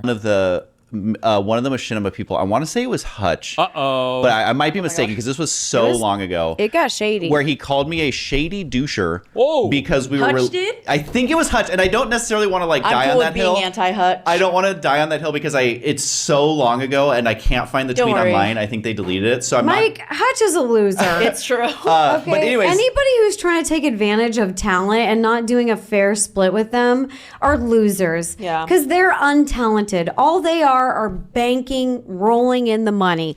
They don't. I wasn't a fan. I don't know. That. I don't even know what content he does. I have No, no I'm idea. not But, a fan. I'm not a fan of douchebags Wasn't Hutch always talent? He was never a manager, was he? I don't know. who take advantage of talented people. Okay, so anyways, they called me a shady doucher, and then they went into panic mode at Machinima. Oh, this is brutal. So first of all, I want to say that nothing you said was untrue right there. At the time that happened, I don't know how to, I looked. He was in the main office, remember it? Oh, was he? Was he an employee of Machinima? Also, damn, talk about bringing up like beef from 20 years ago, 15 years ago. God damn. Back on that time, I made a YouTube video after the fact and expressed that I had regretted that like very deeply. And I was thankful because I think Total Biscuit actually showed up in the replies of that video and said, you know, like, no worries, mate, or something like that, which that made me feel like a lot better because I did think about that time and I was just like deeply embarrassed for how I behaved. So I think you have every right to use that language about the way that I composed myself back in the day. If it's worth anything to you, I am like truly sorry for saying that about you at the time. I really did not know much about you. To be honest with you, I was not involved or aware of like the back end stuff that Machinima was doing. I was just on production, and like I think I just looked at you guys like a threat, and I think that you guys, like, it freaked me out because Machinima was like the only game in town, and I was like one of the faces of the company at the time, and so I took it as a personal threat. But really, that it was just like deep insecurity and, you know, like complete unprofessionalism, immaturity. So I don't think you're out of pocket for this clip. Okay, whatever. Look bad and whatever, yada yada. Anyway, we won. That didn't work? It didn't work. Oh. We won, and the judge actually, in her ruling, was rather scathing, if I may say so myself, because the mods they were pursuing not just a quash on the subpoena, but also a protective order. So they said like,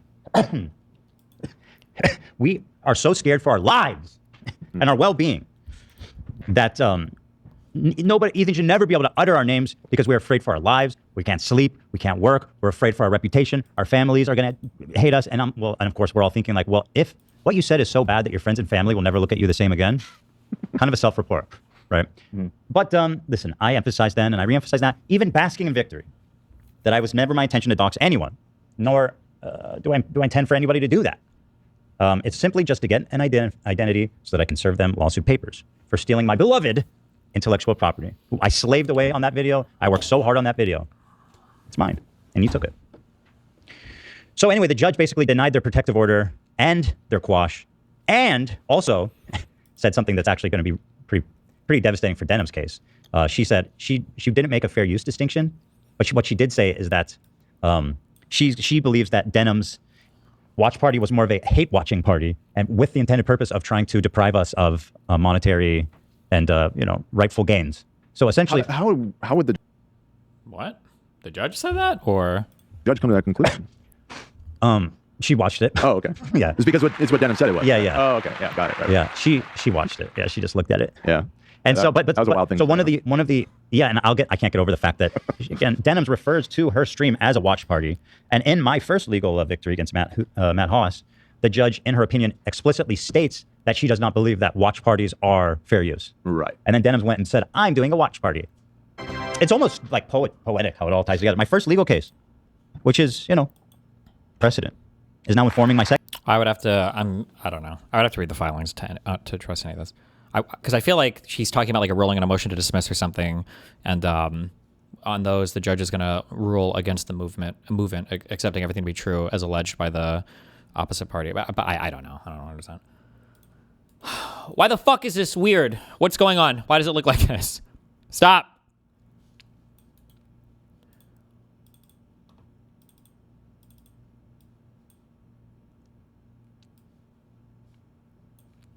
What? Video settings. Output? No.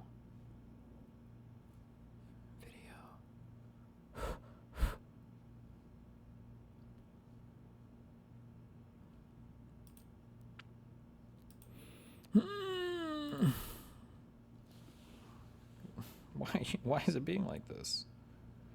What does this do?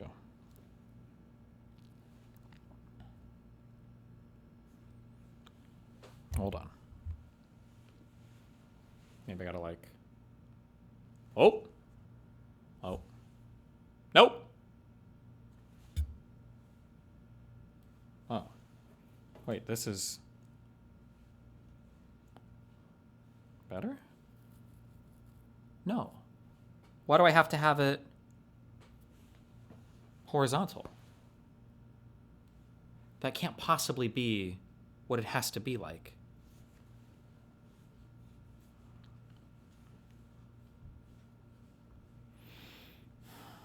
Settings. Stop. Capture.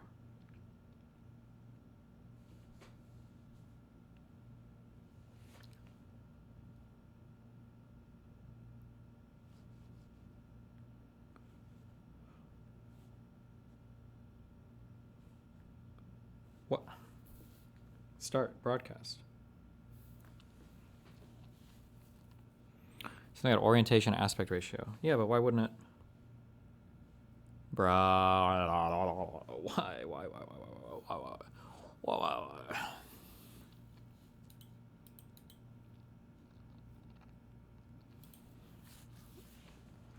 Okay, hold on. Close the whole program. That's definitely gonna fix it. Close. Oh, it's still broadcasting. Stop.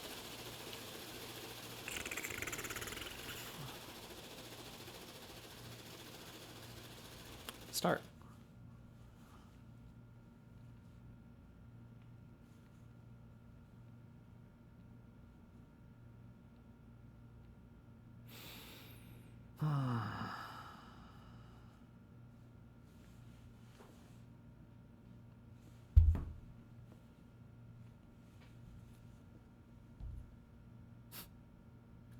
Okay.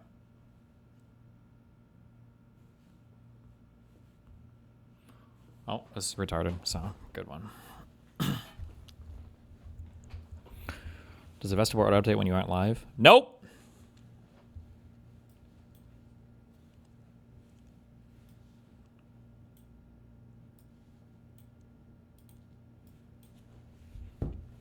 Hold on.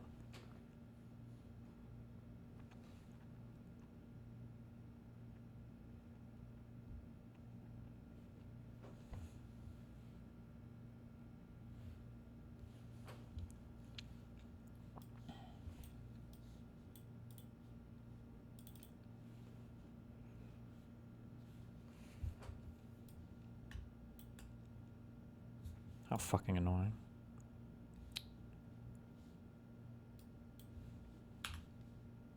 Whatever.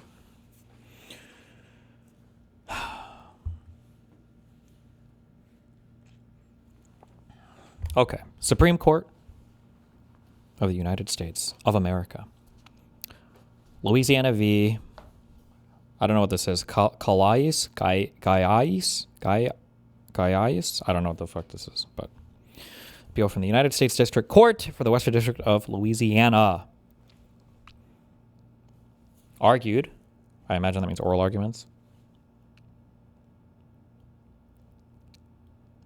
On October 15th, 2025, decided 6 days ago. 7 days ago. April 29th, 2026.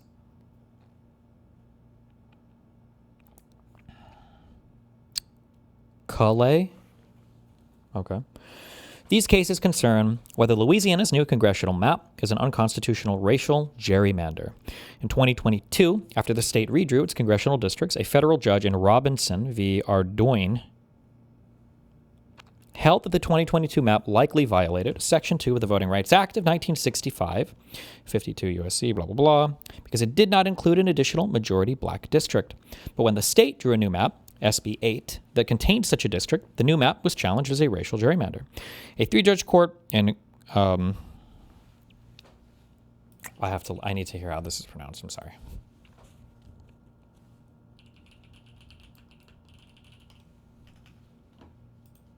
Louisiana v. Callis is a test Callis?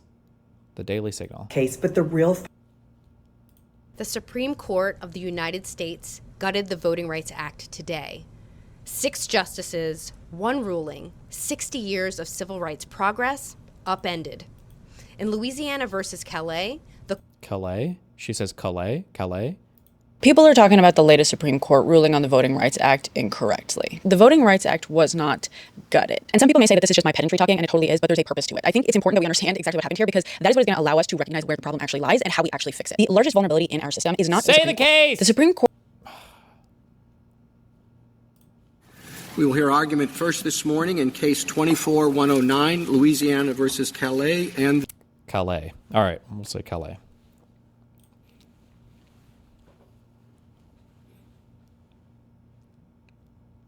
A 3-judge court in Calais v. Landry held that SB 8 violated the Equal Protection Clause of the 14th Amendment, and the state appealed to this court.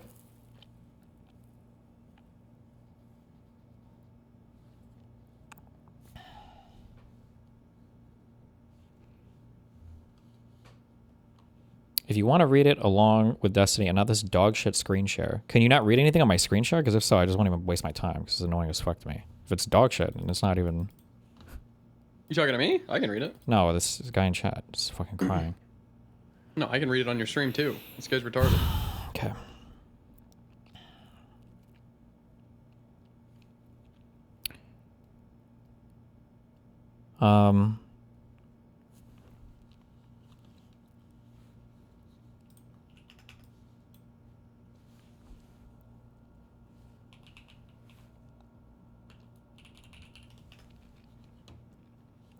Let's just read this real quick.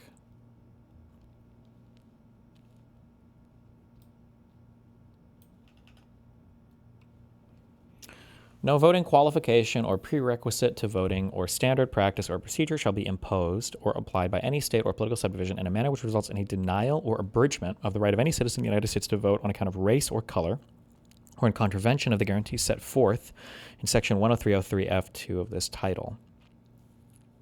Shall be imposed or applied by any state or political in a manner which results in a denial or abridgment of the right of any citizen on account of race or color. A violation of subsection A is established if, based on the totality of circumstances, it is shown that the political processes leading to nomination or election in the state or political subdivisions are not equally open to participation by members of a class of citizens protected by subsection A, and that its members have less opportunity than other members of the electorate to participate in the political process and to elect representatives of their choice, and the extent to which members of a protected class have been elected to office in the state or political subdivision is one circumstance which may be considered, provided that nothing in this subsection establishes the right to have members of a protected class elected in numbers equal to their... Provided that nothing in this section establishes the right to have members of a protected class elected in numbers equal to their proportional population. Okay.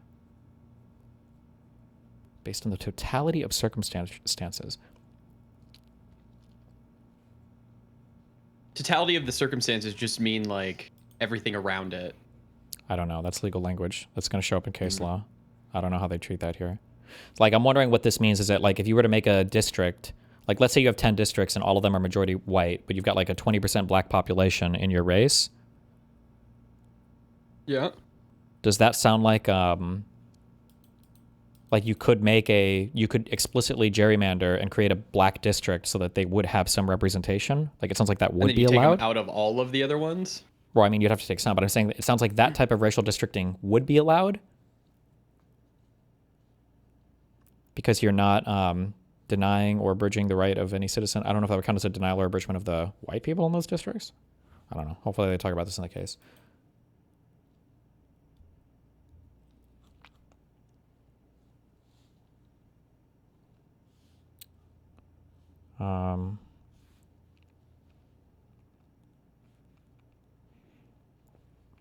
Violation of subsection A is established if, based on the totality of circumstances, it is shown that the political process leading to nomination or election in the state or political subdivisions are not equally open to participation by members of a class of citizens protected by subsection A, and that its members have less opportunity than other members of the electorate to participate in the political process and to elect representatives of their choice.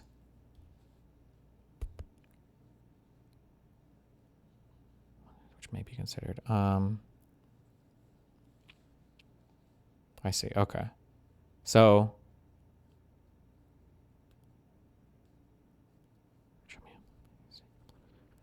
denial of abridgment. Okay.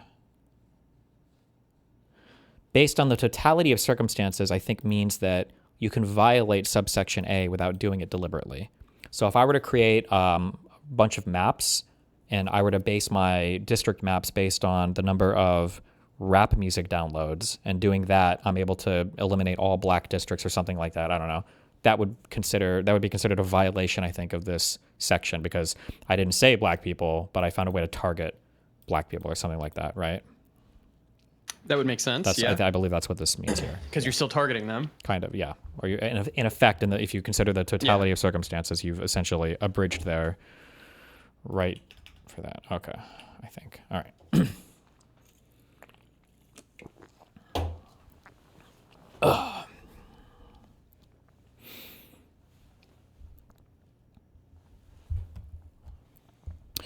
The parties originally briefed and argued the suit last term, and their arguments at that time highlighted problems in the existing body of Section 2 case law. One problem resulted from the rule that in racial gerrymandering cases, unlike other cases involving claims of racial discrimination, strict scrutiny is triggered only if race predominated in the state's decision-making process. Another problem stemmed from the long unresolved question whether compliance with the Voting Rights Act provides a compelling reason that may justify the intentional use of race in drawing legislative districts. Oh, that was the thing I just brought up. For over 30 years, the court has simply assumed, for the sake of argument, that the answer is yes. Okay. These and other problems convinced the court that the time had come to resolve whether compliance with the Voting Rights Act can indeed provide a compelling reason for race-based districting. Okay. That's... I feel like that's a little red flaggy, but I guess we'll see where we go with that. So...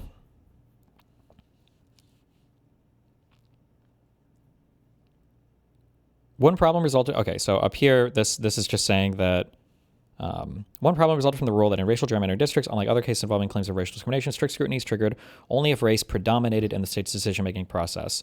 So the court will apply some level of scrutiny to a decision based upon what factors are at play, and strict scrutiny is the highest threshold that a state has to overcome to pass some kind of law.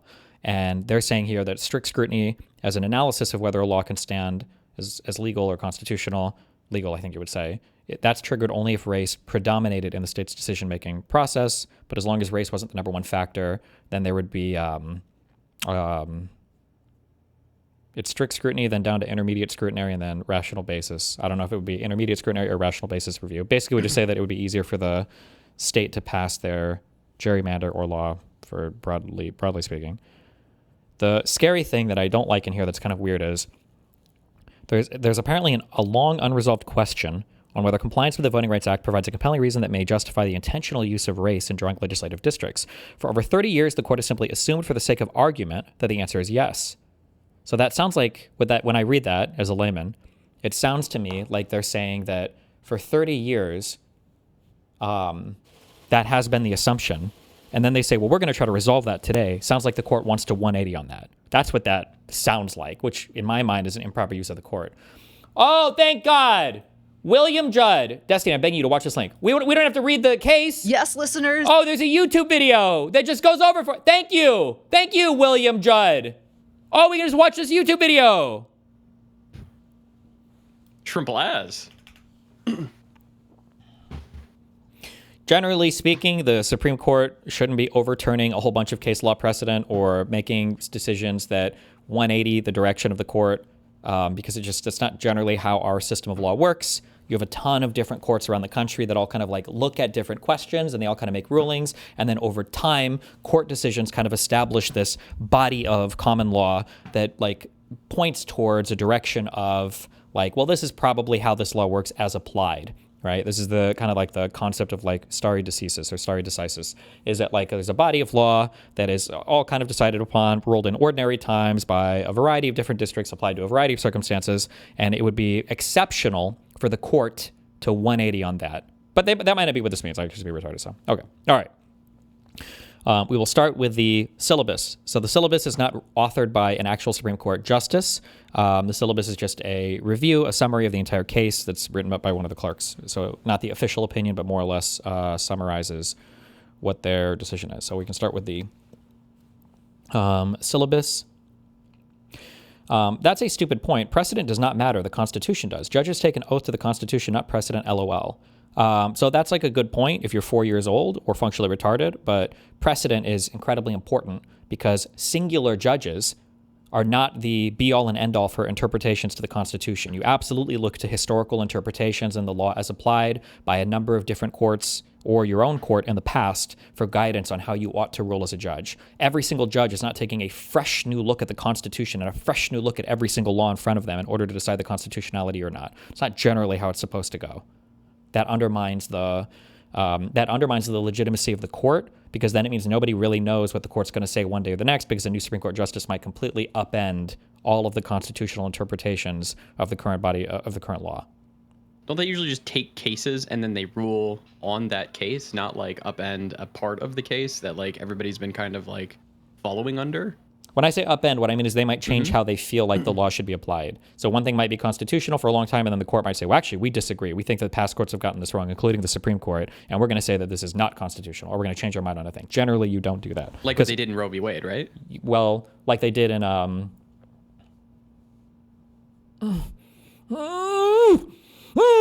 Fuck, what was it called? I can't remember the name of the case. God damn it! Dobbs, yes. Dobbs was overturning Roe and Casey, yes. Generally speaking, you don't do... stuff like that. That's why it's a landmark case, right? It's like where people are like, or they'll call this is a huge deal. They'll call it a watershed case. Yes. Got it. So Plessy shouldn't be overturned because it was law for 80 years. So the one of the big reasons why they give for overturning Plessy was because I'm just making sure I'm not fucking this up. Plessy is where the separate but equal doctrine came from, correct? Let me just make sure. Yes. One of the big reasons why, if you read Brown v. Board of Education, it's like a 12-page opinion. It's very easy to read. One of the big reasons why they gave for upending Plessy is because the separate but equal doctrine in practice just didn't work. And part of the arguments that litigants were making was, look at the disparate outcomes, look at the disparate opportunity between black schools and white schools. Separate but equal as applied is not actually working here. That was one of the reasons, I think one of the biggest reasons that they overturned Plessy. Again, that's a Brown v. Board, I think, is like a 12-page. Not very long. Yeah.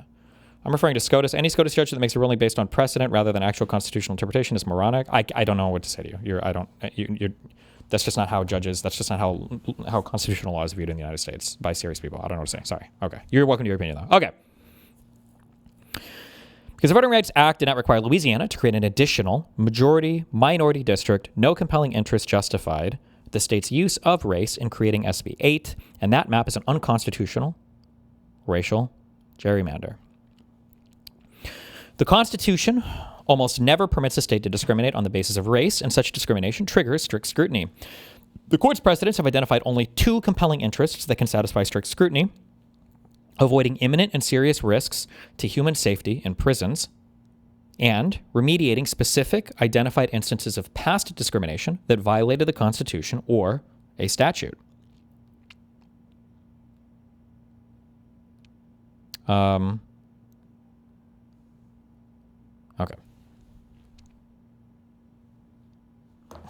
God damn it. hold on. I'm getting one guide.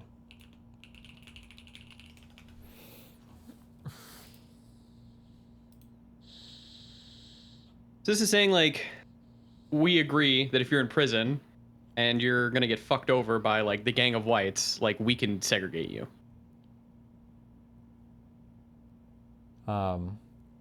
Maybe, yeah. I'm getting one guy by an actual retard in chat. False. That isn't Brown v. Board opinion. LOL. I'm almost positive it is. That when they looked through the separate but equal stuff here, as applied, I think all the 3 underlying cases I think that made this.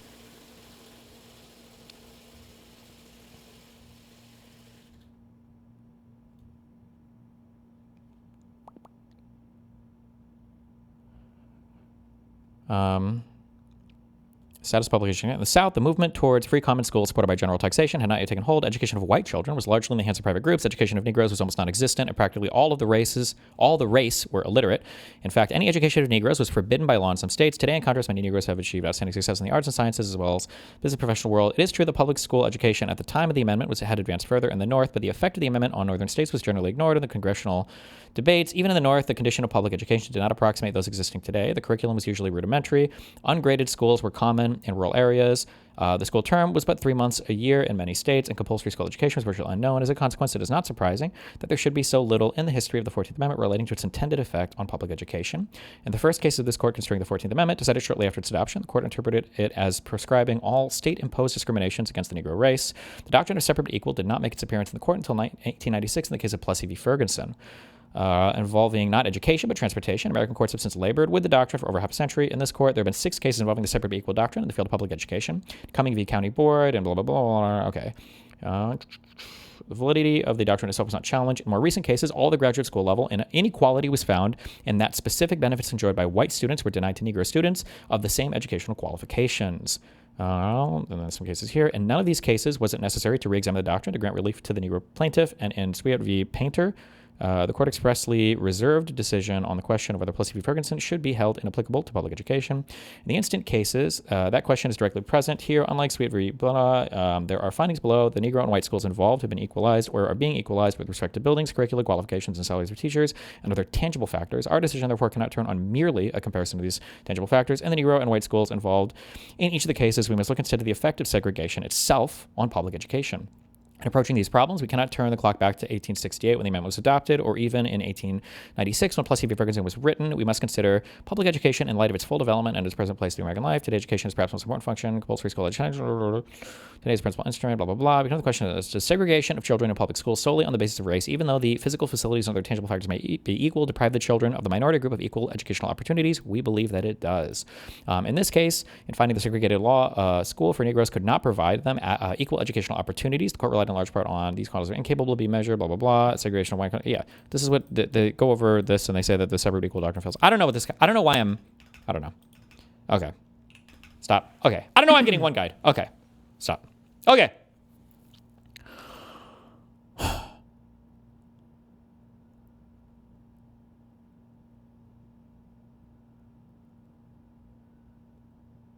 Constitute a standard practice or procedure that may violate Section 2 of it. Okay, where are we at?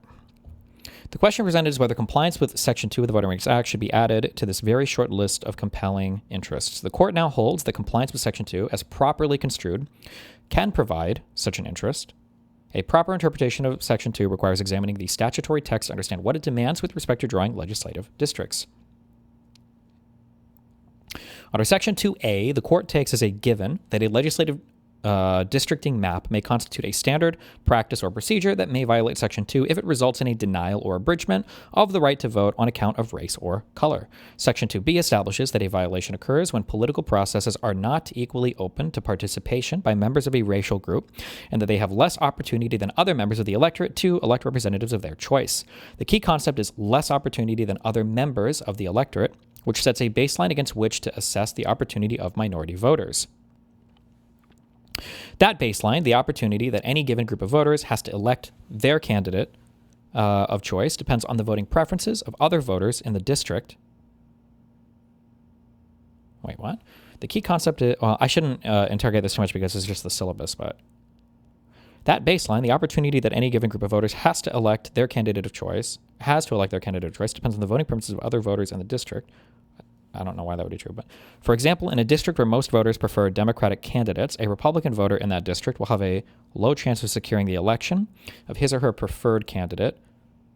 The roster of voters who end up in a given district depends, in turn, on the districting criteria the state uses to draw a legislative map. Thus, the opportunity of these members of the electorate to contribute their votes to a winning cause is whatever opportunity results from the application of the state's combination of permissible districting criteria. That is what a randomly selected individual voter and group of voters can expect regarding their opportunity to elect their preferred candidate. Under Section 2, a minority voter is entitled to nothing less and nothing more. Okay. Destiny, Does look this up. mean because like, sorry. Destiny, look up originalism versus textualism versus living constitutionalism. None of that means anything, and none of it matters. These are all memes that literally mean fucking nothing. I promise you, they don't.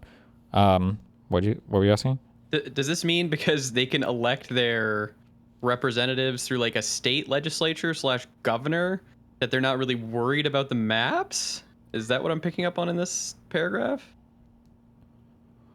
It sounds like what the argument. I don't want to get into this too much because it's just the syllabus, but it sounds to me like what the argument here is, let's assume that every single black person is relegated to a district where they're like a super duper ultra minority or something. But let's say that they all vote for a Democratic candidate, and let's say the Democratic candidate like ends up winning. It sounds like they're saying then, well, basically, since they got to vote on the person who won anyway, then it's fine. That's what it sounds like the argument is here.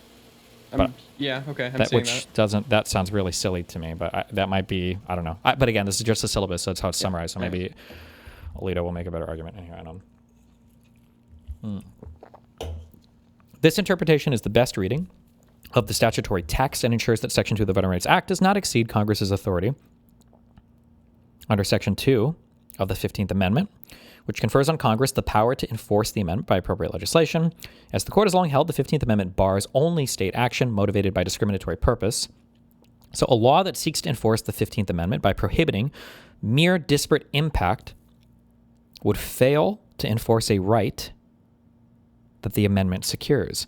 So a law that seeks to enforce the 15th Amendment by prohibiting mere disparate impact would fail to enforce a right that the amendment secures. So the amendment secures the right to, let's look up the 15th Amendment real quick.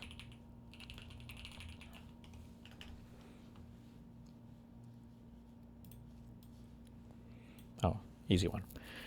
The right of citizens in the United States to vote shall not be denied or abridged by the United States or by any state on account of race, color, or previous condition of servitude. And the Congress shall have power to enforce this article by appropriate legislation. Okay, so the court has long held the 15th Amendment bars only state action motivated by discriminatory purposes. Okay. So a law that seeks to enforce the 15th Amendment by prohibiting mere disparate impact would fail to enforce the right that the amendment secures. Oh, jeez.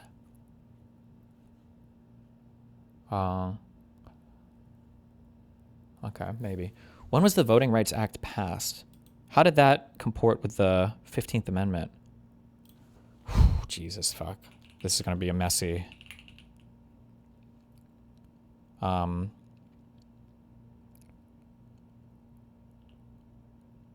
we're not talking. There are no more additions when we talk about voting. I'm sorry. For Voting Rights Act, we're just talking about the 65 one. There's not like another like addition in 97 or some bullshit, right? We're just talking about.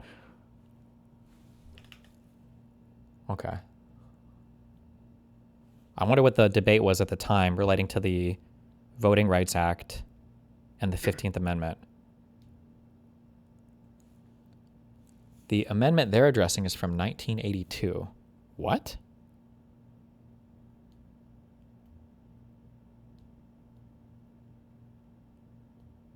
I don't know what Bing is referring to there.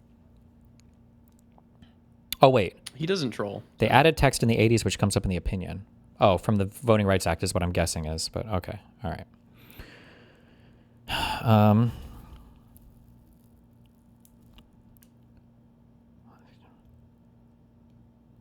That is never appropriate because Congress cannot enforce a constitutional right by changing what the right is. For this reason, the focus of Section 2 must be enforcement of the 15th Amendment's prohibition on intentional racial discrimination.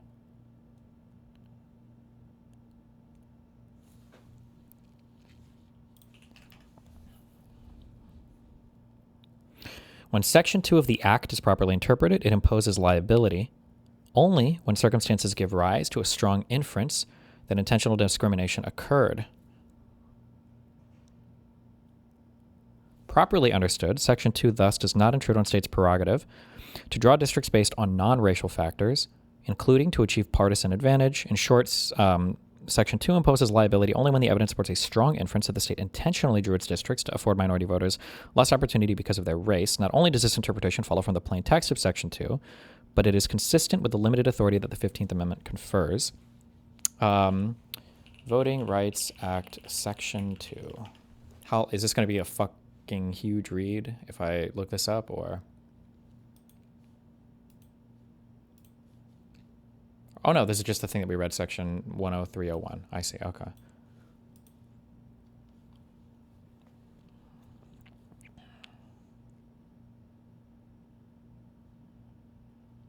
This whole thing is Section 2?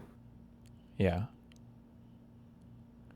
Is established if, how does Alito, ooh, I can't wait to see what alchemy he uses to get rid of based on the totality of circumstances. He's going to find a way to get rid of that statement somehow. Okay. Oh. Because he's saying here that Section 2 of the Voting Rights Act would only apply when there is a... Where's my highlighter? Is this one the highlighter? Draw shapes. No. Highlighter. From the syllabus, it's saying Section 2 imposes liability only when the evidence supports a strong inference that the state intentionally drew its districts to afford minority voters less opportunity because of their race. But it sounds like Section 2 doesn't only require on intentionality. It sounds like it calls out explicitly totality of circumstances. But maybe he's going to view that differently or something. I don't know. We'll see.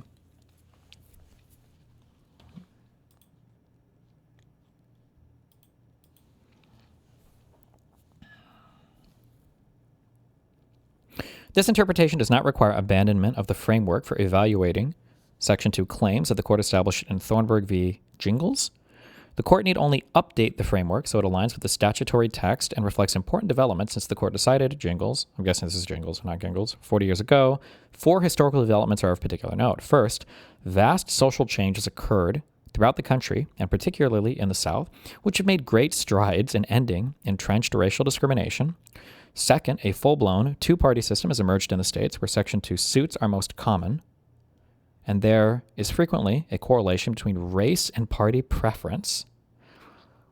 Okay. Third, in Rucho v. Common Cause, this court held that partisan gerrymandering claims are not justiciable in federal court, and this holding creates an incentive for litigants to exploit Section 2 for partisan purposes by repackaging a partisan gerrymandering claim as a racial gerrymandering claim. Fourth, the increased use and capabilities of computers in drawing districts and creative illustrative maps, or illustrative maps means that a Section 2 plaintiff can easily identify an alternative map that fully achieves all the state's legitimate goals while producing greater racial balance, if such a map is possible. In light of these developments, the court updates the Jingles framework and realigns it with the text of Section 2 and constitutional principles.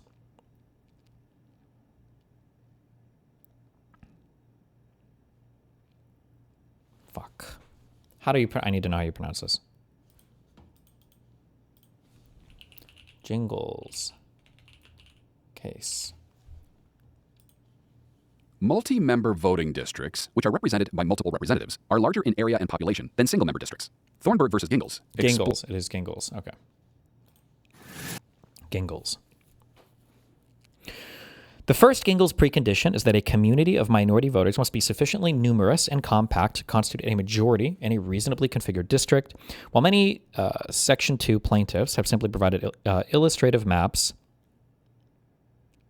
with their desired number of majority-minority districts, such maps prove only that the state could create an additional majority-minority district, not that the state's failure to do so violated Section 2 of the Voting Rights Act. To show the latter, plaintiffs' illustrative maps must satisfy 2 conditions.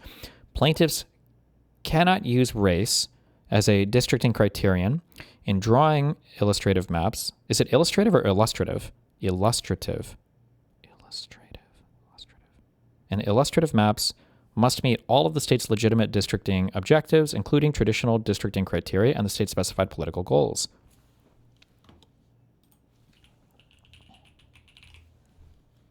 Illustrative. Illustrative. It was illustrative. Okay.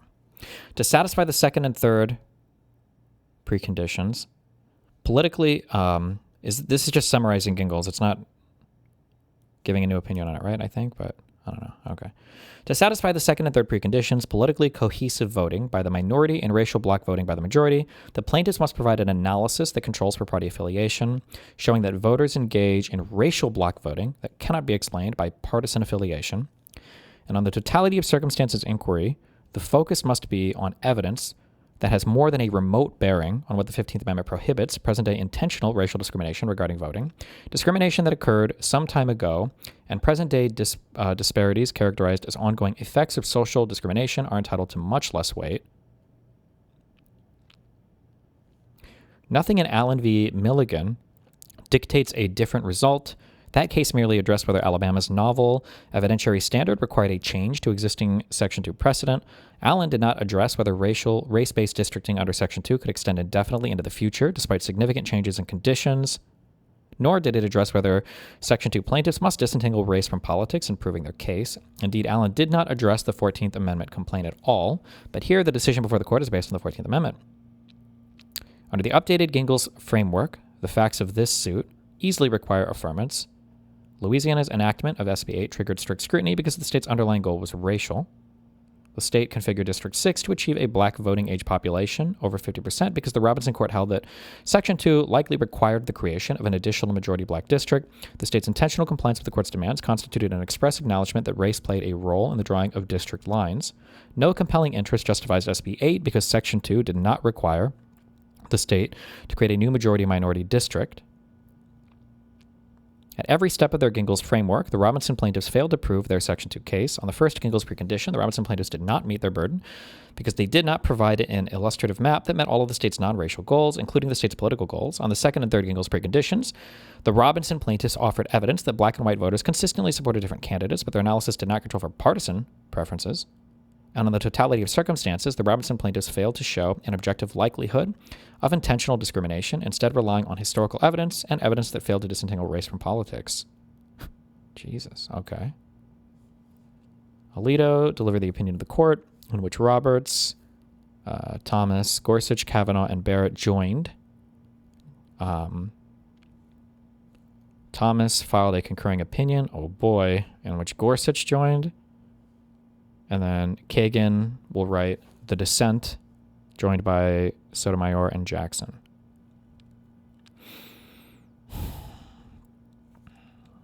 Oh boy. Is it normal to get that many, to get 3 opinions?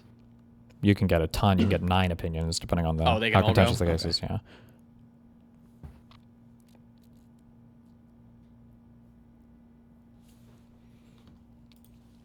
Gingles Supreme Court case. Real quick. Let me just look at this real quick. 1986.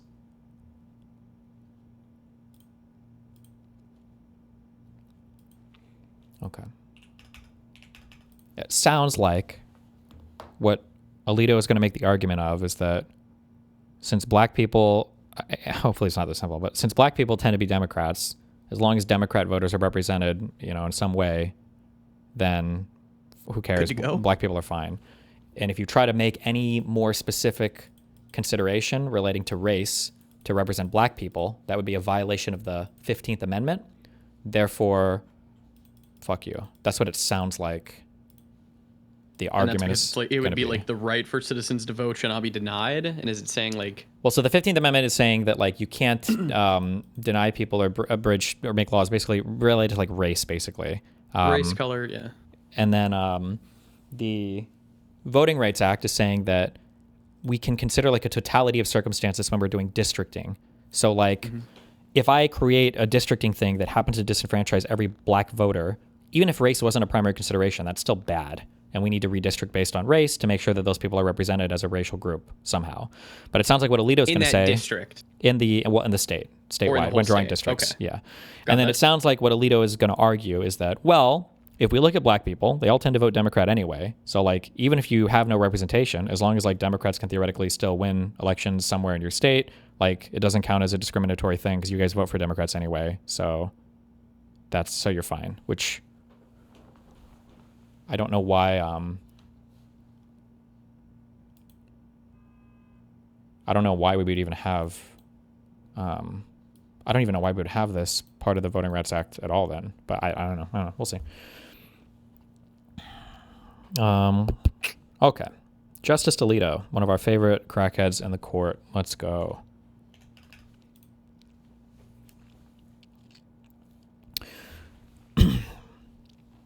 Section 2 of the Voting Rights Act of 1965 was designed to enforce the Constitution, not collide with it.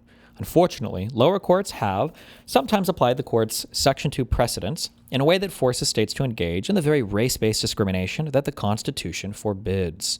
This tension between Section 2 and the Constitution came to a head when Louisiana redrew its congressional districts after the 2020 census.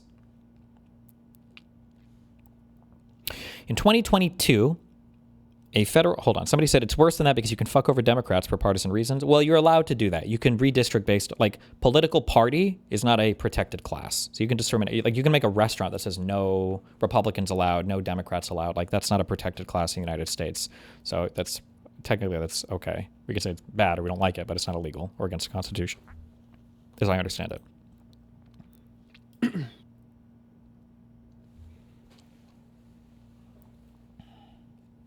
This tension between, in 2022, a federal judge in the Middle District of Louisiana held that the map adopted by the state legislature likely violated Section 2 because it did not include an additional majority black district.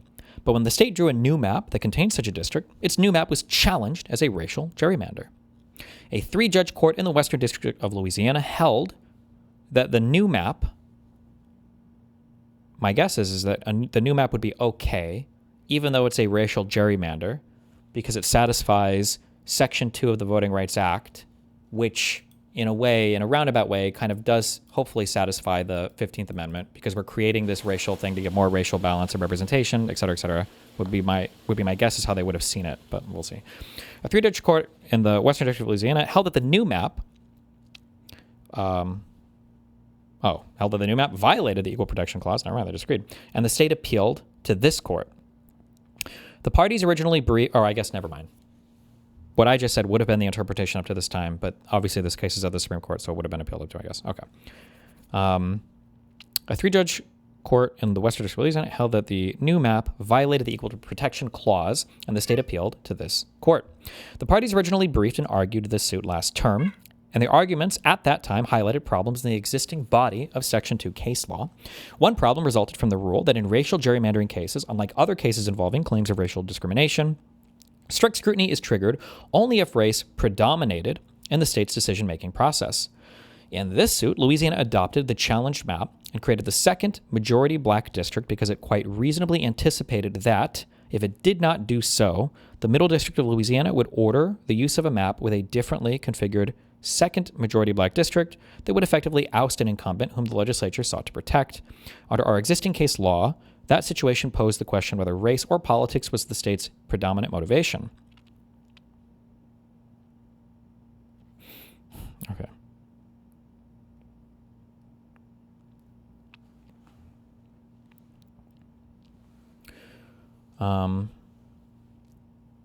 Another problem stemmed from the long unresolved question whether compliance with the Voting Rights Act provides a compelling reason that may justify the intentional use of race in drawing legislative districts. For over 30 years, we have assumed, for the sake of argument, that the answer is yes. And we have gone further and assumed that it is enough if a state has a strong basis in evidence for thinking that the Voting Rights Act requires race-based conduct. But allowing race to play any part in government decision-making represents a departure from the constitutional rule that applies in almost every other context.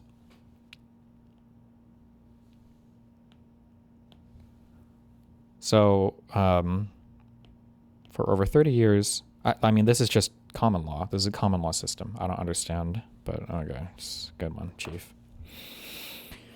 These and other problems convinced us that the time had come to resolve whether compliance with the Voting Rights Act can indeed provide a compelling reason for race-based districting. We now answer that question Compliance with Section 2 as properly construed can provide such a reason.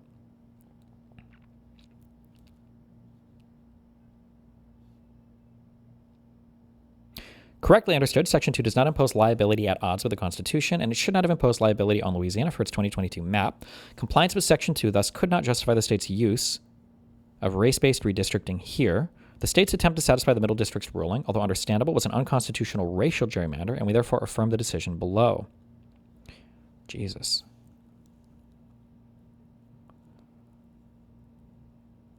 So it was a racial gerrymander because they wanted to include a majority black district? Yeah. Because they did it on racial lines? Compliance with Section 2 thus could not justify the state's use of race-based redistricting here. He's basically, Alito's just arguing that Section 2 wasn't properly applied in this court case. So therefore it shouldn't have been used for this, to adopt this racial redistricting. So like, okay, follow me here. Mm-hmm. It sounds like what Alito's arguing here is he's saying what Section 2 is allowing you to do is if I can show you that you were racistly redistricting, then you're allowed to propose a different redistricting. Yep. Wait, hold on. Section 2, as considered before, said that if you can show in a totality of circumstances that there's been some kind of racial discrimination that has occurred as a result of your redistricting, then somebody can challenge your new map and say, hold on, this is in violation of the Voting Rights Act. You have essentially disenfranchised black voters by some roundabout way, basically. And what Alito is saying is, hold on, the only way that you can invoke Section 2 is if you can show that they intentionally were creating race-based maps and not that the race-based map was a byproduct of some other consideration. But it sounds like the way that the law, now this is my personal opinion, it sounds like the way that the Voting Rights Act was written, Section 2 allows you to consider the effect, not just the intention. That's why it says a totality of circumstances. But it sounds like Alito is saying that's bullshit. You can only do it if they actually intended and to you have do evidence this. of them intending it, yes. So tomorrow, if Louisiana goes and redraws all their maps, and it's like, oh, well, sorry, That's why I use the rap music example. They're just like, oh, we don't want to get people with rap music representation. If you were to challenge that and say, well, look at the Voting Rights Act, Section 2, you're basically found a way to disenfranchise black voters, Alito would look at that and go, nuh-uh, you can't challenge this. Yeah, but aren't we going to get into Aren't we going to get into like weird territory now where everything is like, oh, was this intentional or not? Doesn't this kind of just like fuck the legal system? Well, the lower courts? Kind of. So my question would be, why do we even have this law then? I don't know why we would even have Section 2 as a law. Like that seems like I guess it would just be for the intentionality behind it. Well, but that's already illegal because of the Constitution, the 15th or 14th Amendment, I guess, as well, right? Equal protection. So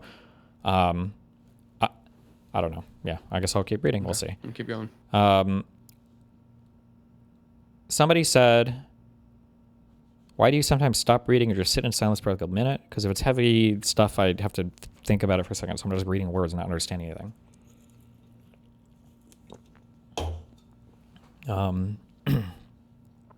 Okay.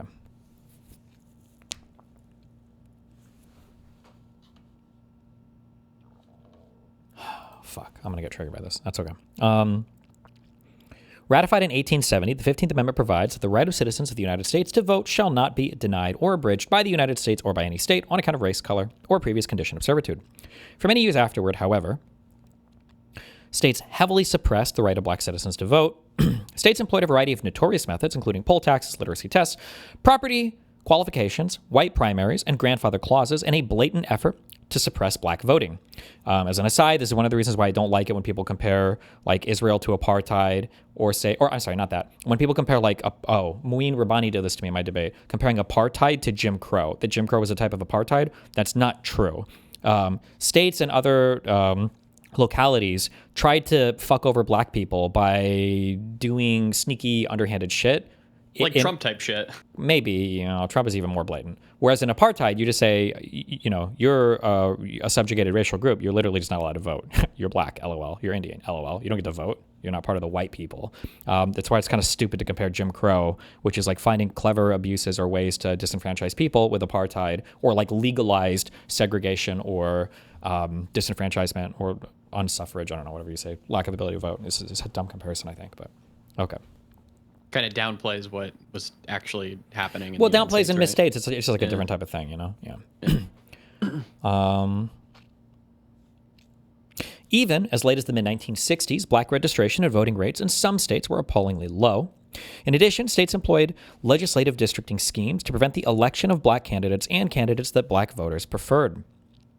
Sorry, one question.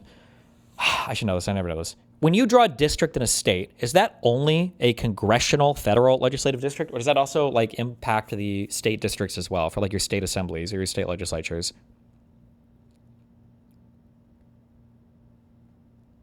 It's just federal. Okay, and that's okay. All right.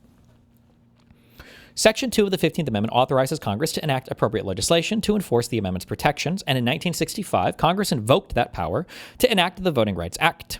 The Act and its amendments in the 1970s specifically forbade some of the practices that had been used to suppress black voting, including literacy tests and poll taxes. Prohibiting the denial of the right to vote in any election for failure to pass a test. We upheld many of these provisions in Katzenbach. Blah, blah, blah. Okay. Section 2 of the Voting Rights Act, in its original form, closely tracked the language of the amendment it was adopted to enforce. At that time, Section 2 stated simply that no voting qualification or prerequisite to voting or standard practice or procedure shall be imposed or applied by any state or political subdivision to deny or abridge the right of any citizen of the United States to vote on account of race or color. In Mobile v. Bolden, the court interpreted this language, and 4 justices concluded, in a plurality opinion, that facially neutral voting practices violate Section 2 only if motivated by a discriminatory purpose. Justice Stevens, who concurred in the judgment, proposed a different but similarly demanding standard. Indeed, in his view, a districting practice, even if motivated in part by race, would not violate Section 2 so long as it was supported by valid and articulable justifications.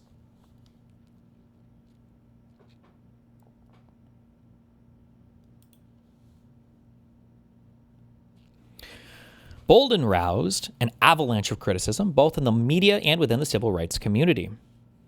The 1982 amendments to the Voting Rights Act, a legislative history, blah, blah, blah, quoting a book, critics argued that a focus on discriminatory intent rather than discriminatory effects would defeat worthy claims because of the difficulty of proving intentional discrimination.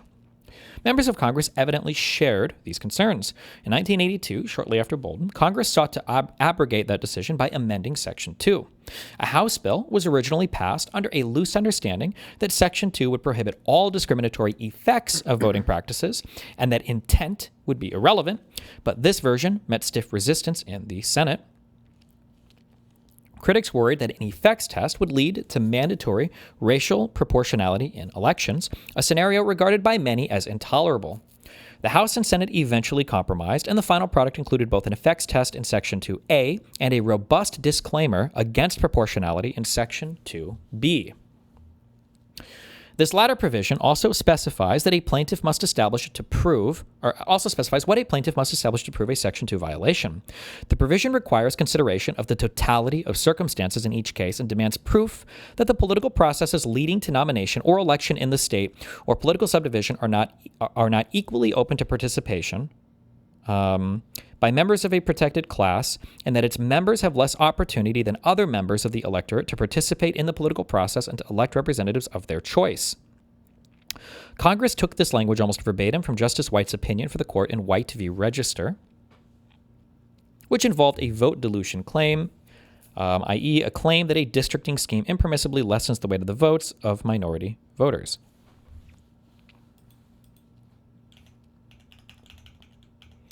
Look at this again real quick. Hold on.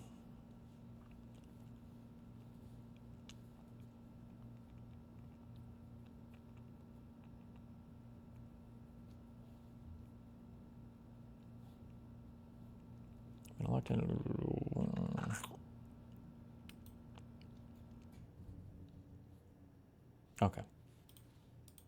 All right. The court affirmed a judgment. Okay. In white, the court affirmed a judgment that Texas had used 2 multi-member electoral districts invidiously to cancel out or minimize the voting strength of racial groups. According to White, a vote dilution plaintiff had to show that the political processes leading to nomination and election were not equally open to participation by the group in question, that its members had less opportunity than did other residents in the district to participate in the political processes and to elect legislators of their choice. The decision in White did not say anything. When it says this, do you understand what it means when it says this?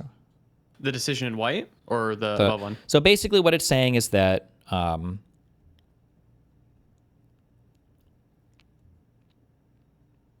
do opportunities of a certain racial group in a state have the ability to meaningfully like impact an election or choose their candidate in the way that other groups do in terms of race?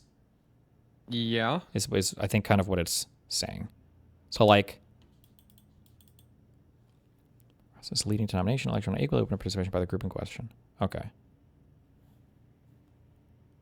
Like if I think so like so by this interpretation, if I had a state that was 50-50 black and white and I found a way to gerrymander it so that there were only 2 black districts, like 2 districts where black people got their vote and 8 districts where white people got their vote through clever gerrymandering, then that would be a violation of this law, of Section 2 here, because I found a way to kind of vote dilute away the black vote so that the black people don't have the same access to the political process to the white people.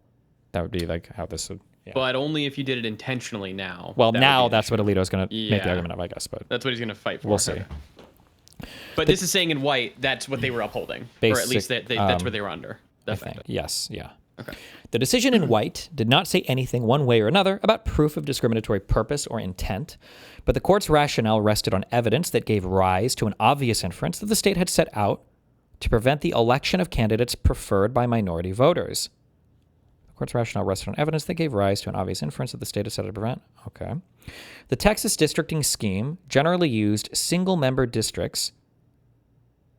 When you say single member, single racial member, that's what that means? Or single party member? Racial member? The Texas districting scheme generally used single-member districts but employed multi-member districts in 2 parts of the state where single-member districts might have resulted in the election of minority candidates.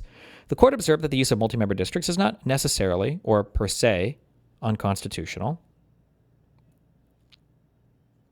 Wait, one person elected from a single district as opposed to a single district electing 2 people?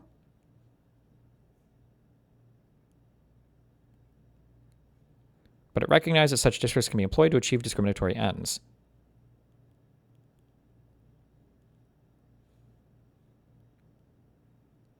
Wait, am I retarded? Are there districts in the United States that have multiple congressmen? I didn't know that. Not now. Oh, there used to be? Okay. I don't know. All right. Crazy.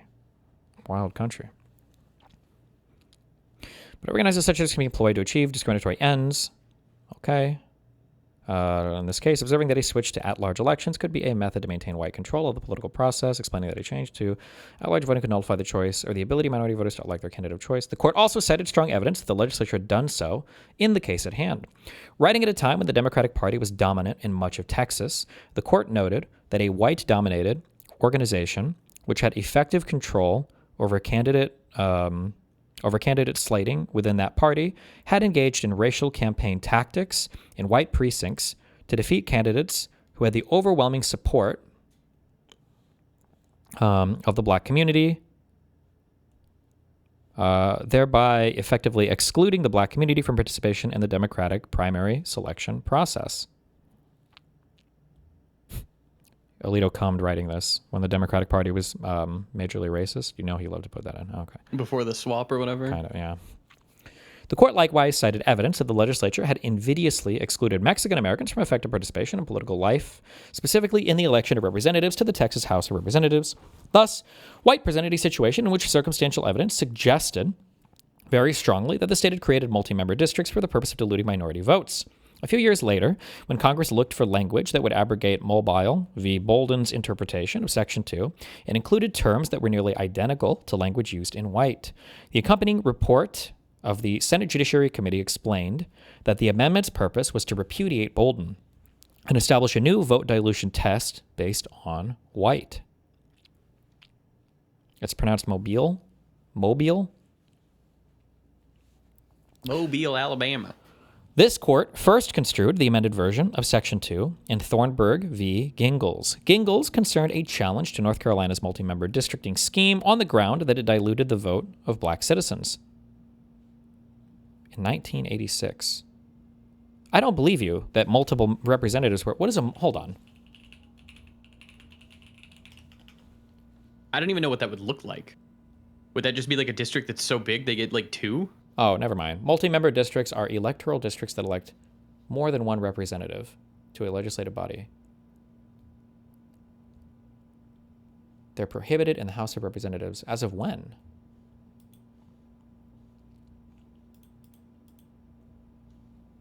Okay, whatever.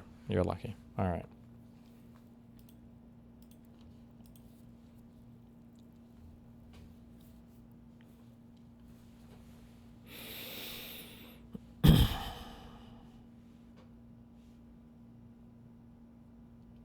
Gingles was decided at a time when this court often paid insufficient attention to the language of statutory provisions, and Justice Brennan's opinion for the court followed this pattern. Well, he's shitting on like previous courts there, right? Yeah. Cringe. Instead of analyzing what the statute said, the opinion simply quoted the text of amended Section 2 and then jumped right to the Senate Judiciary Committee report. Relying heavily on that report, the opinion set out 3 threshold requirements for proving a Section 2 vote dilution claim, plus a non-exhaustive list of factors to be considered in making a final decision as to whether the state had violated Section 2. To succeed in proving a Section 2 violation, Gingles taught a plaintiff must make 4 showings. Hold on.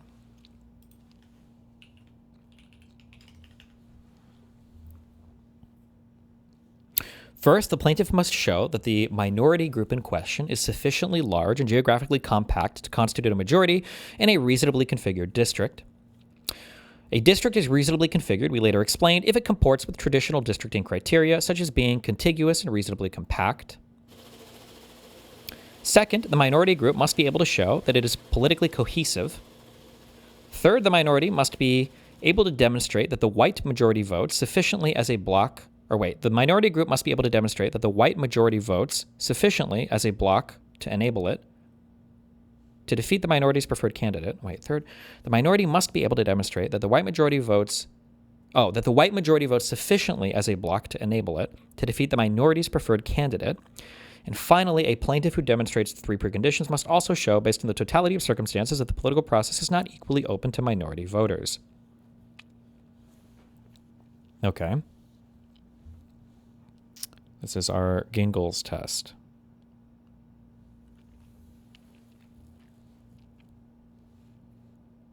So basically, we're looking at 4 factors here to say that Section 2 of the Voting Rights Act has been violated, according to Gingles.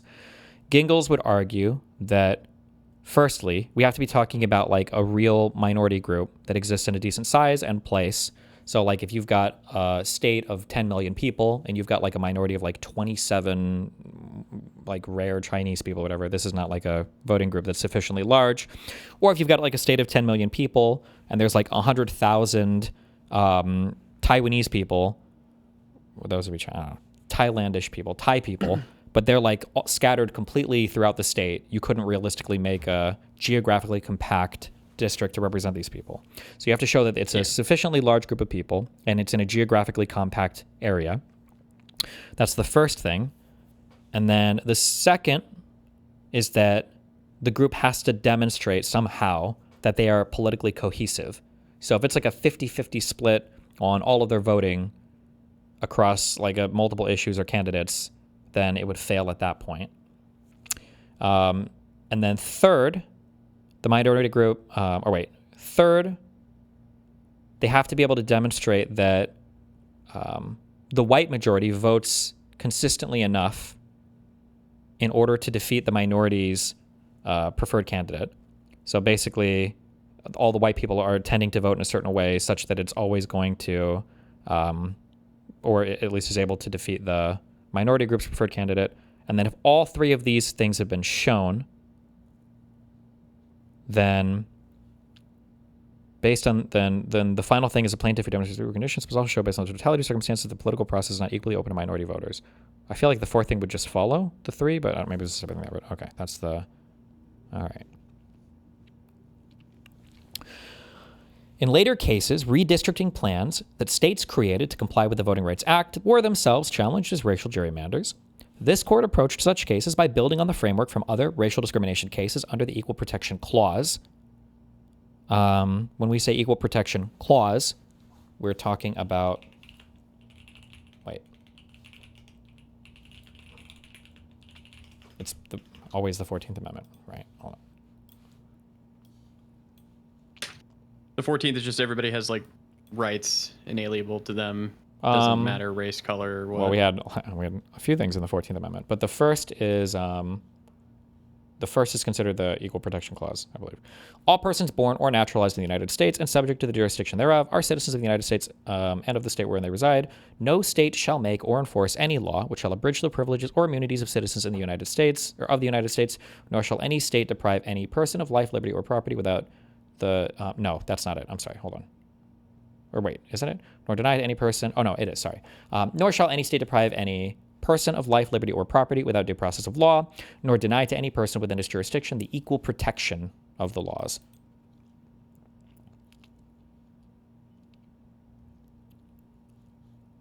Okay.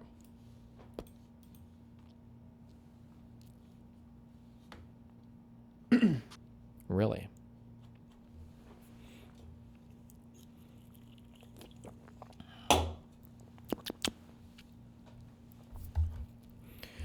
The court challenged, the court approached such cases by building on the framework from other racial discrimination cases under the Equal Protection Clause. In those cases, if race played a role in a decision made by a government actor, strict scrutiny applied.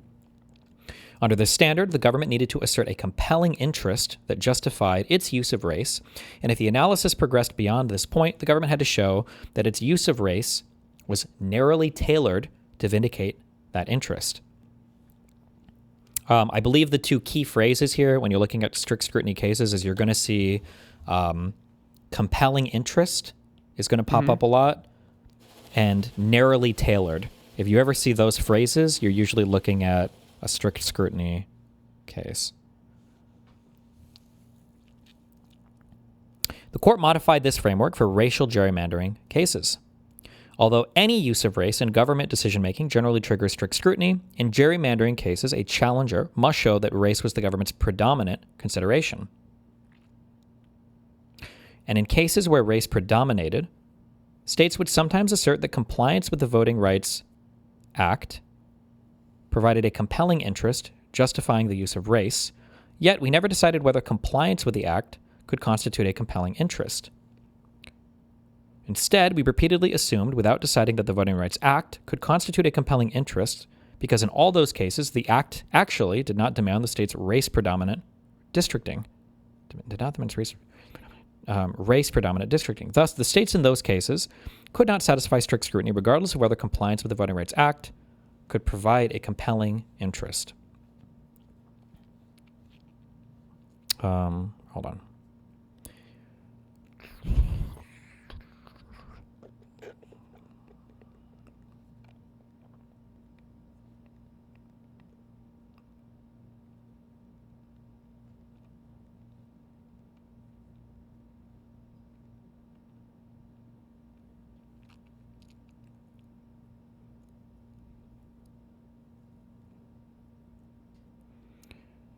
Considered a compelling interest because in all those cases, the act actually did not demand the state's race-predominant districting.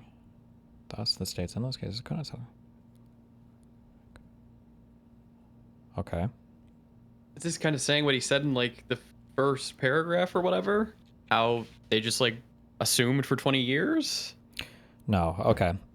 I'm confused. Yeah. All right.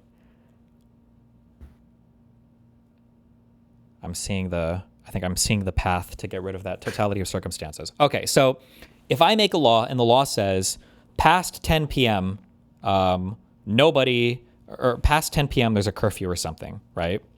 Okay. There's 3 levels of review, okay? Rational basis, intermediate scrutiny, strict scrutiny.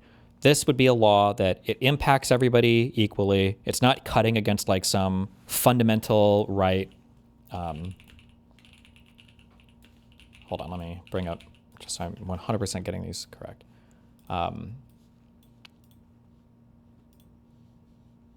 Oh my fucking God, just give me the fucking picture! Hold on.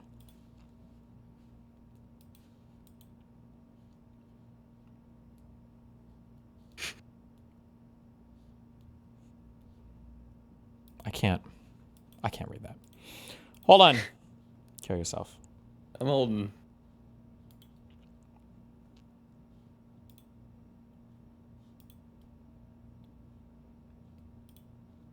Are we serious right now? If it's paywall, then why does it show up on the Google search thing? Ask Grok to fix it. God damn it. Okay. You can take a whole law class on going over this bullshit. But okay, so for rational basis, we're talking about like non-suspect classifications. So like all people, right? That's a non-suspect. It encompasses everybody. We're not talking about like fundamental rights, right? So like the right for representation or something like that, right? And it's just like a general legislation regarding social welfare.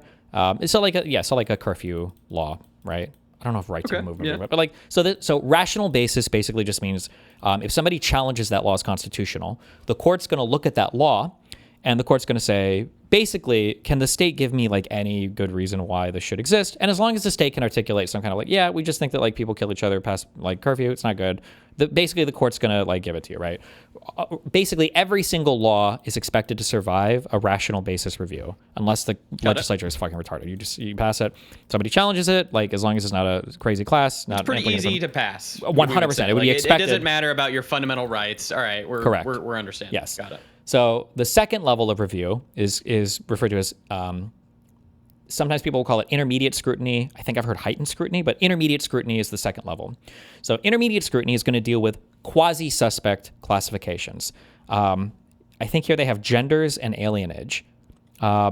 These laws, or it could deal with laws that are bartering, important, I can't read this, but not constitutional rights. I can't believe this fucking cuck shit. Important but not constitutional rights. Sure.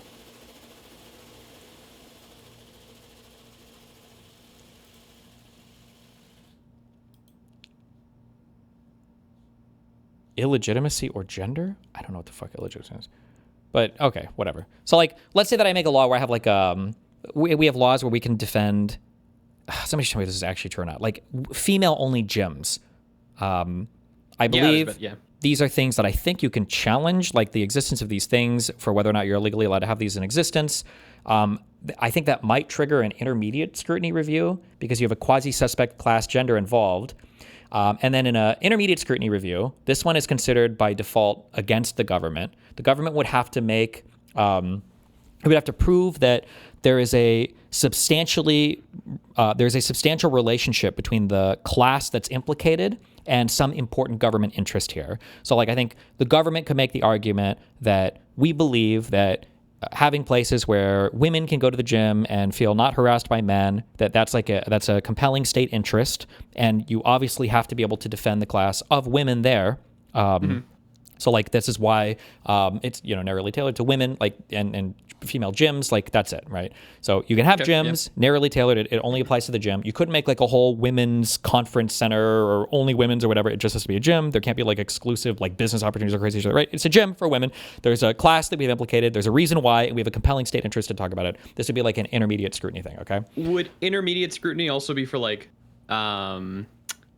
your sexual orientation? I don't know if orientation falls under intermediate or strict scrutiny. Okay. Strict scrutiny is when you are implicating some kind of like fundamental right, or if you're talking about like race, or like your ethnicity. Also, alienage might be like countries you come from as well. So if you're going to make a law, and this is a law that applies to like only black people or white people, Yeah. or a law that like is preventing somebody from Like voting. the Muslim ban, right, or whatever. Sure, would be yeah. Under strict scrutiny. Okay. This is going to be a thing where now you have to show two things. You have to show that there's a compelling interest, like a very, very, very compelling state interest that you're trying to further here, number one. And then number two, you have to show that the law that you've passed is like as narrow as possible, I believe, or at least like narrowly tailored enough such that you can't easily point to a more narrowly tailored one in order to advance this compelling interest. Does that make sense? Yeah. Okay. Yeah. Rational basis, easy. Intermediate scrutiny, hard. It's supposed to be against the state, but they can still do it. Strict scrutiny, very difficult.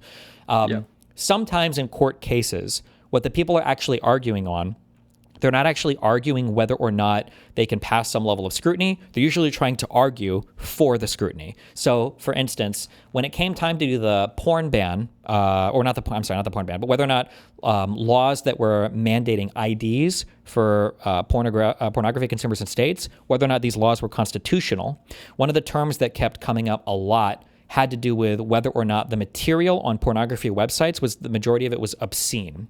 And the reason why they were trying to argue that the majority of it was obscene is because obscene material is not protected speech. You do not get First Amendment rights. It's very easy to attack obscene speech. That's a rational basis review. But if you say that it's not obscene, then it's a First Amendment protected speech right, and that would trigger a strict scrutiny review. So you might fight a lot on that case. And on that case, if you listen to oral arguments, the fight was whether or not it was obscene or whether or not it was First Amendment protected speech. First Amendment protected speech, the state would have to make a much more powerful argument and show that their restriction was much more narrowly tailored. Whereas if they just argue, oh, it's all obscenity. Well, obscenity, rational basis. You can basically make anywhere you want to be on obscenity. Yeah. Make sense? Okay. Yeah, that makes sense. Okay. So the lady on the playground calling like the kid the N-word, that would not be protected under the First Amendment because it's obscene speech? Well, when we're talking about standards of review, we're talking about laws passed by the government that can be challenged by citizens. So what is obscene material? Yeah. I think like child porn, I think like snuff films might be considered obscene, like showing people. I think hardcore pornography, I think is considered obscene. I think. And I think hardcore pornography is considered like pornography where there's like where genitalia are visible. I think is considered hardcore, not like choking to death pornography, but just I believe. I'm not 100% sure on that. You'd have to look that up. Okay. Okay. So all of this aside, so when we do all of this aside, what Alito is arguing here, is Alito is saying that Section 2 of the Voting Rights Act can trigger states to say, hey, you've managed to disenfranchise a group of minority voters as determined by the Gingell's test. We've demonstrated, we've met these four elements. You've disenfranchised a group of voters. So now what you need to do is you need to go back and you need to draw another map with racial considerations in order to satisfy Section 2 of the Voting Rights Act. But what Alito is saying is, hold on here. Just because you satisfied Section 2 of the Voting Rights Act, that doesn't mean that you passed the strict scrutiny hurdle. So actually, the strict scrutiny hurdle is a hurdle that would be above just satisfying Section 2 of the Voting Rights Act. And it sounds like that's the ground that he's going to argue on. So he's going to say... He's going to say that you have to show me proof that they did it on racial ties on purpose in order to hit the strict scrutiny, yeah? He's going to say that in order to do it, you have to show a compelling state interest, and saying that you satisfy Section 2 of the Voting Rights Act, that's not enough, and that it's narrowly tailored as much as possible. So rereading this paragraph now, the court modified the framework for racial gerrymandering cases. Although that framework that he was talking about was the rational basis review framework, that's what we just went over. Although any use of race in government decision-making generally triggers strict scrutiny, in gerrymandering cases, a challenger must show that race was the government's predominant consideration. So saying here that, like, generally, if the government is ever considering race at all, it's going to be a strict scrutiny review in order for the law to pass. In gerrymandering cases, though, a challenger has to show that race was the predominant consideration, not just any, but the predominant one. And in cases where race predominated, states could sometimes assert that compliance with the Voting Rights Act provided a compelling interest justifying the use of race. So a compelling interest for why they had to use that class. Yet we never decided whether compliance with the act could constitute a compelling interest. Instead, meaning would that be enough to surpass the strict scrutiny ruling? Instead, we repeatedly assumed, without deciding, that the Voting Rights Act could constitute a compelling interest because in all those cases, the act actually did not demand of the states race-predominant redistricting. So saying that the Voting Rights Act didn't actually say that you had to use race when it came time to redistrict, meaning that we never applied the rational basis review to the entirety of the Voting Rights Act. And then thus, the states in those cases could not satisfy strict scrutiny regardless of whether compliance with the Voting Rights Act could provide a compelling interest. So he's just saying that you need to pass a strict scrutiny review, I believe, in order to assert some new maps. And you can't just say that, like, for your compelling state interest, the compelling state interest can't just be complying with the Voting Rights Act. You have to do, I believe, a step above and beyond. Yeah, that's making sense now. I see where he's going. What's up, Zip Zip?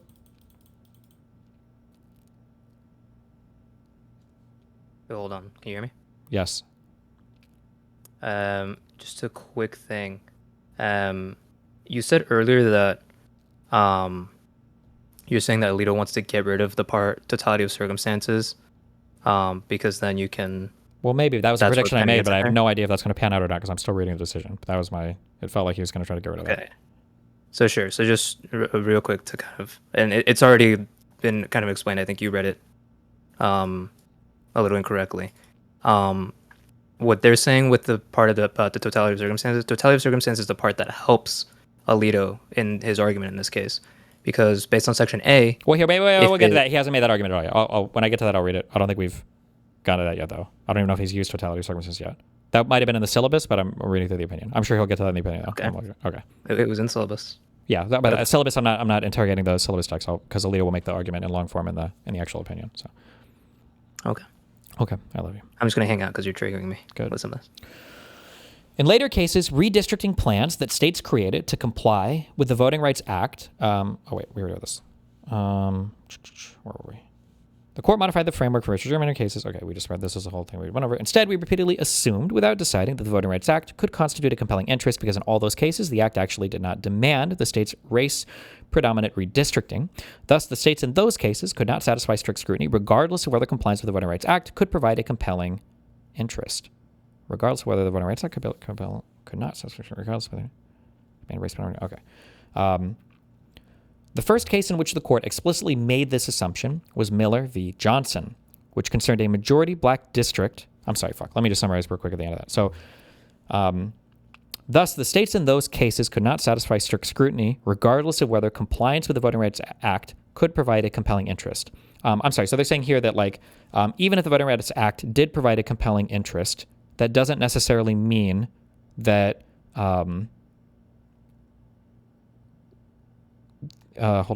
Thus, the states in those cases could not satisfy strict scrutiny, regardless of whether compliance with the Voting Rights Act could provide. So even if the Voting Rights Act could provide a compelling interest, that's not necessarily an argument that the maps that they were passing were narrowly tailored enough to pass a strict scrutiny review, is what that means. Because and then in the sentence earlier, that the act didn't demand the state's race-predominant redistricting. Okay, all right, okay. He's basically saying well, we never made a decision that it would pass compelling interest, right? Because he's saying that the act itself doesn't say, well, in order to satisfy the Voting Rights Act Section 2, you have to pass a racially dominant map. You don't have to do that. He says that because the act itself didn't provide for that language, that this is an analysis that these prior courts and future courts need to be doing. Yeah. We'll get more of that. Okay. The first case in which the court explicitly made this assumption was Miller v. Johnson, which concerned a majority black district that was designed to satisfy the Justice Department's pre-clearance demands under Section 5 of the Voting Rights Act. The Miller court first found that the legislature had subordinated traditional race-neutral districting principles, including but not limited to compactness, contiguity, and respect for political subdivisions or communities defined by actual shared interest to racial considerations. The Miller court first found that the legislature had subordinated traditional race-neutral districting principles. Okay. For this reason, the court held race had predominated in the creation of the new district, and the state had to demonstrate that its districting legislation was narrowly tailored to achieve a compelling interest. The court... Okay, hold on, let me reread this. Jesus. The first case in which the court explicitly made this assumption was Miller v. Johnson, which concerned a majority black district that was designed to satisfy the Justice Department's pre-clearance demands under Section 5 of the Voting Rights Act. The Miller court first found that the legislature had subordinated traditional race-neutral districting principles, including, but not limited to, compactness, contiguity, and respect for political subdivisions and communities defined by actual shared interests to racial considerations. Had subordinated these to racial considerations. For this reason, the court held race had predominated in the creation of the new district, and the state had to demonstrate that its districting legislation was narrowly tailored to achieve a compelling interest. Okay, so they're saying that you were using race as a predominant factor for why you created this new districting map, and because of that reason, now you have to pass a strict scrutiny threshold. The court declined to address whether or not, in some cases, compliance with the Voting Rights Act, standing alone, could provide a compelling interest, independent of any interest in remedying past discrimination.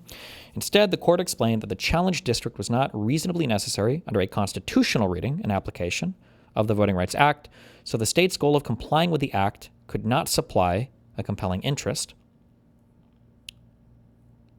The challenged district was not reasonably necessary, constitutional reading and application of the Voting Rights Act. Whether or not, in some cases. So just because you comply with the act doesn't give you compelling interest. Well, hold on. Is what he's saying. The court declined, he's saying in this Miller case, the court declined whether or not in some cases compliance with the Voting Rights Act standing alone could provide a compelling interest, independent of any interest in remedying past discrimination. Instead, the court explained that the challenged district was not reasonably necessary under a constitutional reading and application of the Voting Rights Act, so the state's goal of complying with the act could not supply a compelling interest.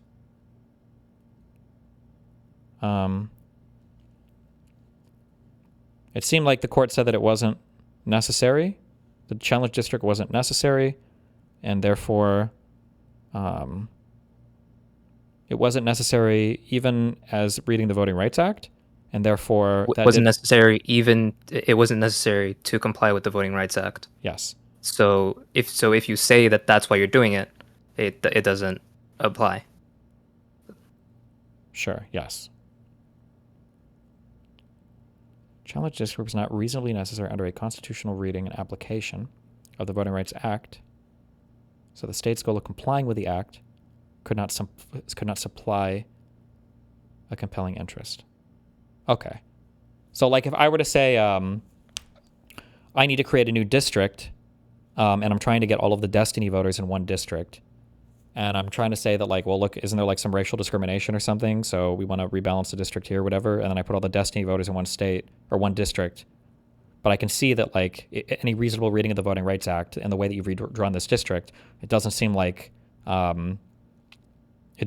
you are putting people here, you know, with a fair reading of the Voting Rights Act. So that can't count as your compelling interest. That wouldn't be a strict scrutiny review, but so, okay.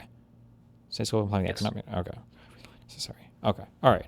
We repeated much of the same analysis in Shaw v. Hunt, applying strict scrutiny to a redistricting plan that a state crafted to comply with both Section 2 and Section 5 of the Voting Rights Act.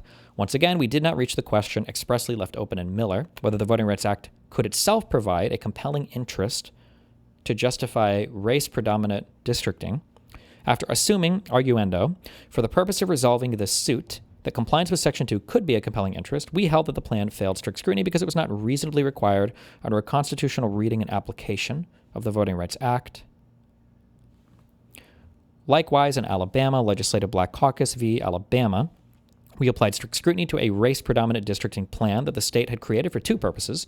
First, to come close to a one-person, one-vote ideal, and second, to ensure compliance with Section 5 of the Voting Rights Act. We held that, even if the Voting Rights Act could provide a compelling interest, the map did not satisfy strict scrutiny because it was not required by the Act. Once again, we left open whether compliance with the Act remained a compelling interest. Okay. I don't understand this last one. Because it was not required by the act. What does that mean? The same. So it sounds like it's saying, basically what it's saying is that, like, let's say that, like, do you feel like you can explain this concisely, Zebzip? Yes. Okay, go. Yes. So basically it's saying, in each of these cases, they're basically saying the same thing for all these three cases. Saying in each of these three cases, what ended up happening was they did a strict scrutiny test, and it's saying even if Section 2 of the Voting Rights Act did let you do strict scrutiny versus not allowing you to do that or having you do a rational basis or whatever. Even if it was strict scrutiny, it wouldn't you wouldn't pass it. So we're tossing it. But he's not explaining why they wouldn't pass it. Is that just explaining the case?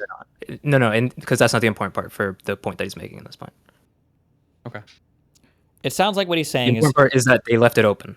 They said if it was strict scrutiny, not it is strict scrutiny, therefore that's why you lost. Well, so it sounds like so strict scrutiny requires two things: narrowly tailored and compelling interest. And in all of these cases, it sounds like what's happening is the assumption by the state legislature is that if it satisfies the Voting Rights Act, that would count as a compelling interest. However, in all of these cases, it was ruled that they didn't satisfy the act, therefore they got struck down. But it sounds like what Alito is saying is, but we didn't actually ask the question of, well, if they would have satisfied the Voting Rights Act, does that even make it a compelling interest? So it sounds like basically like, let's say that you're taking if you're taking your mom out to eat, and in all three cases, like you and your mom, your dad passed some agreement, and it was like, mom needs a steak dinner in order to be happy. Okay, trust me. Wink, wink, nudge, nudge. Now let's say you take your mom out to eat at McDonald's, and then you go to Wendy's, and then you go to Burger King. Well, let's say that you go back home, and your mom is like, well, do you think this was a good time or whatever?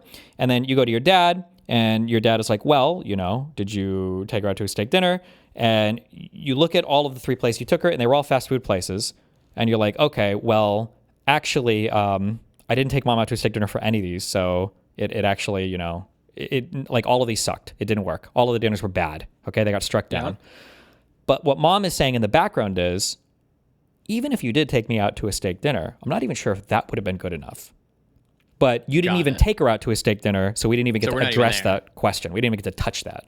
So for the Voting Rights Act here, they're saying, according to the Voting Rights Act, that maybe you need to have a race-based district in order to satisfy the act. And in all three of these cases, they failed to do that. It didn't even satisfy the act.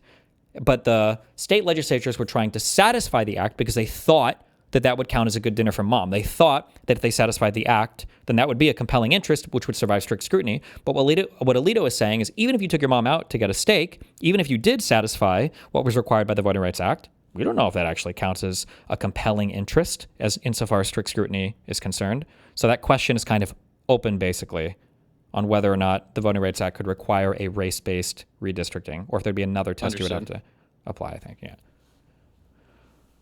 Jesus, fuck all this shit. All right, hold on.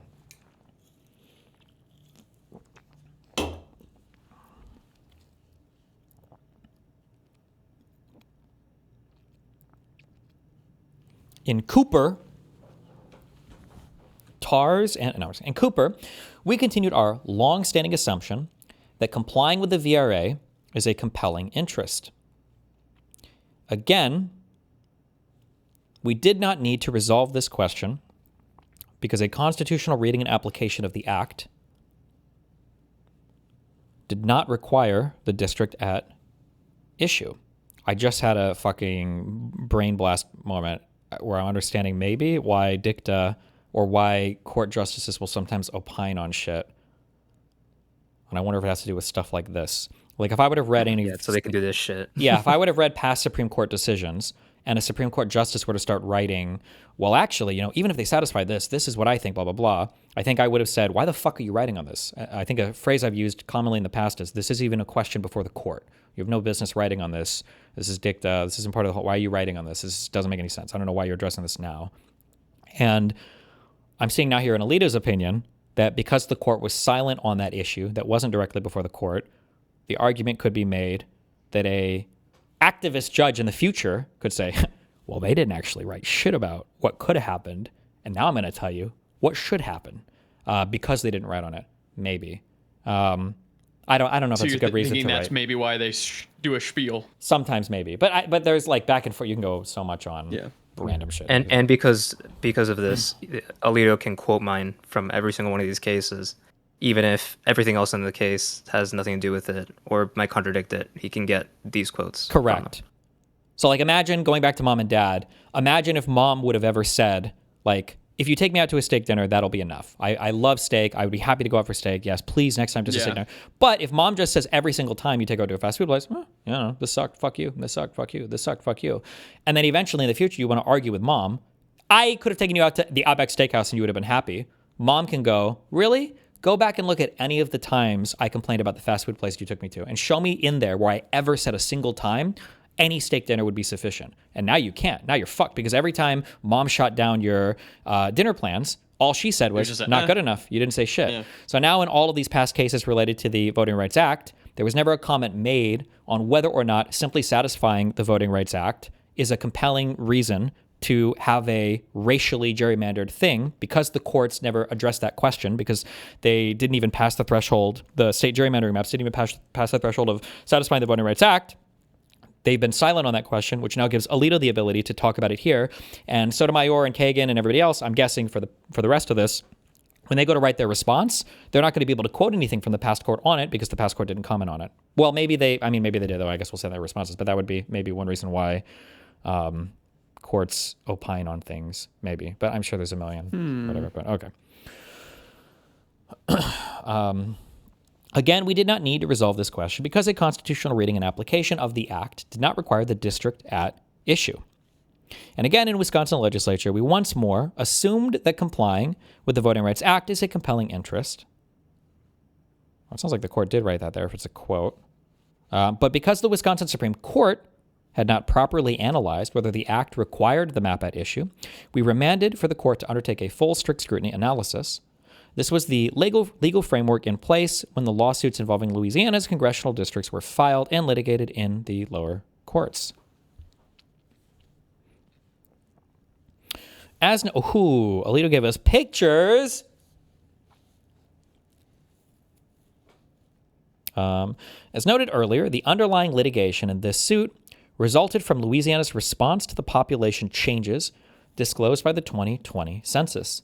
The subsequent reapportionment of House seats among the states left Louisiana with the same number of seats, 6, that had previously been allocated, but due to shifts in population, the state needed to recalibrate its districts. In 2022, Louisiana enacted a new map, HB1, Homeboy 1, that closely resembled its immediate predecessor. Homeboy 1, like its predecessor, included only one district in which black voters were a majority of the voting age population. In the above maps, it is the bat-shaped District 2 that includes much of New Orleans, blue in Figure 1 and yellow in Figure 2. As soon as Homeboy 1 was enacted, lawsuits were filed in the Middle District of Louisiana asserting that the map violated the Voting Rights Act by packing large numbers of black voters into a single-majority black congressional district and cracking the remaining black voters among the other 5 districts. After the suit was filed, the Robinson Court issued a lengthy opinion concluding that HB1 likely violated the Voting Rights Act by failing to include a second majority black district. The court thus entered a preliminary injunction requiring Louisiana to implement a new map before the 2022 election, which was less than 6 months away. Louisiana objected to the decision and promptly appealed, but because of circumstances outside the state's control, its appeal ended up in limbo. This court granted certiorari before judgment and held the case pending a decision in Allen. Nearly a year later, after deciding Allen, the court dismissed the petition as improvidently granted and remanded the case to the Fifth Circuit to consider Louisiana's appeal in the ordinary course. Improvidently granted. What, as in it was granted incorrectly for not good reasons? Improvidently, Jesus, is an adverb describing actions taken unwisely, carelessly, or without foresight for future needs. Jesus.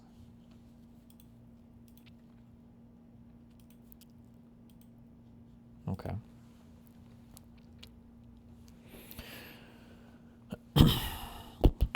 The court dismissed the petition as improvidently granted and remanded the case to the Fifth Circuit to consider Louisiana's appeal in the ordinary course.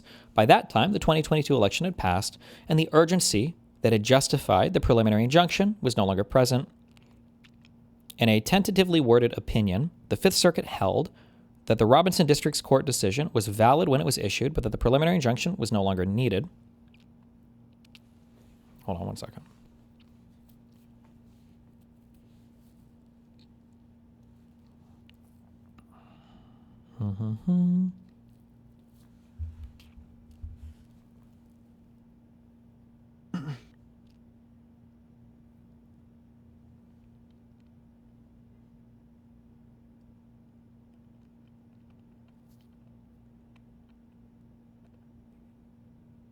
Okay.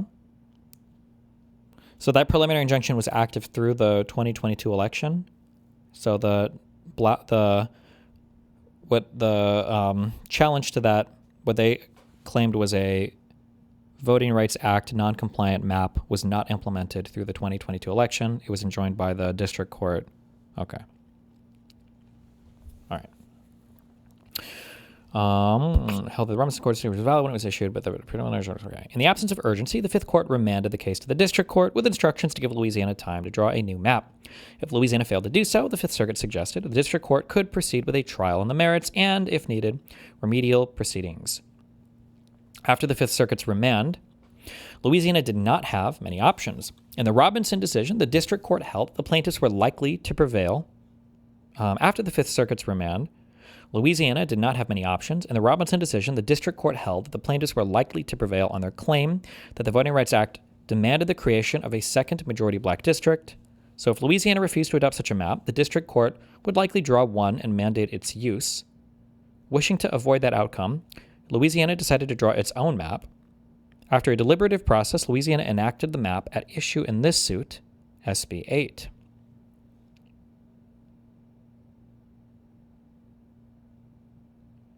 Okay.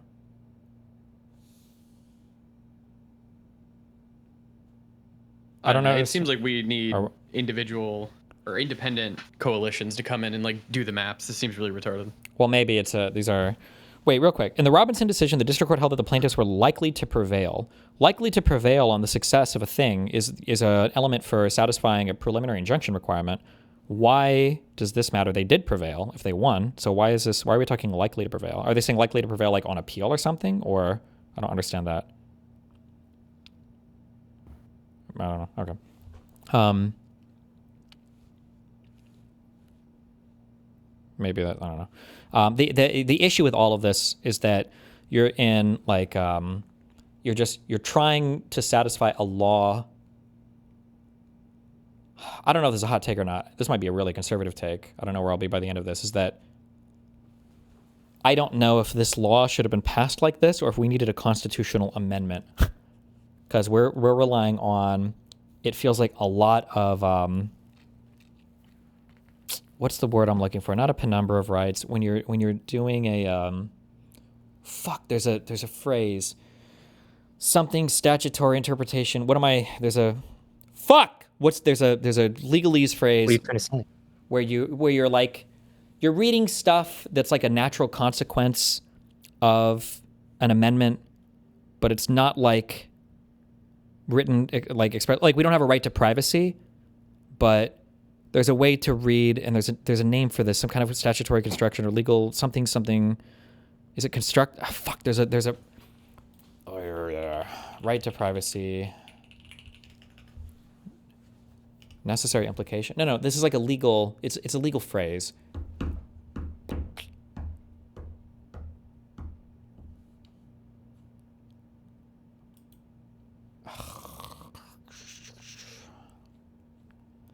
Penumbra, I feel like a penumbra of rights is like when you are deriving rights from like multiple, like that's one phrase you can use, but there's something else that I feel like I'm looking for. Oh, fuck. I know what you're talking about, but I don't know the word. Like it came up a lot in the abortion. Oh, that might be it. Thank you. Substantive due process, maybe? I think, yes, that is the phrase I'm looking for. I don't know if I applied that correctly. I feel like I learned this before I knew anything about law. Substantive due process is a legal doctrine under the 5th and 14th Amendments, holding the Constitution protects certain fundamental, unenumerated rights from government interference, regardless of procedures followed. It prevents arbitrary government action by requiring a sufficient justifiable purpose for restricting liberties such as privacy, marriage, or family decisions. Okay, substantive due process I'm looking for. There are certain things in the Constitution where we get like rights, but we have to read them into kind of like how they are, like what the Constitution guarantees. Like, fuck me. the right to an attorney, that's not in the Constitution, right? I think it is. Is it? Explicitly? Well, no. I think you're right. It's Yeah. it's an example of one of those. Yeah. I believe 'Cause that you have the right to counsel. Yeah. Wait, I'm retarded. Am I? Fuck. Maybe not. That might be the Sixth Amendment. Hold on. Fuck. Oh no. Yeah, it is actually enumerated. In all criminal prosecutions, the accused shall enjoy the right to a speedy and public trial by an impartial jury of the state when the crime shall have been committed, which is to be confronted with the witness against him to compulsory process for obtaining witness and the assistance of counsel for his defense. Okay, I don't know if this would count as like a substantive process, but when it says the right to an assistance of counsel for his defense, like the idea that the state has to provide that for free, if it's that it has to be provided for free to the accused, I don't know if that's technically written in here, but like you would assume it would have You're to right. be. Yeah. It would have to be. Yeah. You would read that into that. It has to be. Otherwise, the right doesn't really exist if you don't read that part into it. And I believe that when you get into like rights to privacy and stuff, that's where you get a lot of those from. Is that like, well, reading these amendments, you kind of this naturally follows. The word you were thinking of was not substantive process. It was unenumerated rights. Well, substantive due Meaning the right that's process not deals enumerated. with unenumerated rights. Yeah, but this is Yeah. But so I believe, or just in my, I'm giving People are talking about the latest. Shut up, bitch. It feels like this Voting Rights Act thing tried to get at some kind of substantive due process or something related to like the 14th and 15th Amendment, saying like, well, here's a way, like in order to make it so there's not racism, we might have to do a little bit of racism. And you could argue maybe that there, like a fair reading of the 15th Amendment would provide for that. However, maybe there should have just been a new amendment. So I'm sorry. So like reading the Fifth Amendment strictly, it says, the rights of citizens of the United States to vote shall not be denied or abridged by the United States or by any state on account of race, color, or previous condition of servitude, right? So you could read that in a way to where it's like, oh, well, I am going to create districts that are for every landowner or for somebody that makes over a certain amount of dollars or whatever. And therefore, we're going to say, oh, well, look, now we've created districts. And somebody could say, well, hold on. There's literally no representation of like what a black voter would want in this state. And so then you could say, well, what does that mean? Well, I think we actually do need to be sensitive to race when we're creating these districts, which means you kind of are in a way denying or abridging the rights of like white voters in those states. But you could argue that in the roundabout way of satisfying the 15th Amendment, we actually kind of do need to consider race and abridge some white people so that other people aren't being abridged. But that's like I think that would be like a substantive due process argument. Like you're reading a little bit past this amendment, which isn't always bad, but like in these areas, I feel like it's so fucking complicated that you run the risk of doing this legislatively because obviously the Supreme Court could reinterpret the Constitution or the law in such a way that now it's either struck down as unconstitutional or the way it's applied is completely different. Does that make sense? Yeah. Okay. We need more. We need our Congress to actually fucking work and Well, pass shit. no, not here. In here, we're talking about the Constitution. Well, you could say you need the Congress to pass a constitutional amendment. They Those have are to do really, that, right? really, really hard. Yeah. Yeah, they're very hard. Well, in this case, for the issue is with the 15th Amendment and with the section of the Voting Rights Act, is that it doesn't say that you have to intend to deny or abridge someone's vote in order for it to work. Like the 15th Amendment, whenever the 15th Amendment was passed, people's votes were still abridged and their rights were still abridged after the 15th Amendment. That's why the Voting Rights Act was made, to enforce the 15th Amendment. And then it was later amended even after that because it was still not people's votes were still being abridged because they were just not outright saying that it was intentional. Therefore, they could get away with it. Yeah. And then that's why the amendment was made in 1982 to deal with the results of a particular law. The annoying thing is that, in my opinion, and obviously there's disagreements on this based on how much of a partisan fuck you want to be, this is a thing that's easily addressed by a Supreme Court because as districts and then different circuits are all making rulings on this, eventually you kind of see where the interpretations are, and then the Supreme Court will begin to rule and set precedents for how this is looked upon. And even if in the future somebody might look back and go, I don't think the court got this right. Well, that's what they said, and that's what all the legal precedent has gone by, so you kind of stand by that opinion. But if you're going to have new, I would say, activist judges come in and go, I think that the court actually got it wrong in Roe. I think that the court actually got it wrong in Miller. I think it should be like this. And you say, bloop, fuck the last 50 years of jurisprudence, fuck stare decisis, fuck all these other concepts. I'm just going to totally rewrite how we interpret this. That threatens to, in my opinion, undermine the legitimacy of your common law, of your court system. Because now you're basically saying, well, for the Supreme Court, who the fuck cares how they've applied prior cases? It could just be that a new guy comes in and says, oh, actually, fuck it. I disagree with all of that, which is not good, I think. But that's going to happen again if the court got packed, right? Yeah, theoretically, that's what people like or want. Sometimes, yeah. Jesus. Okay.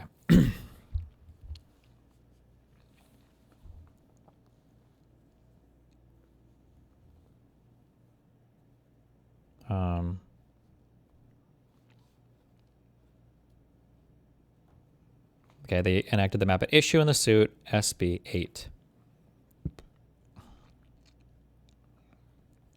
Whoof, revived Mieri. You better fucking go into hiding. Roberts is literally hunting you down right now.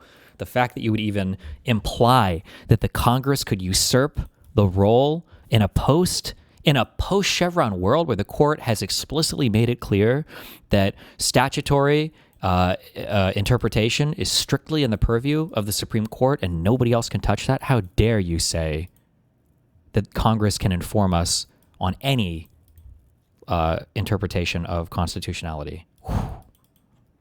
Roberts is smashing your door, breaking down your door to your house right now. Okay.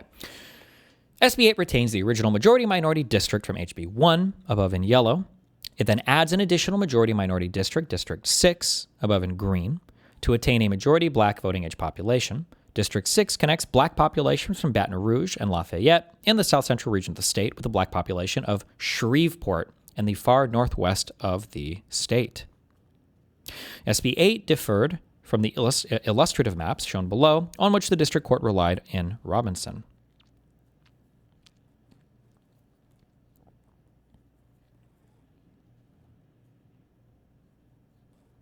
Wow, so many pictures, Lito. Thank you. These illustrative maps also include a second majority-minority district, but one with very different boundaries, shown in blue in the top 4 maps and in green in the bottom 2 maps. This district connects largely urban black communities in Baton Rouge and Lafayette, with more rural black communities in the northeast corner of the state. By contrast, SB 8's District 6 connects the Baton Rouge and Lafayette black populations with the distant black population in Shreveport in the northwest. Louisiana adopted this scheme rather than the one used in the Robinson illustrative maps because it protects the Republican incumbents the state considered most important, Speaker of the House Mike Johnson, House Majority Leader Steve Scalise, and Appropriations Committee member Julia Letlow. See brief for appellant in this court case below. Not long after SB 8 was enacted, another lawsuit was filed, this time in the Western District of Louisiana. A group of plaintiffs, the Calais plaintiffs, plaintiffs asserted that at the end. SB 8 Calais plaintiffs asserted that SB 8, and specifically District 6, was a racial gerrymander that violated the Equal Protection Clause. The plaintiffs from Robinson intervened in the litigation, seeking to defend Louisiana's decision to draw a second majority-minority district. Because the Calais plaintiffs challenged the constitutionality of the apportionment of congressional districts, a district court of 3 judges was convened to hear the suit. The court held a 3-day preliminary injunction hearing, which was consolidated with a trial on the merits. Observing that SB 8's second majority-minority district stretches some 250 miles from Shreveport in the northwest corner of the state to Baton Rouge in the southeast Louisiana, slicing through metropolitan areas to scoop up pockets of predominantly black populations from Shreveport, Alexandria, Lafayette, and Baton Rouge, the court concluded that the map effected a racial gerrymander that violates the Equal Protection Clause. Judge Stewart of the Fifth Circuit dissented. The state of Louisiana and the Robinson interveners appealed the decision directly to this court, and the court noted probable jurisdiction. Appeal the decision. Okay.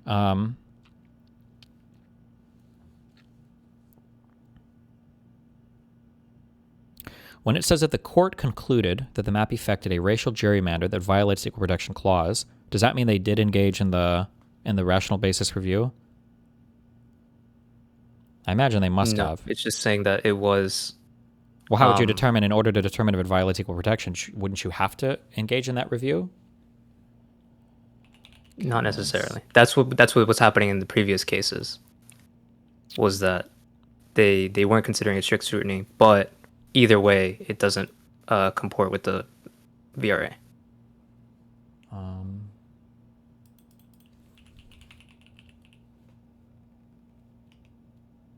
Fuck. Oh, this is the same. Okay, well.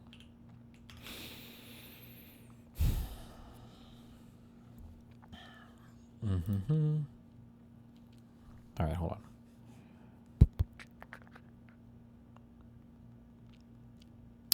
After an initial round of briefing and argument last term, the court restored these cases to the calendar for re-argument this term. We ordered supplemental briefing on the following question: whether the state's intentional creation of a second majority-minority congressional district violates the 14th or 15th Amendments to the U.S. Constitution.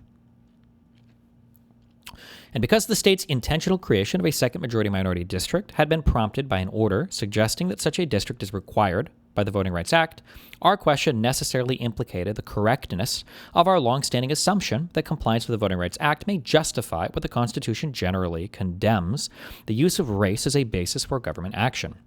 This question was pending in several lower court cases, but in light of the potential impact of those cases on upcoming elections, we concluded that resolution of the question in this suit was appropriate. In considering whether the Constitution permits the intentional use of race to comply with the Voting Rights Act, we start with the general rule that the Constitution almost never permits the federal government or a state to discriminate on the basis of race. Such discrimination triggers strict scrutiny, and our precedents have identified only two compelling interests that can satisfy that standard. One compelling interest, not relevant here, is avoiding imminent and serious risks to human safety in prisons, such as a race riot. The only other compelling interest we have found is remediating specific, identified instances of past discrimination that violated the Constitution or a statute. To rise to the level of a compelling state interest, an effort to remediate past discrimination must satisfy two conditions. First, the discrimination must be identified discrimination. In other words, the state or federal government must identify the specific instances of past discrimination that it aims to remediate, and, in light of that specification, must determine the precise scope of the injury it seeks to remedy. The states and federal government have no compelling interest in generally remediating past discrimination in a particular industry or region or the effects of societal discrimination. Second, after identifying the specific instance of discrimination, the institution that makes the racial distinction must have a strong basis in evidence to conclude that its remedial action is necessary. Our acceptance of race-based state action has been rare for a reason. Distinctions between citizens solely because of their ancestry are by their very nature odious to a free people whose institutions are founded upon the doctrine of equality. And in redistricting, where the state assumes from a group of voters race that they think alike, share the same political interests, and will prefer the same candidates at the polls, and engages in racial stereotyping at odds with equal protection mandates. The question before us now is whether compliance with the Voting Rights Act should be added to a very short list of compelling interests that can justify racial discrimination. To answer that question, we must understand exactly what Section 2 of the Voting Rights Act demands with respect to the drawing of legislative districts. We therefore turn to the text of that provision.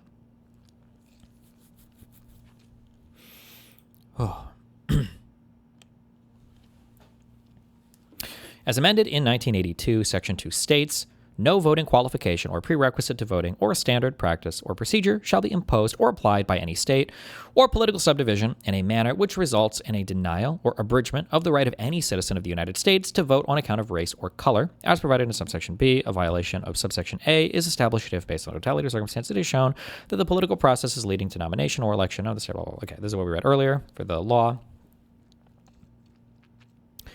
This is not the easiest language to parse, and we will therefore break it down in steps. Beginning with subsection A, we take as given that a legislative districting map may constitute a standard practice or procedure. If that were not so, there would have been no statutory basis for any of our Section 2 vote dilution cases. Therefore, subsection A means that a redistricting map may run afoul of Section 2 if it results in a denial or abridgment of the right to vote on account of race or color.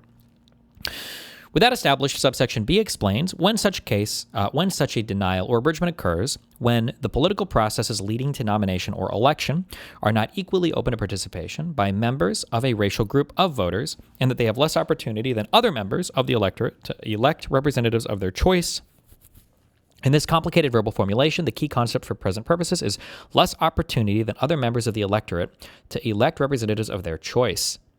This language sets a baseline against which to assess the opportunity of minority voters, the opportunity that other members of the electorate have to elect their preferred candidates. To understand this baseline, we must nail down the meaning of three terms: less opportunity, other members of the electorate, and elect. Ooh, other members is where a lot of this decision is going to turn on. Hold on. I'm going to order food. I'm hungry.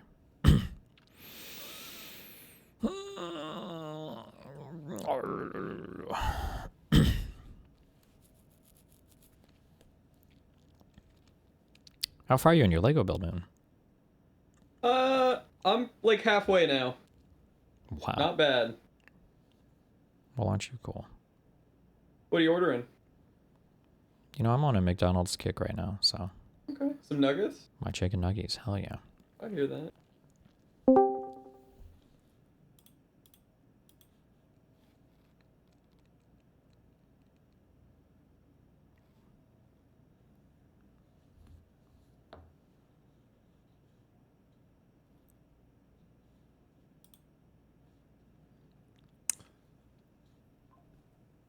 Hi.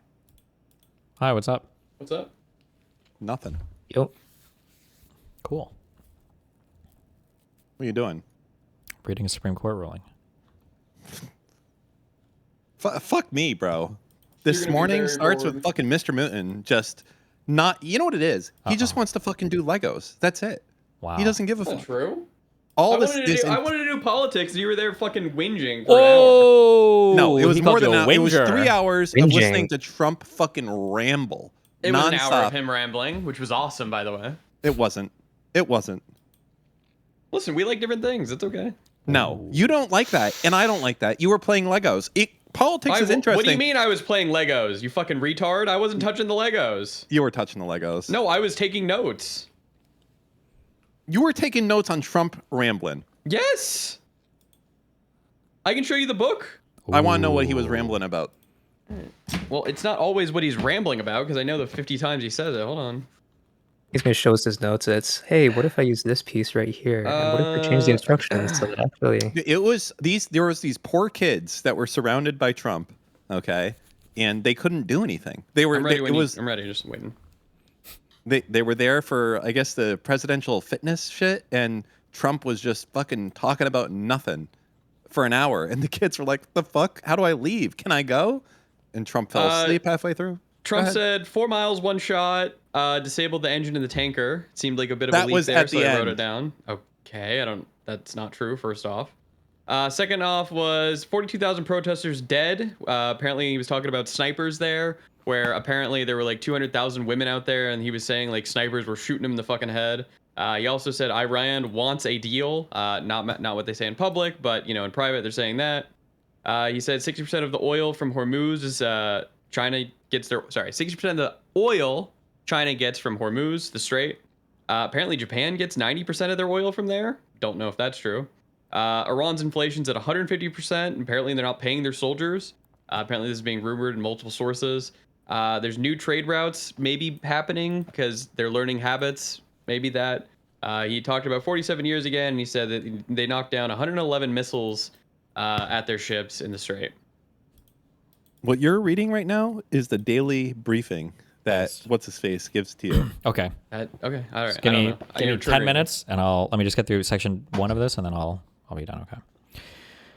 In isolation, opportunity. Okay. So we're trying to figure out what less opportunity, other members of the electorate, and elect mean. In isolation, opportunity could refer to either a desired outcome or a chance to achieve that outcome. As used in Section 2B, however, opportunity must mean a chance to achieve a desired result because the Voting Rights Act does not guarantee equal outcomes. Accordingly, less opportunity must mean a lesser chance. In ordinary usage, less opportunity often takes on such meaning. One might say, for example, that men under 6 feet tall have less opportunity to play in the NBA than those who stand at least 6 feet 7 inches, the current median.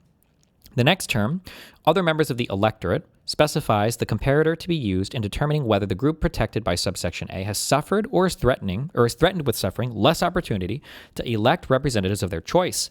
In conceptualizing the members of this comparator group, we may think of a randomly selected member of the electorate who has particular voting preferences, or we may think of a randomly selected group of voters who share certain voting preferences. These voting preferences may be based on a candidate's party affiliation, ideology, stance on a particular policy issue, personal charisma, or some other characteristic or set of characteristics. But whatever they are, the situation of these randomly selected voters must be compared with that of minority voters alleged to have suffered vote dilution.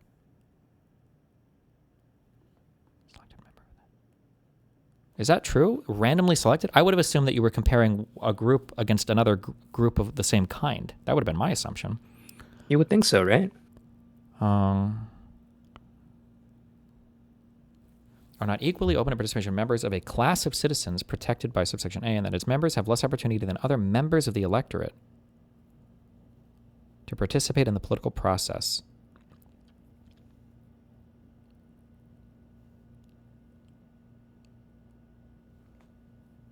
Huh. That's an interesting reading of that. I would have never assumed that. I would assume that, like, if you have a large Mexican voter base, or a large black voter base, or a large Asian voter base, that the large Asian voter base has their interests represented the same way as the countervailing white voter base or other racial voter bases, not a random subsection of, or not a random cross-section of the electorate. I don't know if there's any case law or any speeches by Congress at the time that would justify that, or if he just says that. And we're just... You want me to spell that part for you? What? He's just saying it. Yeah, but I feel like that's an important distinction. Huh. Interesting.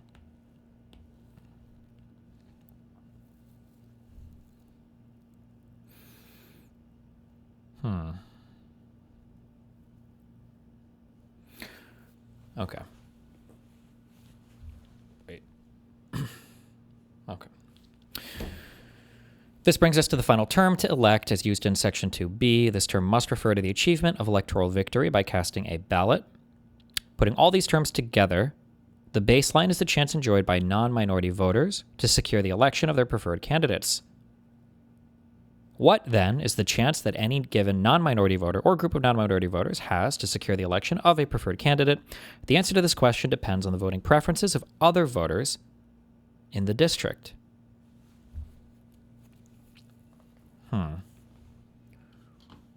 Where is the statute? Hold on.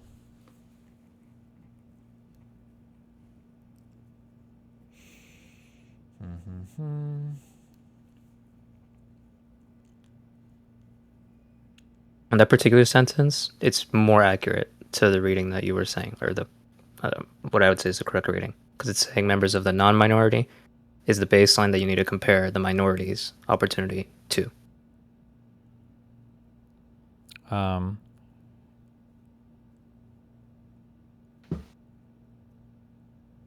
Well, when he says, what then is the chance that any given non-minority voter or group of non-minority voters has to secure the election of a preferred candidate, that the non-minority voter thing there still seems to be like compared to a random person, as opposed to compared against like the majority group or a non-minority group. But I don't know. The answer to this question depends on the voting preferences of other voters in the district. Is that true? Like, if I were to say, we're going to pass maps and they happen to disenfranchise every black voter, it sounds like under his rationale here, we could say, well, all the black people voted for this candidate, and hey, guess what? The white people in these other districts, they voted for that candidate too, so it's fine. That sounds like the argument he's rolling with here. Yep. To answer this question was on the voting preferences of other voters in the district. For example, in a district where most voters prefer Democratic candidates, a Republican voter in that district will have a low chance of securing the election of his or her preferred candidate, but that chance would be substantially higher if the district were instead filled with voters who prefer Republican candidates The roster of voters who end up in a given district depends in turn on the districting criteria used by the state in drawing a legislative map. I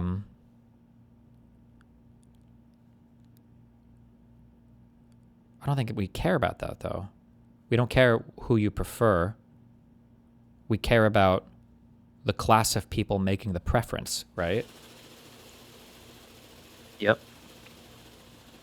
Are not equally open to participation by members of a class participated by substitution, and that is members have less opportunity than other members of the electorate to participate in the political process and to elect representatives of their choice.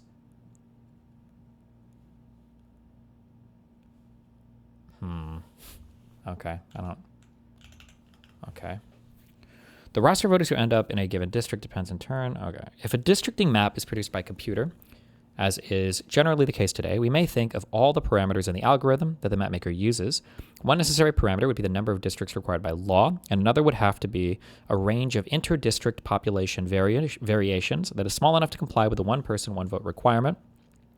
The algorithm might then go on to lay out and assign priorities to whatever additional permissible criteria the legislature chooses to use.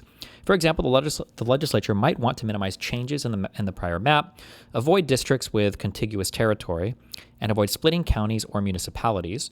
It might impose a certain standard of compactness aimed to protect some or all incumbents or promote the prospects of a particular political party.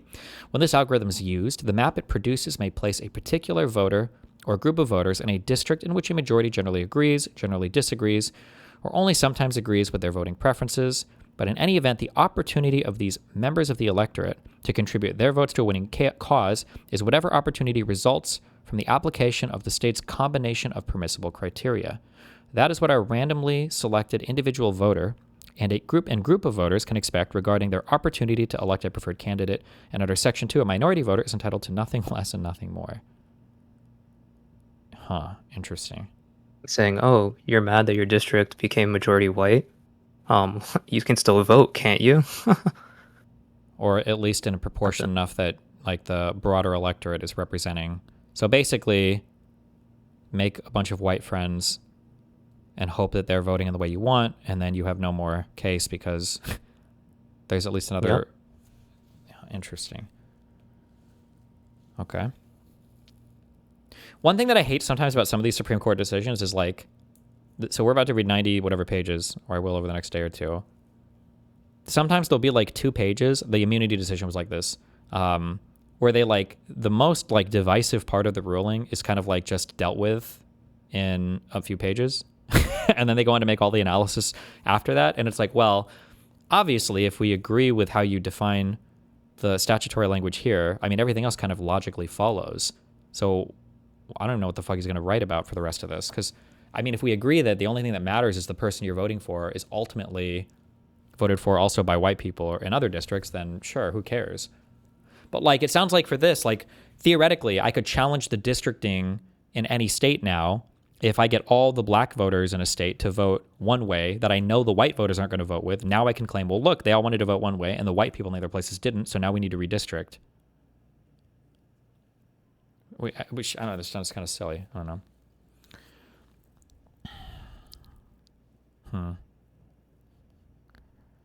Okay. All right. We'll continue this tomorrow.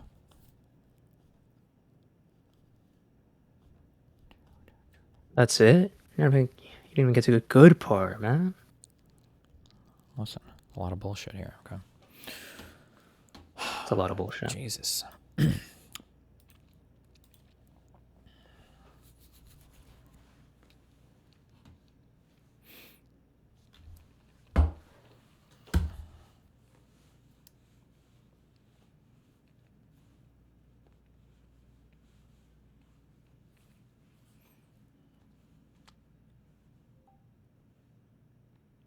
Sheesh. Shut the fuck up, you little punk. Fuck you.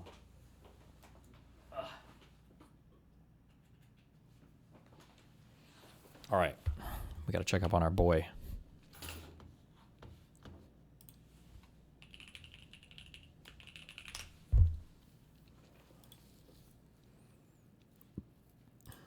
When chat wants to give it to me, like the VTuber.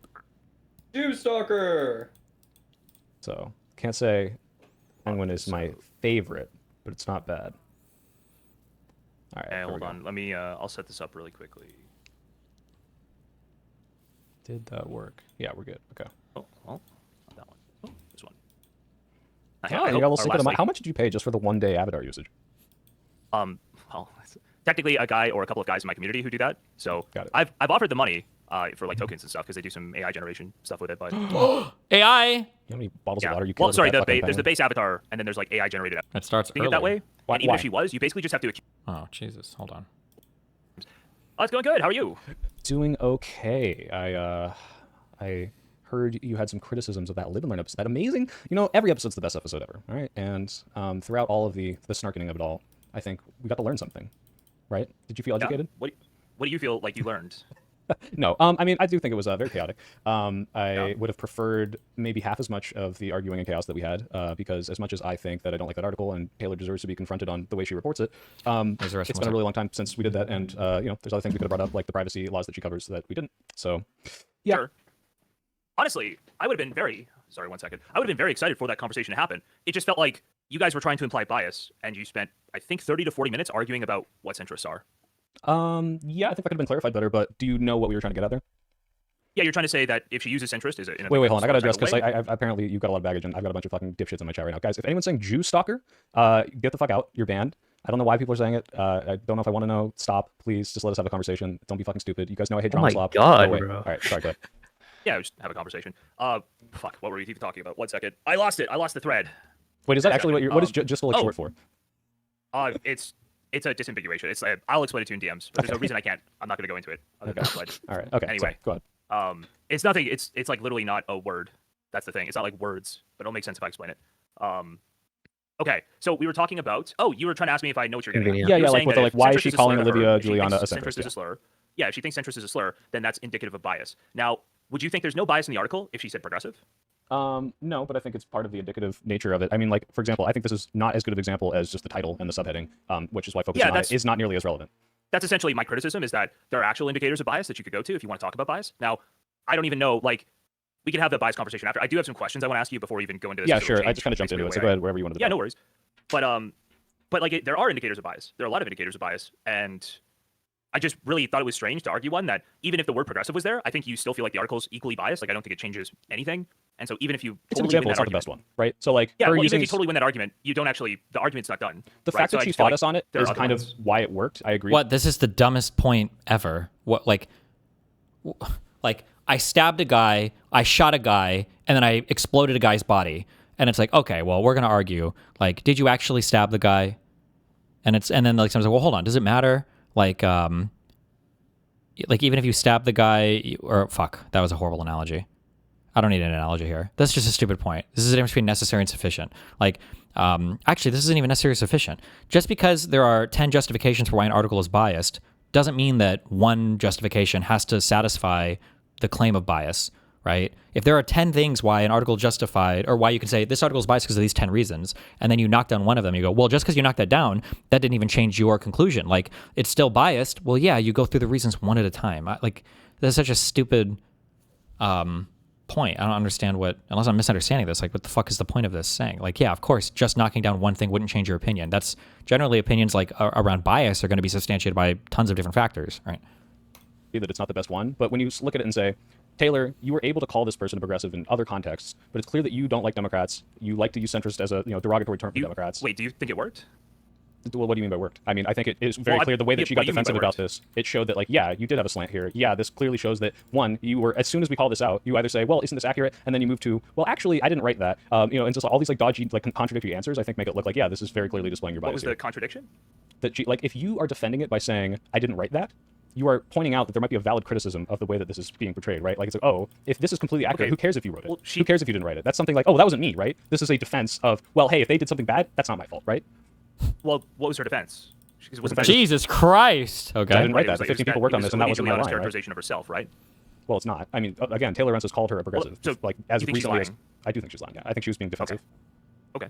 Why? I mean, that didn't come out on the episode. So if you just think she's lying, you well, sure. So like, if I show you, like, what do you mean it didn't come out? Wait, what? Hold on. Oh God, this is gonna be so painful. Ugh.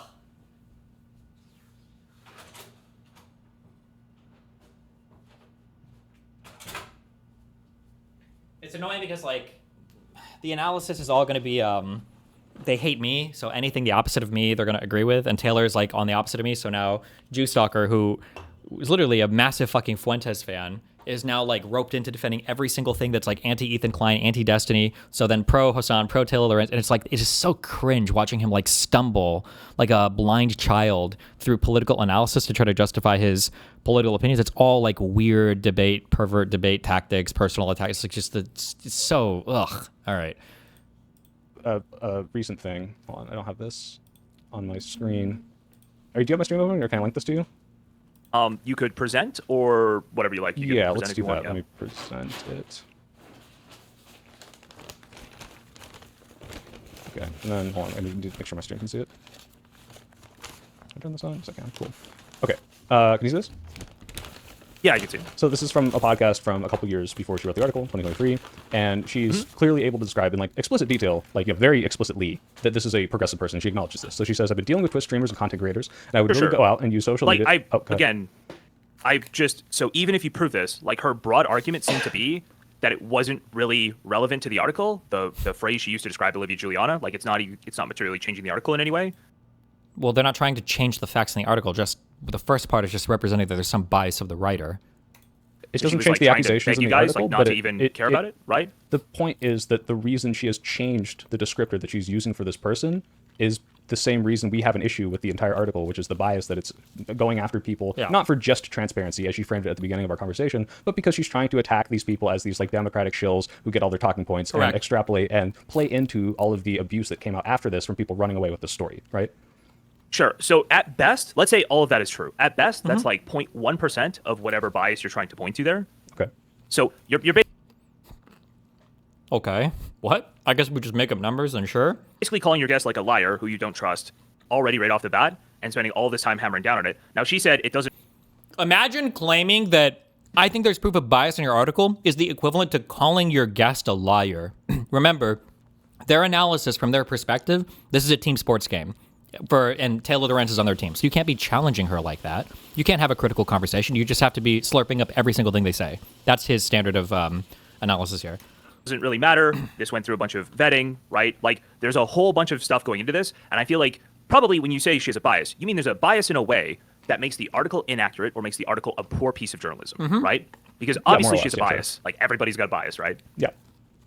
Yeah, so like proving she has a bias here, you would need to prove she has a bius that negatively affects the article. Well, first I don't of all, think this does. I don't think this takes even like a tiny step forward. Well, that's the point, is you start, once you've proven the bias, using multiple examples, then you move from the bias to the facts in the article, and you can challenge some of the facts of the article. But yeah, this is all like a process.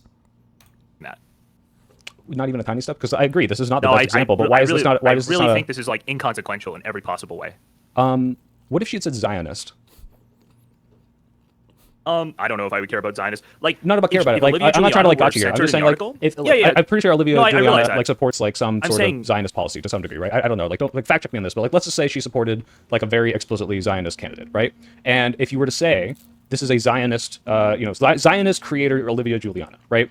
This is not inaccurate if that was the case, that she supported some Zionist policy. But it's clear that you're showing, oh, you're not making this about transparency. You're trying to paint the narrative that Zionists, in this case, would give talking points to these people so that they would not deviate from Zionist lines and then, make content about pro-Zionist things, right? I think you're reading a massive amount into like a qualifier that is like actually not, like, I don't think that's being said, to be honest with you. Well, so first of all, I was using an example. So obviously she's not saying this about the Zionist thing, although some people did run away with that. To be honest, I don't think she cared about that label. I don't think she's using it that way. She absolutely is. Jewstalker's wrong. I hate this. Hassan does this. People do this. I don't know what you would call this. Like, it's like crushing all subtext. I gave this example before. Like, imagine I'm talking about like, yesterday there were 3 people that broke into my house. Like, I don't know. Like, fuck. What was the example I gave? Are you okay with me bringing over 4 friends? There's David, Matt, Chris, and then Tyler. Tyler's black. Like, even if that's like an accurate statement, we'll assume everything is accurate. They're not lying. Like, the fact that you would draw attention to Tyler being black is kind of like, well, what's going on there? Like, you would never defend that as saying, oh, I'm just stating facts. I'm just saying random facts about people. No, you're choosing facts to present to somebody, and you're choosing those facts to present to somebody to have a certain opinion created about them, right? It wasn't by accident that she labeled that one content creator centrist. That was a word she chose explicitly and specifically. Why did she choose that word? Although some people did run away with to that. be but- honest, I don't think she cared about that label. I don't think she's using it that way. And even Like if that was true, this is immediately defeatable. If she didn't care about that label, then she could have said, "Oh, I might have been wrong there. My bad." That's not what she said though. First, she defended it. I think in multiple ways. The first was that, oh, well, I interviewed this person a long time ago and they were a centrist. And then the second, she might have said that she'd seen centrist things by her. I might be mixing that up with her saying she saw a post by those 90 members or whatever. But she defended it initially. Then she tried to brush off responsibility for it. Oh, there were 15 other editors that went through this. I don't know. They inserted it. I didn't even write that, she said at one point. And then on the third one, she kind of minimized it and was like, fine, what do you want me to call her? I'll call her this, blah, blah, blah. Like, that's not the behavior of a person who feels like this is an inconsequential word. It sounds like she was pretty invested in that descriptor. Sounds like the soy pill is right in that actually was a good thing to go on because it demonstrated why Taylor was writing that article, why she was so attached to being bad faith, and why she needed to use that word to show her political adversaries in a bad light here. Some people did run away with that. To be honest, I don't think she cared about that label. I don't think she's using it that way. And even if she was, you basically just have to accuse her of being a liar. And there are other indicators of her bias, like her tweets after the fact, that are just way better things to argue on. I agree. So, like, this is not to the best me, one. You're And we basically spent a lot calling of your time guest on a it. liar. And if you think she's a liar to that level, I don't even know why you'd have her on. Wait, sorry, one more time? So I don't even know why If you'd we're have calling her her a on. liar, why would you have her just on? kind of assume she's like lying to that extent. Because again, Well, I if don't- she was to doing be that, clear, you would I expect didn't- it to like follow through. Like I would expect it to happen with somebody who's a character throughout the entire article. But how many times is Olivia Giuliano referenced?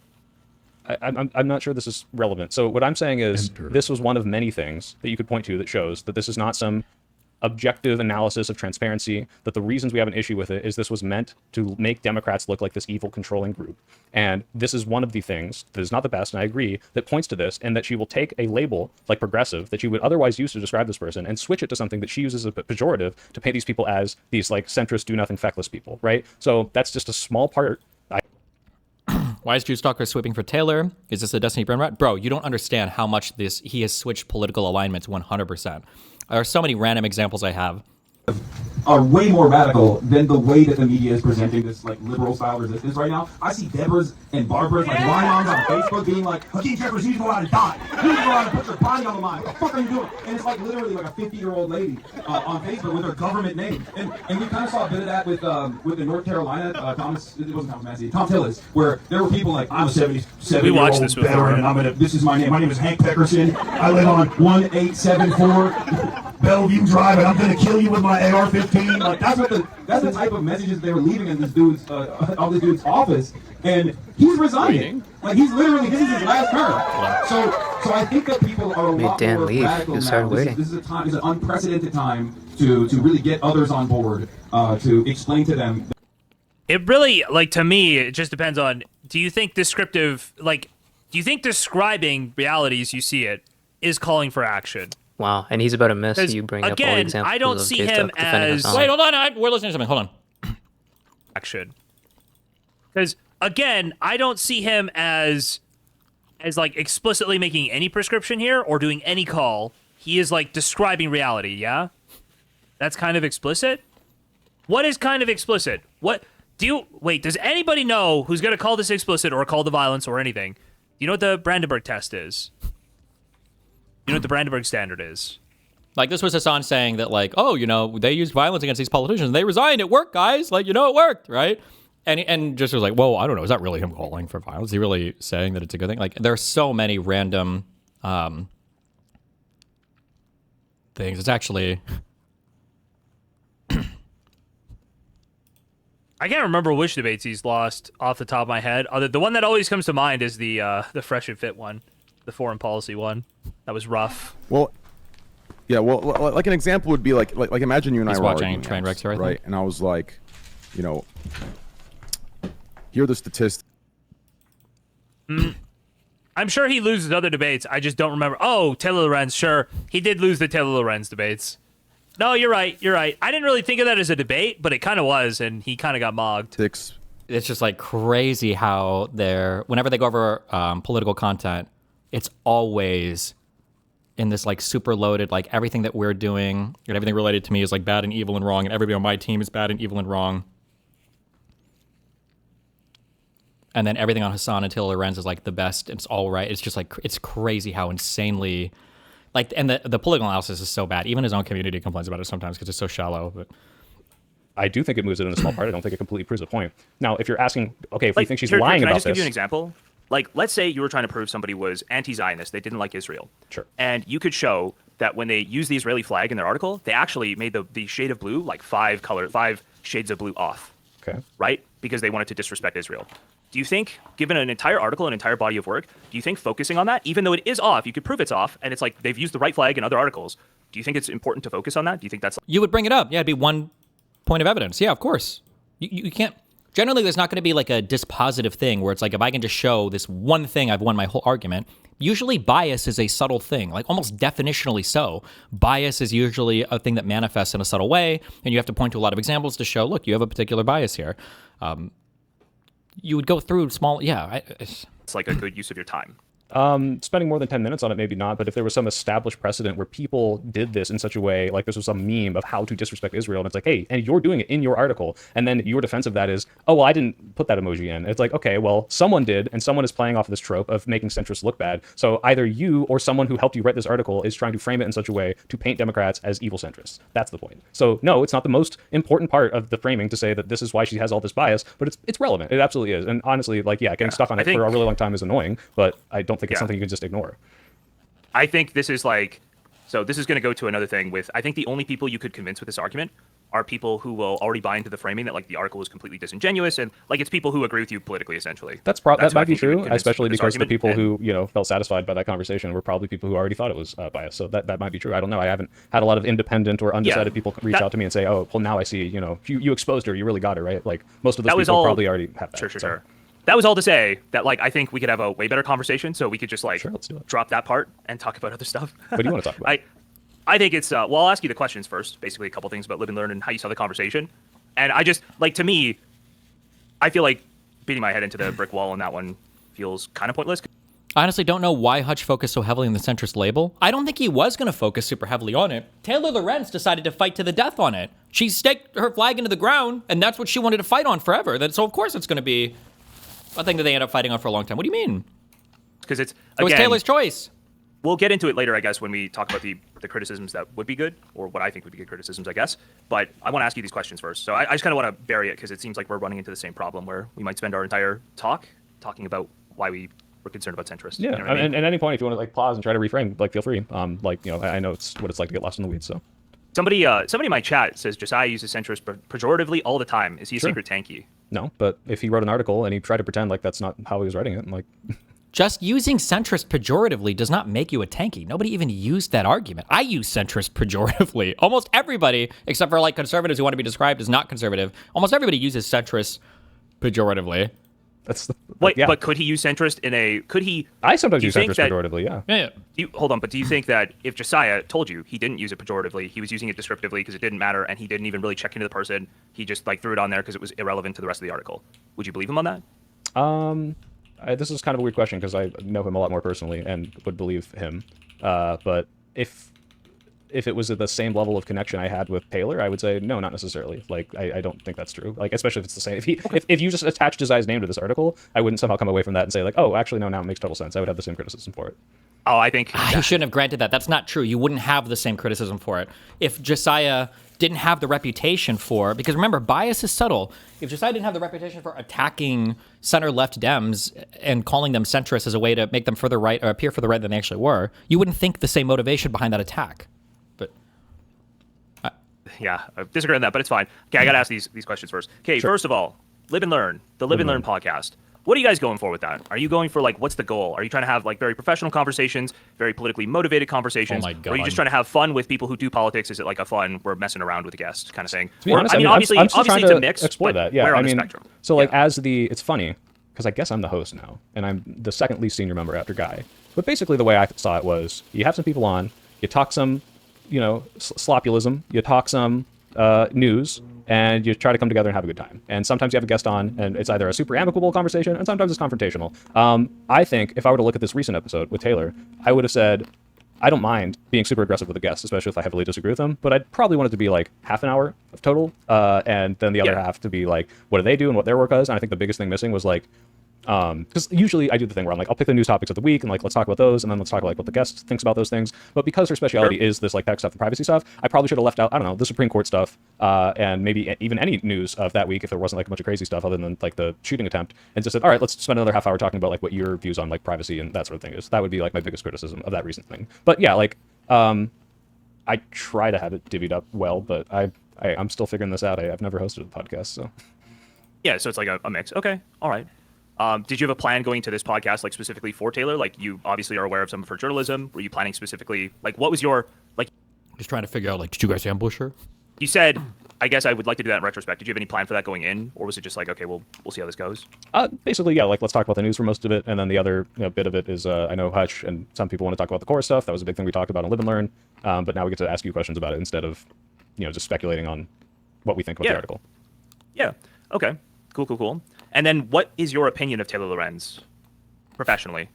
I disagree with like a lot of the things she writes in regards to politics sometimes. Like, I mean, the way we met was that we were debating on her, like, Someone Should Do It video. And I was like, I think you've had a really interesting is a nice word, bad and like, framing of like the past that led up to this, like the way that you like centered COVID somehow doesn't really make sense here. And we chatted about that.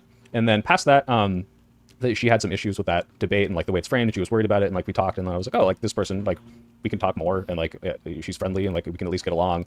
And I learned about some of her other stuff, like the tech stuff. I like the stuff she brings about privacy. So it's like a mixed bag. Some stuff I really don't like this chorus stuff. I think this is like super harmful to the discourse. I think people ran away with this and like are shitting on the party when it's like, hey, we're on the fucking ropes right now. Like, is this really the time to like be making these kind of stretched out allegations?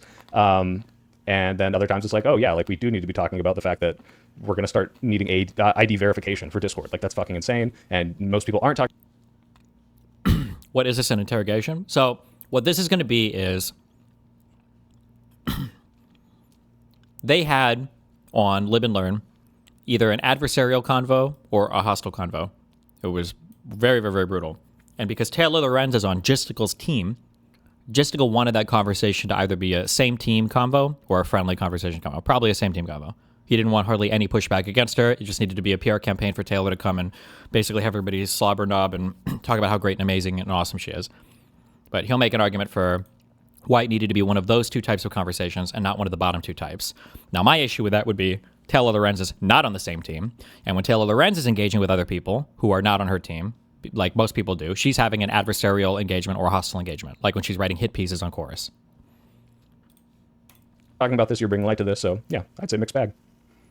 Yeah, like what I would have loved as a conversation there, like I think would have been really awesome, is like what responsibility do journalists have for how people use their work, right? And what steps should they take? Like, what's Taylor's opinion on that? Because I think the best criticism you could do of Taylor in this case is that her opinions that she stated on Twitter and in interviews were different, and not obviously she's not under the editorial gun anymore, right? So she doesn't have an editor. She can say whatever she wants, and she is saying things that go beyond what the article says. So I would have loved that conversation to be had. You know what I'm saying? Like, hey, don't you think that we should have a discussion about that? Because it seemed like what you guys were trying to do was to use her tweets, her commentary after the fact, to invalidate the article.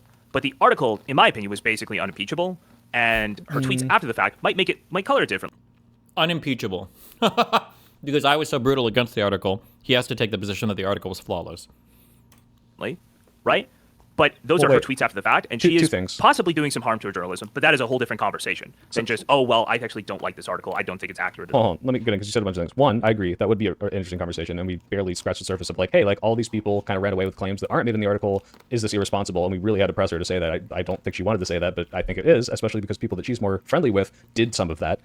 Two, I think her tweets afterwards absolutely matter. I know it's not in the article, but it shows that the person who wrote this has very certain beliefs about these sorts of people and what is being said, and I can't prove. Do you think we were unaware of that? Do you think most people were broadly unaware of her beliefs going into that reading that article? I don't think most people like who read Wired know who Taylor Lorenz is and like, oh, this is a good Taylor Lorenz article. I think this. Taylor deliberately obscures her beliefs.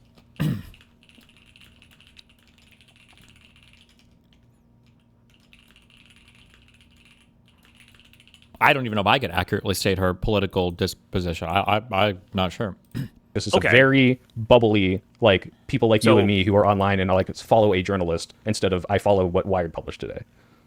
Okay, so you made a different argument on the podcast, if I remember correctly. Oh my you can tell me if God. I'm wrong on this. I don't want to go back and try to find a clip. So Sure. I mean, but it sounded like I'll on the take your word for it. podcast. Well, it sounded to me like on the podcast, you said that she was using those words, the word centrist, because she knew who was going to be reading this article, implying that a lot of the people, that most of the people reading the article would be people who agreed with her and could see that centrist label as a slight. Okay. But if you're arguing that most of Wired is unaware of that and not in that culture, then I think you've just sort of undone your own argument for why that label was effective or useful or indicative of anything.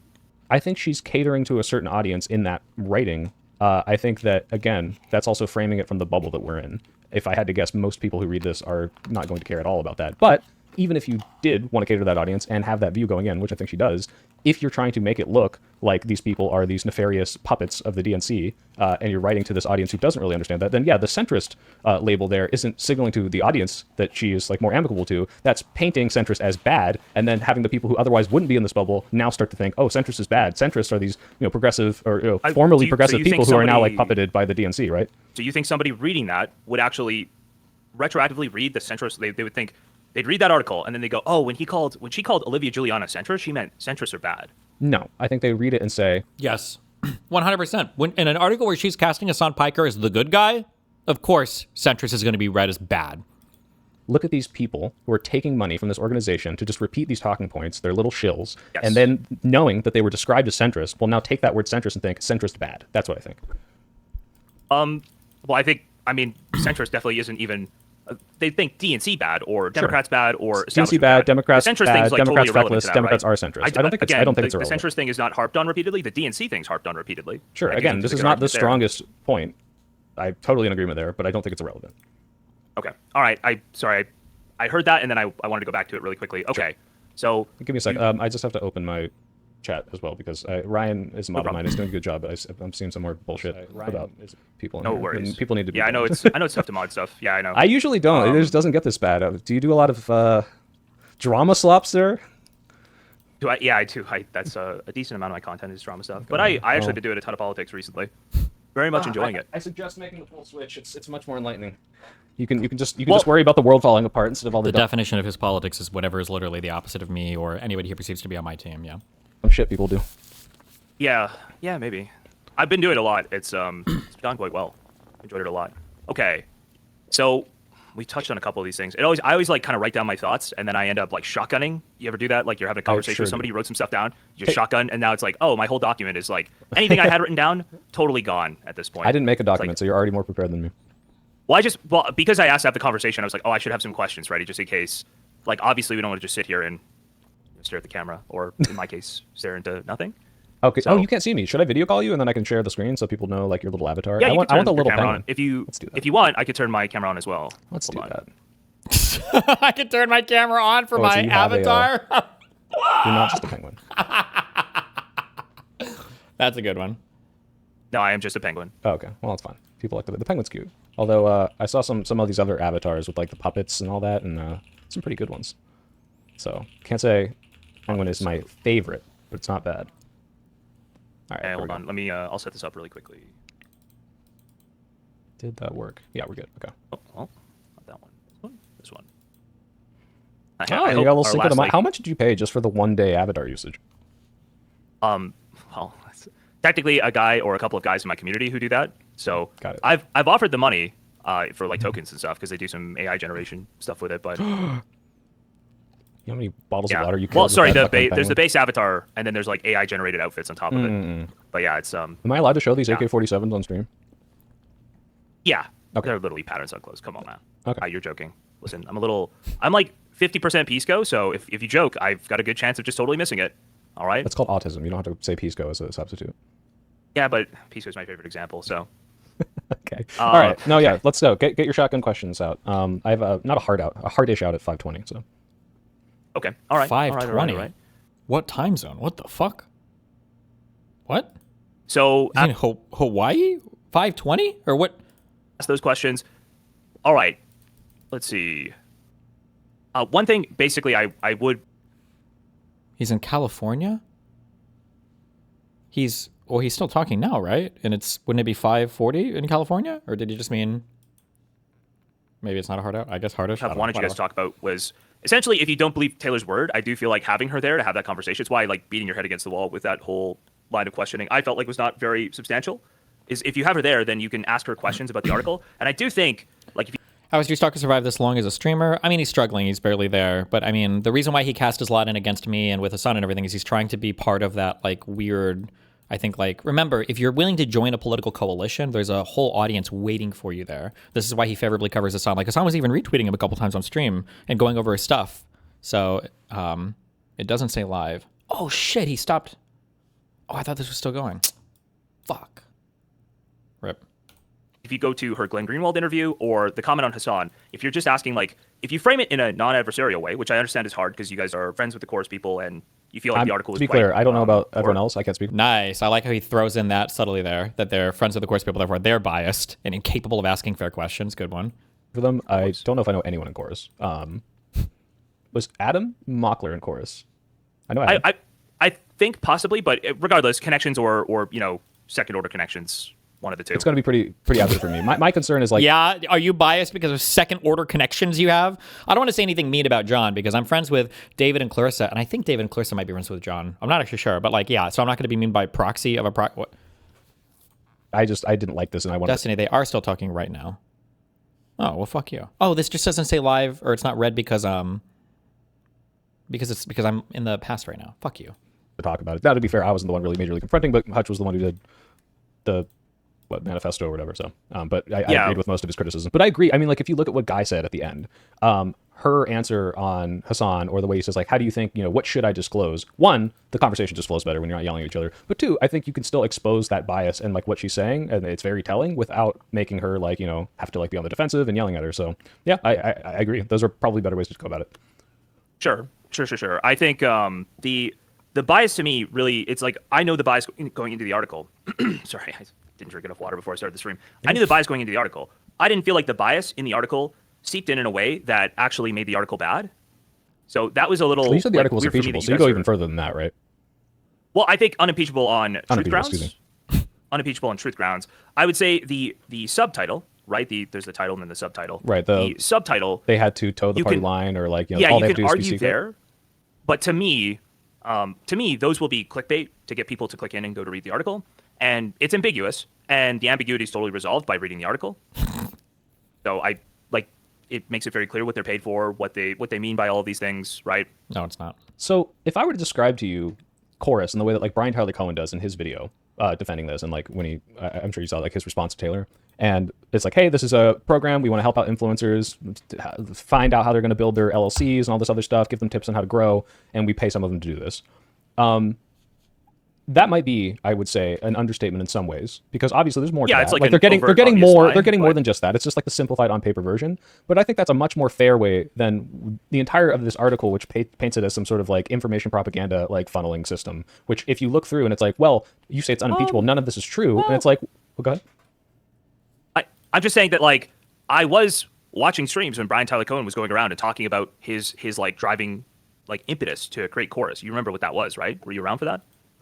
Maybe not that specific conversation he might have had. I don't watch a lot of BTC, but like basically my understanding is like he's like, hey, there's this giant media apparatus of like you know, content creation and media on the right. Why don't we have something like this, right?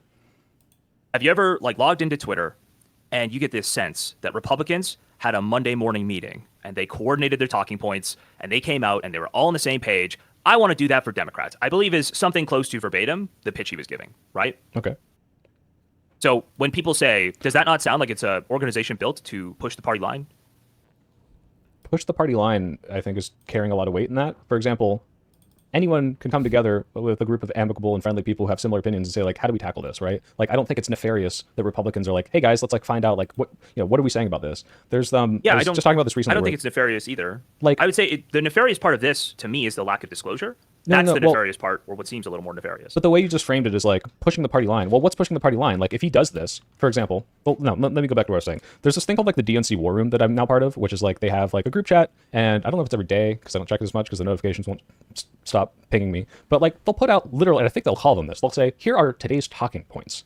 And they will say like, look, like this is what happened. Here's the news. Like here's like what Trump did. Now you could just take this and then push the party line and be like, and this is all good, and everything they do is bad, and everything Democrats did, and all these things they accomplished are good. But what happens is you're just like, oh, this is a way for me to disseminate all the information that has happened in a nice concentrated spot. Here's clips of people talking. Here's all this stuff. Now Go make your own information about this. And they don't say, and you can't say this and you can't say that. Now, of course, there's going to be some bias of like how they're framing this, what kind of points they're giving us, what they're focusing on. But the idea that this is pushing the party line, especially enforced to push the party line or paid to push the party line, is far beyond, hey, here's a bunch of stuff. Let's all coordinate and talk about this so everyone can have a similar understanding of what's going on. Now, there's risks to that, but like I don't think this is pushing the party line.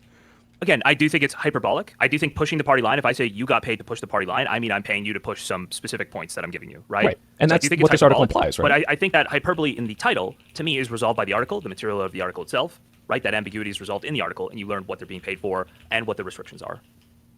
I don't know about that. I mean, if that were the case, why would so many people come away from this article implying that like the DNC is paying people to toe the party line and that they can't deviate from the talking points or they'll get kicked out, which is not what the article says, right? If that were the case, hold on. which is not true, these people... let's be real. If they were deviating between, step 1 and 2 or cohort 1 and 2, let's say some people got into both cohorts. If they were deviating significantly from between cohort 1 and 2, let's say they were becoming more Republican, more libertarian, arguing against a lot of Dem policies, they obviously wouldn't be getting paid anymore, right? What about Taylor Lorenz and her relationship with the Midyar? What if she started writing in favor of a whole bunch of tech censorship? Would she lose? I don't know if she's like getting paid by them more anymore, but like this is a problem. I just don't like that people are selectively only looking at, I guess, whoever their political enemies are when they go to criticize it. I mean, yeah, if they were obviously would Republicans. Be like you would just filter them out, right?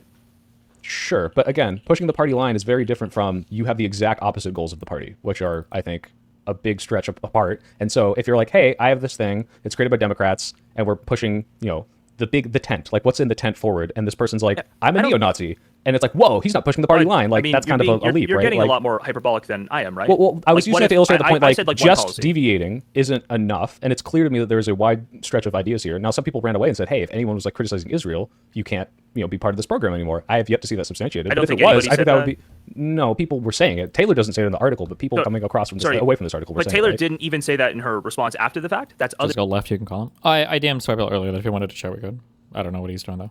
People making it up. So if other people did you see, literally zero information. Wait, what about the tweet she made where she up? said primarily these creators, were these like pro-Israel creators?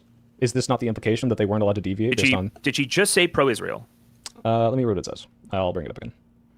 Yeah, I can read it to you too if you want. Oh, if you have it up, sure. Yeah, I can confirm that. Okay, wait, hold on. Before you read it, before you read it, if that's the case, you don't got me question. Just say it. Like if you know, I'm not trying to got you. Oh, like, sure. It's that they've not spoken out about Palestine. As in silence on this is one of the things that she noticed as an attribute. Gotcha. Do you think that's inaccurate? Given a lot of your own friends have basically elected to not really cover Palestine. One sec. I can't multitask. Your own... Wait, who else is are all the live and learn guys Zionist dick sucks now? Has Hutch made a position about the genocide? That little fucking piece of shit. I bet he's pro-Zionist. I bet he's a pro-Israeli dick suck. He's a Zio boy. Sorry. No problem. All right. Okay, I have it up. Ask your question. So it was, or they have not spoken out about Palestine. They don't talk about Gaza. Now, given the reporting on David Pakman, BTC, a couple of these people meeting up and basically agreeing that it's probably not a good thing. It's not a good thing. You can't really build unity on Palestine, right? You don't think that's vaguely accurate? That probably most of the people they're looking for are people who focus on domestic issues? I can't say for sure if this is vaguely accurate. I haven't done an assessment of like... Focus on domestic issues is a lot different than censoring people or cutting them out based on their position on Israel-Palestine. And it's also a lot different. Looking for members with a certain opinion is, I think, significantly different than telling their current members to change their opinions or censor their opinions as well. These are all really different things, but whatever, I guess.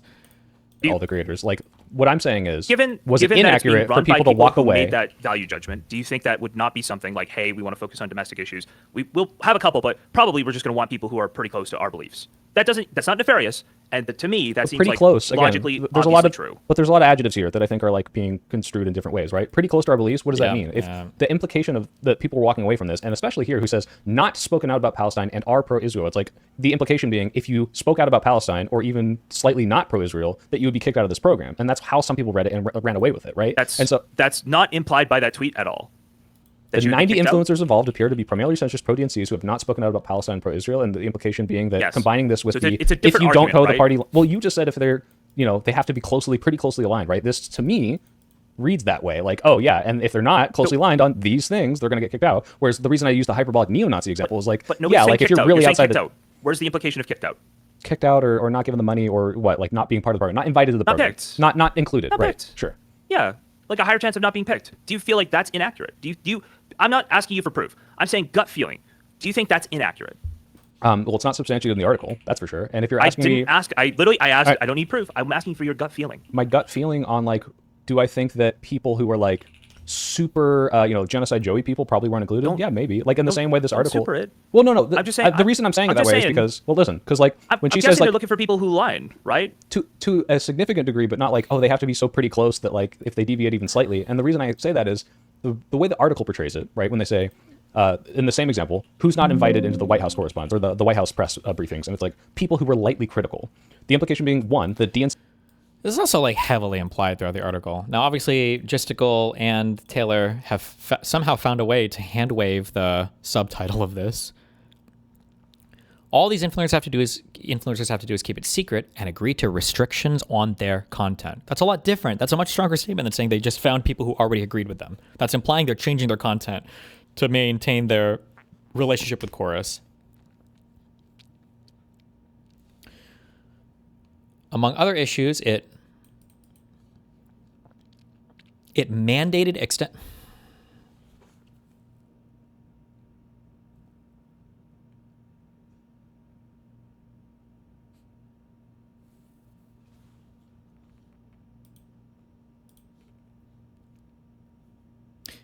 Among other issues, it mandated extensive secrecy about disclosing their payments and had restrictions on what sort of political content the creators could produce. Restrictions on political content? The implication here is that they're being told what they can or cannot say.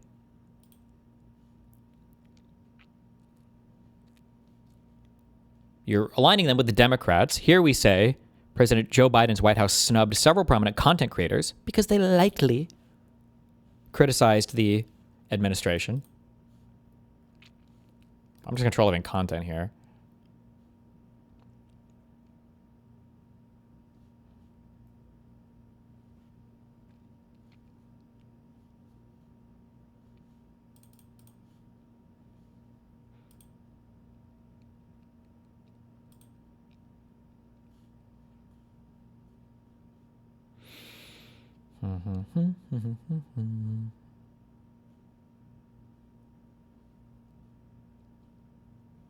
I was just content creator.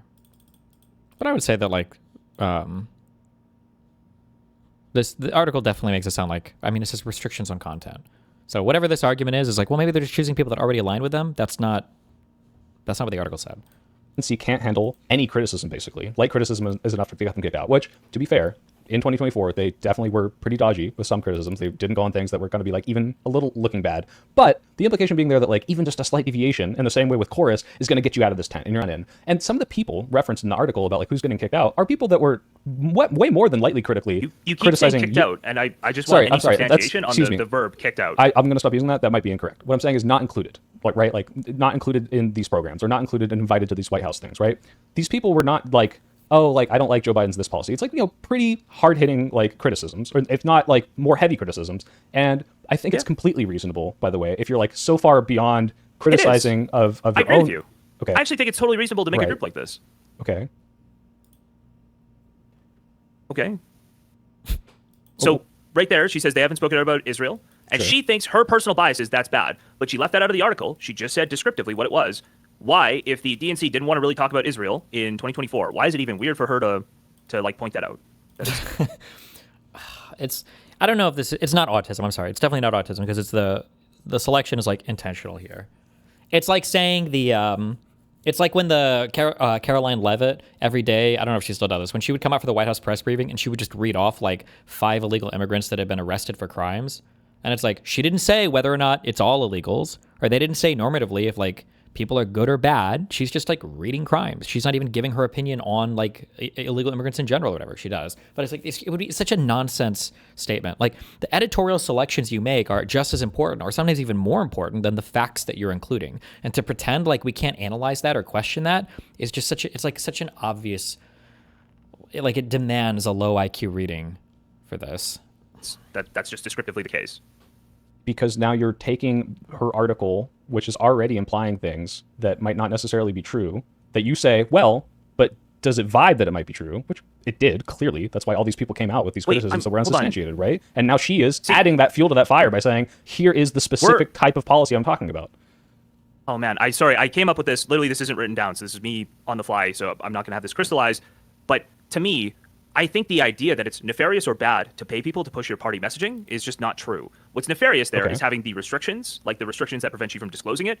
That's nefarious to me. Content restrictions as well, and the restrictions on disclosure were never proven in the article and seem to be false because people have disclosed before and after the article, and they rejected that it was ever preventable or that they were ever restricted from disclosing. But for some reason, we're just supposed to believe Taylor Lorenz on that. I don't know. What part the were they not idea allowed that to you just build a disclose? pro DNC thing that is going to push DNC messaging, that doesn't seem bad to me, and I'm not sure that that's there and bad in the article. I think the other practices are what make it bad and make it nefarious. So it's not bad to push the party line, but it is. First of all, I believe you when you say that. However, do you think Taylor or the people that I'm describing when I say the bias, do you think they think the party line is good? Yes. Yeah. No, bad. No, they don't. think it's Right? bad. Yeah, obviously they think it's bad. right? That's sorry, I said that leading in. That obviously her bias is that it's bad that they do this, right? But I don't think that's revealed in the article. I think the article is descriptively true. And I think the article lays out some other things that are nefarious, regardless Again, of... I don't know how many times I can explain this, but descriptively true. You can lay out a set of descriptively true facts. That doesn't mean that the overall narrative or consensus or in reading a thing that you're coming away with a true impression of the world. It's just such a stupid way to present things. Whether or not calling a genocide is really critical to the DNC. Okay. I think it's both here. I think that, yes, for example, when Taylor comes out and says, I'm really worried about the disclosure here, she's not lying, okay? When she says this is the crux of my article, I think that is very misleading. But this is both, right? I think she has this bias. She's coming in and she's saying, yeah, the party line is bad, centrist Dems are bad, I don't think they do good things. And she'll always play cover and say, well, Trump is worse. And I do think she believes that. But that's not to say that she doesn't hate what most Democratic policies are. And to be clear, I'm a progressive. I get really fucking upset with these people. But the idea that this is completely detached from her criticism of towing the party line, if this was a disclosure thing about a progressive org that did progressive, disseminating information, I don't even know if this article would have been written. Do you agree with that? No, I don't necessarily agree with that. I do think she has a problem with dark money. She's got a problem with not disclosing, right? But I don't know if she would have written this article. I do think she would write that article. Yes, I Well, absolutely it's an unprovable thing. I disagree, but yeah, I can't prove it, so it doesn't matter. Sorry, you were making a segue there that I interrupted. Well, I don't even know what the segue was now. I'm actually thinking, I'm looking at this, she literally says Republicans have been working on stuff like this. I believe she's hinted at stuff. Does she not does she not mention Tenet in here?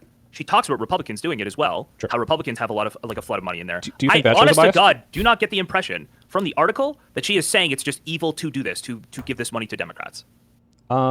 Evil to do this, to give this money to Democrats. I don't know if I necessarily agree with that framing either. But again, when she's bringing up Tenet, does she bring up Tenet in this article? I don't know if she does. I think she does. I don't know if I'm opening the wrong one. Oh no, here it is. I have it over here. Yeah, she does. She's highlighting the difference that, in how DNC people want to go top down and Tenet media and stuff is going bottom up. Or do you think, RNC is going bottom up. I think what Tenet did is evil. Do you?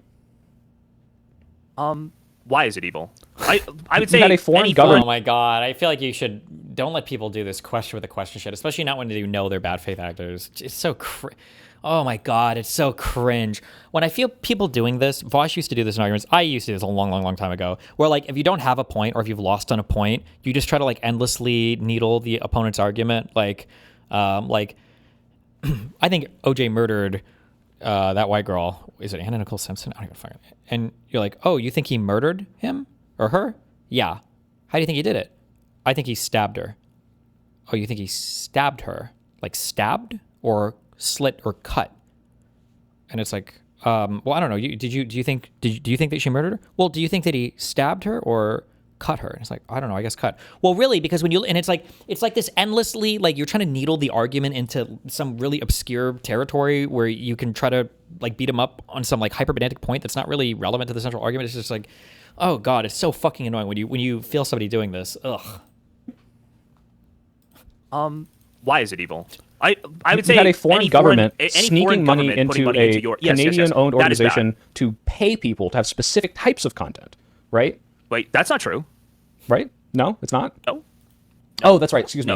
They already knew that they were going to make content that would agree with them. Right. Sorry. Excuse me. They didn't say you have to make this video. Although I think there were some discussions of that through Tenet. It wasn't primarily. Do you see how what you just said there maps completely on to the idea of filtering, only hiring people who want to say what you want. If you want to talk about manufacturing consent, sure. But the difference here is that one of these people are literally. Tenet was undisclosed and was literally committing wire fraud to stealthily funnel money around to other content creators in an obscured manner.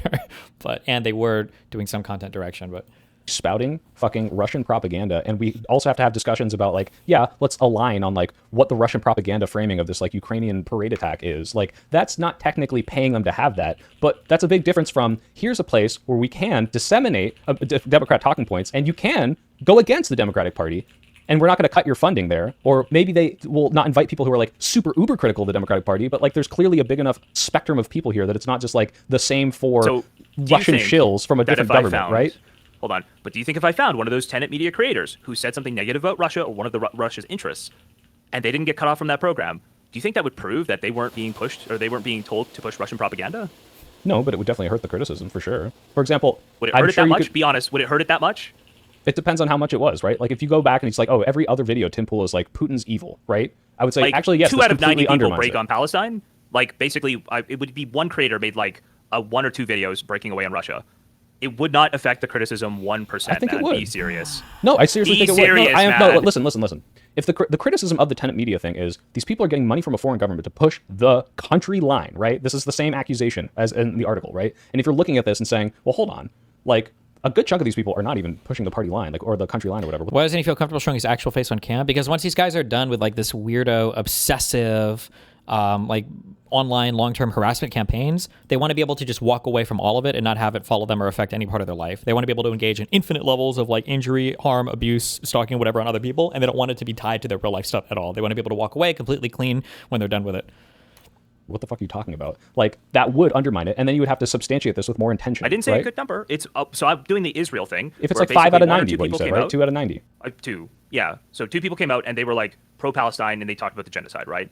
Sure. And so significally, that the resources they're using are very likely still going almost entirely to pushing their thing. Sure. And if I had 1 or 2 examples, but what's the accusation? like they had for Chorus, the accusation is that the accusation is if you deviated from this, you wouldn't be invited, the allegation right? that the DNC is pushing their own messaging through hiring people who align with them. Right, but if you're saying that in this article, as this article is like implying that like these deviations would get you not invited, or these deviations were all controlled, these people were controlled, right? This is the implication coming away from it, and these people clearly aren't. Why Then the argument. I don't think that's implied by the article. It says they have. When you say you have to funnel all of your restrictions on content. Yeah, restrictions on content, right? Restrictions on content, funneling stuff through the newsroom, right? Like the idea is that there's this top-down, like sort of like apparatus that's making these people stay within the bounds of what Chorus deems acceptable, right? Now, obviously, what Chorus deems acceptable, you could say, well, they say, you know, the neo-Nazi or whatever, like steps outside of those bounds. So that's clearly not acceptable. They're not inviting these people. But what I'm saying, the implication of this article is it's the party line. That's the only thing that's acceptable. And so if you have people, even if it's just one person who's not, you know, pushing the party line on any of these things, it's like, okay, this undermines it to an extent because either they're not doing that or they are, but they're keeping a couple people to throw a bone just to like play defense, right? And then the accusation has to shift to, okay, how many of these people are they throwing in there to hide the fact that they're doing that? And then that's a completely different thing you have to substantiate. I don't think it's like that. I think basically so long as you're always going to have some pet issues where you deviate, and so long as it's like 90% effective, you're fine. Anyway, it's okay. Well, okay, but again, that's a different argument, right? Well. Like that's saying like, okay, they are paid to pay the toe of the party line, and they're going to throw a bone to some of these people. People did this to the Progressive Victory, right? I don't know if you heard about this, but they put Dylan Burns on, and it's like, look, this thing's full of tankies. They don't give a fuck about Ukraine. They just want to shit on Palestine. Hold on, like, just to be clear, hold on. There's only one group of really deranged people who are saying things like that. You pushed back against that basically immediately, did you not? Yeah. That like it wasn't just tankies. Yep. There might be some communists in there. I don't doubt that, but it's different from a tanky. Okay. Sure. No, I'm saying these were the accusations. I'm not agreeing with these accusations, right? And so these accusations are coming out, and I'm like, well, hold on. How can you say that they're, you know, this ideologically captured tanky org when this is happening? They have Dylan Burns on to talk about Ukraine, and they're like, oh, that was just to throw Ukraine a bone. That was just to hide this. And now I think that's very clear. I mean, unless they're just keep throwing bones. I mean, like this organization has now come out and be like, hey, like we're going to work with Track Ukraine. We're going to like, you know, change to make sure we don't have that perception. This is going to undermine those accusations, and whether or not they're playing it for defense, you have to now prove that. But right now, they're putting their money where their mouth is. So if you're going to make the accusation that they're towing the party line, they're telling these creators to toe the party line, they're keeping them within these confines, they're not inviting people who will step outside, and then there's people that do step outside, then it seems that either this isn't true, or you now have to prove that they're doing this as cover, right? Yeah, I think you just really disingenuously framed the Progressive Victory thing and Dylan Burns and centering Dylan Burns and taking a pledge that people are going to commit to Ukraine. That is way, way, way, way, way beyond having 2 of your creators occasionally making a TikTok about Palestine. But it's fine. I'm okay on that. Okay. I'm bored. I can't listen to these people. It's really hard. It's so fucking retarded. All right. One quick memer. Tedesco, that's like a golf course, yeah? Are you asking? On its third attempt tonight, Marblehead Town Meeting approved an MBTA Communities Compliant District, largely centered on the 125-year-old Tedesco Country Club, meeting 3A requirements on paper, while all but assuring no new housing would be built. Asking me if Tedesco's a golf course? Yeah, I'm asking you, yeah. Last time I drove by.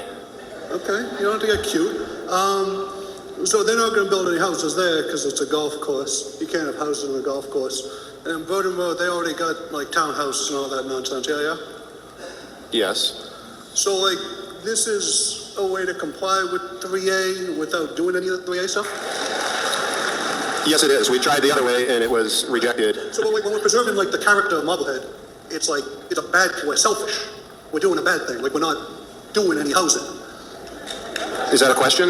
Yeah, kind of. Like, are we kind of being pricks? Like, like we voted last year. And how many times can we? Like, I don't. Like, are we trying to do nothing? Because it seems like we're doing nothing. So, I'm not an expert on this. I didn't even know it was a golf course. I hadn't driven by. But, like, what are we? We're trying to make sure we build no houses. Like, I don't get it. Like, people live in houses. Sir, this is the plan before us tonight, so yeah, that's what we're voting on. Okay, I just want to make sure we're voting on nothing substantive. Thank you. You're not missing anything. Okay, Thank you. They all voted to keep it, by the way. No, I'm just kidding. I don't actually know how they voted, but...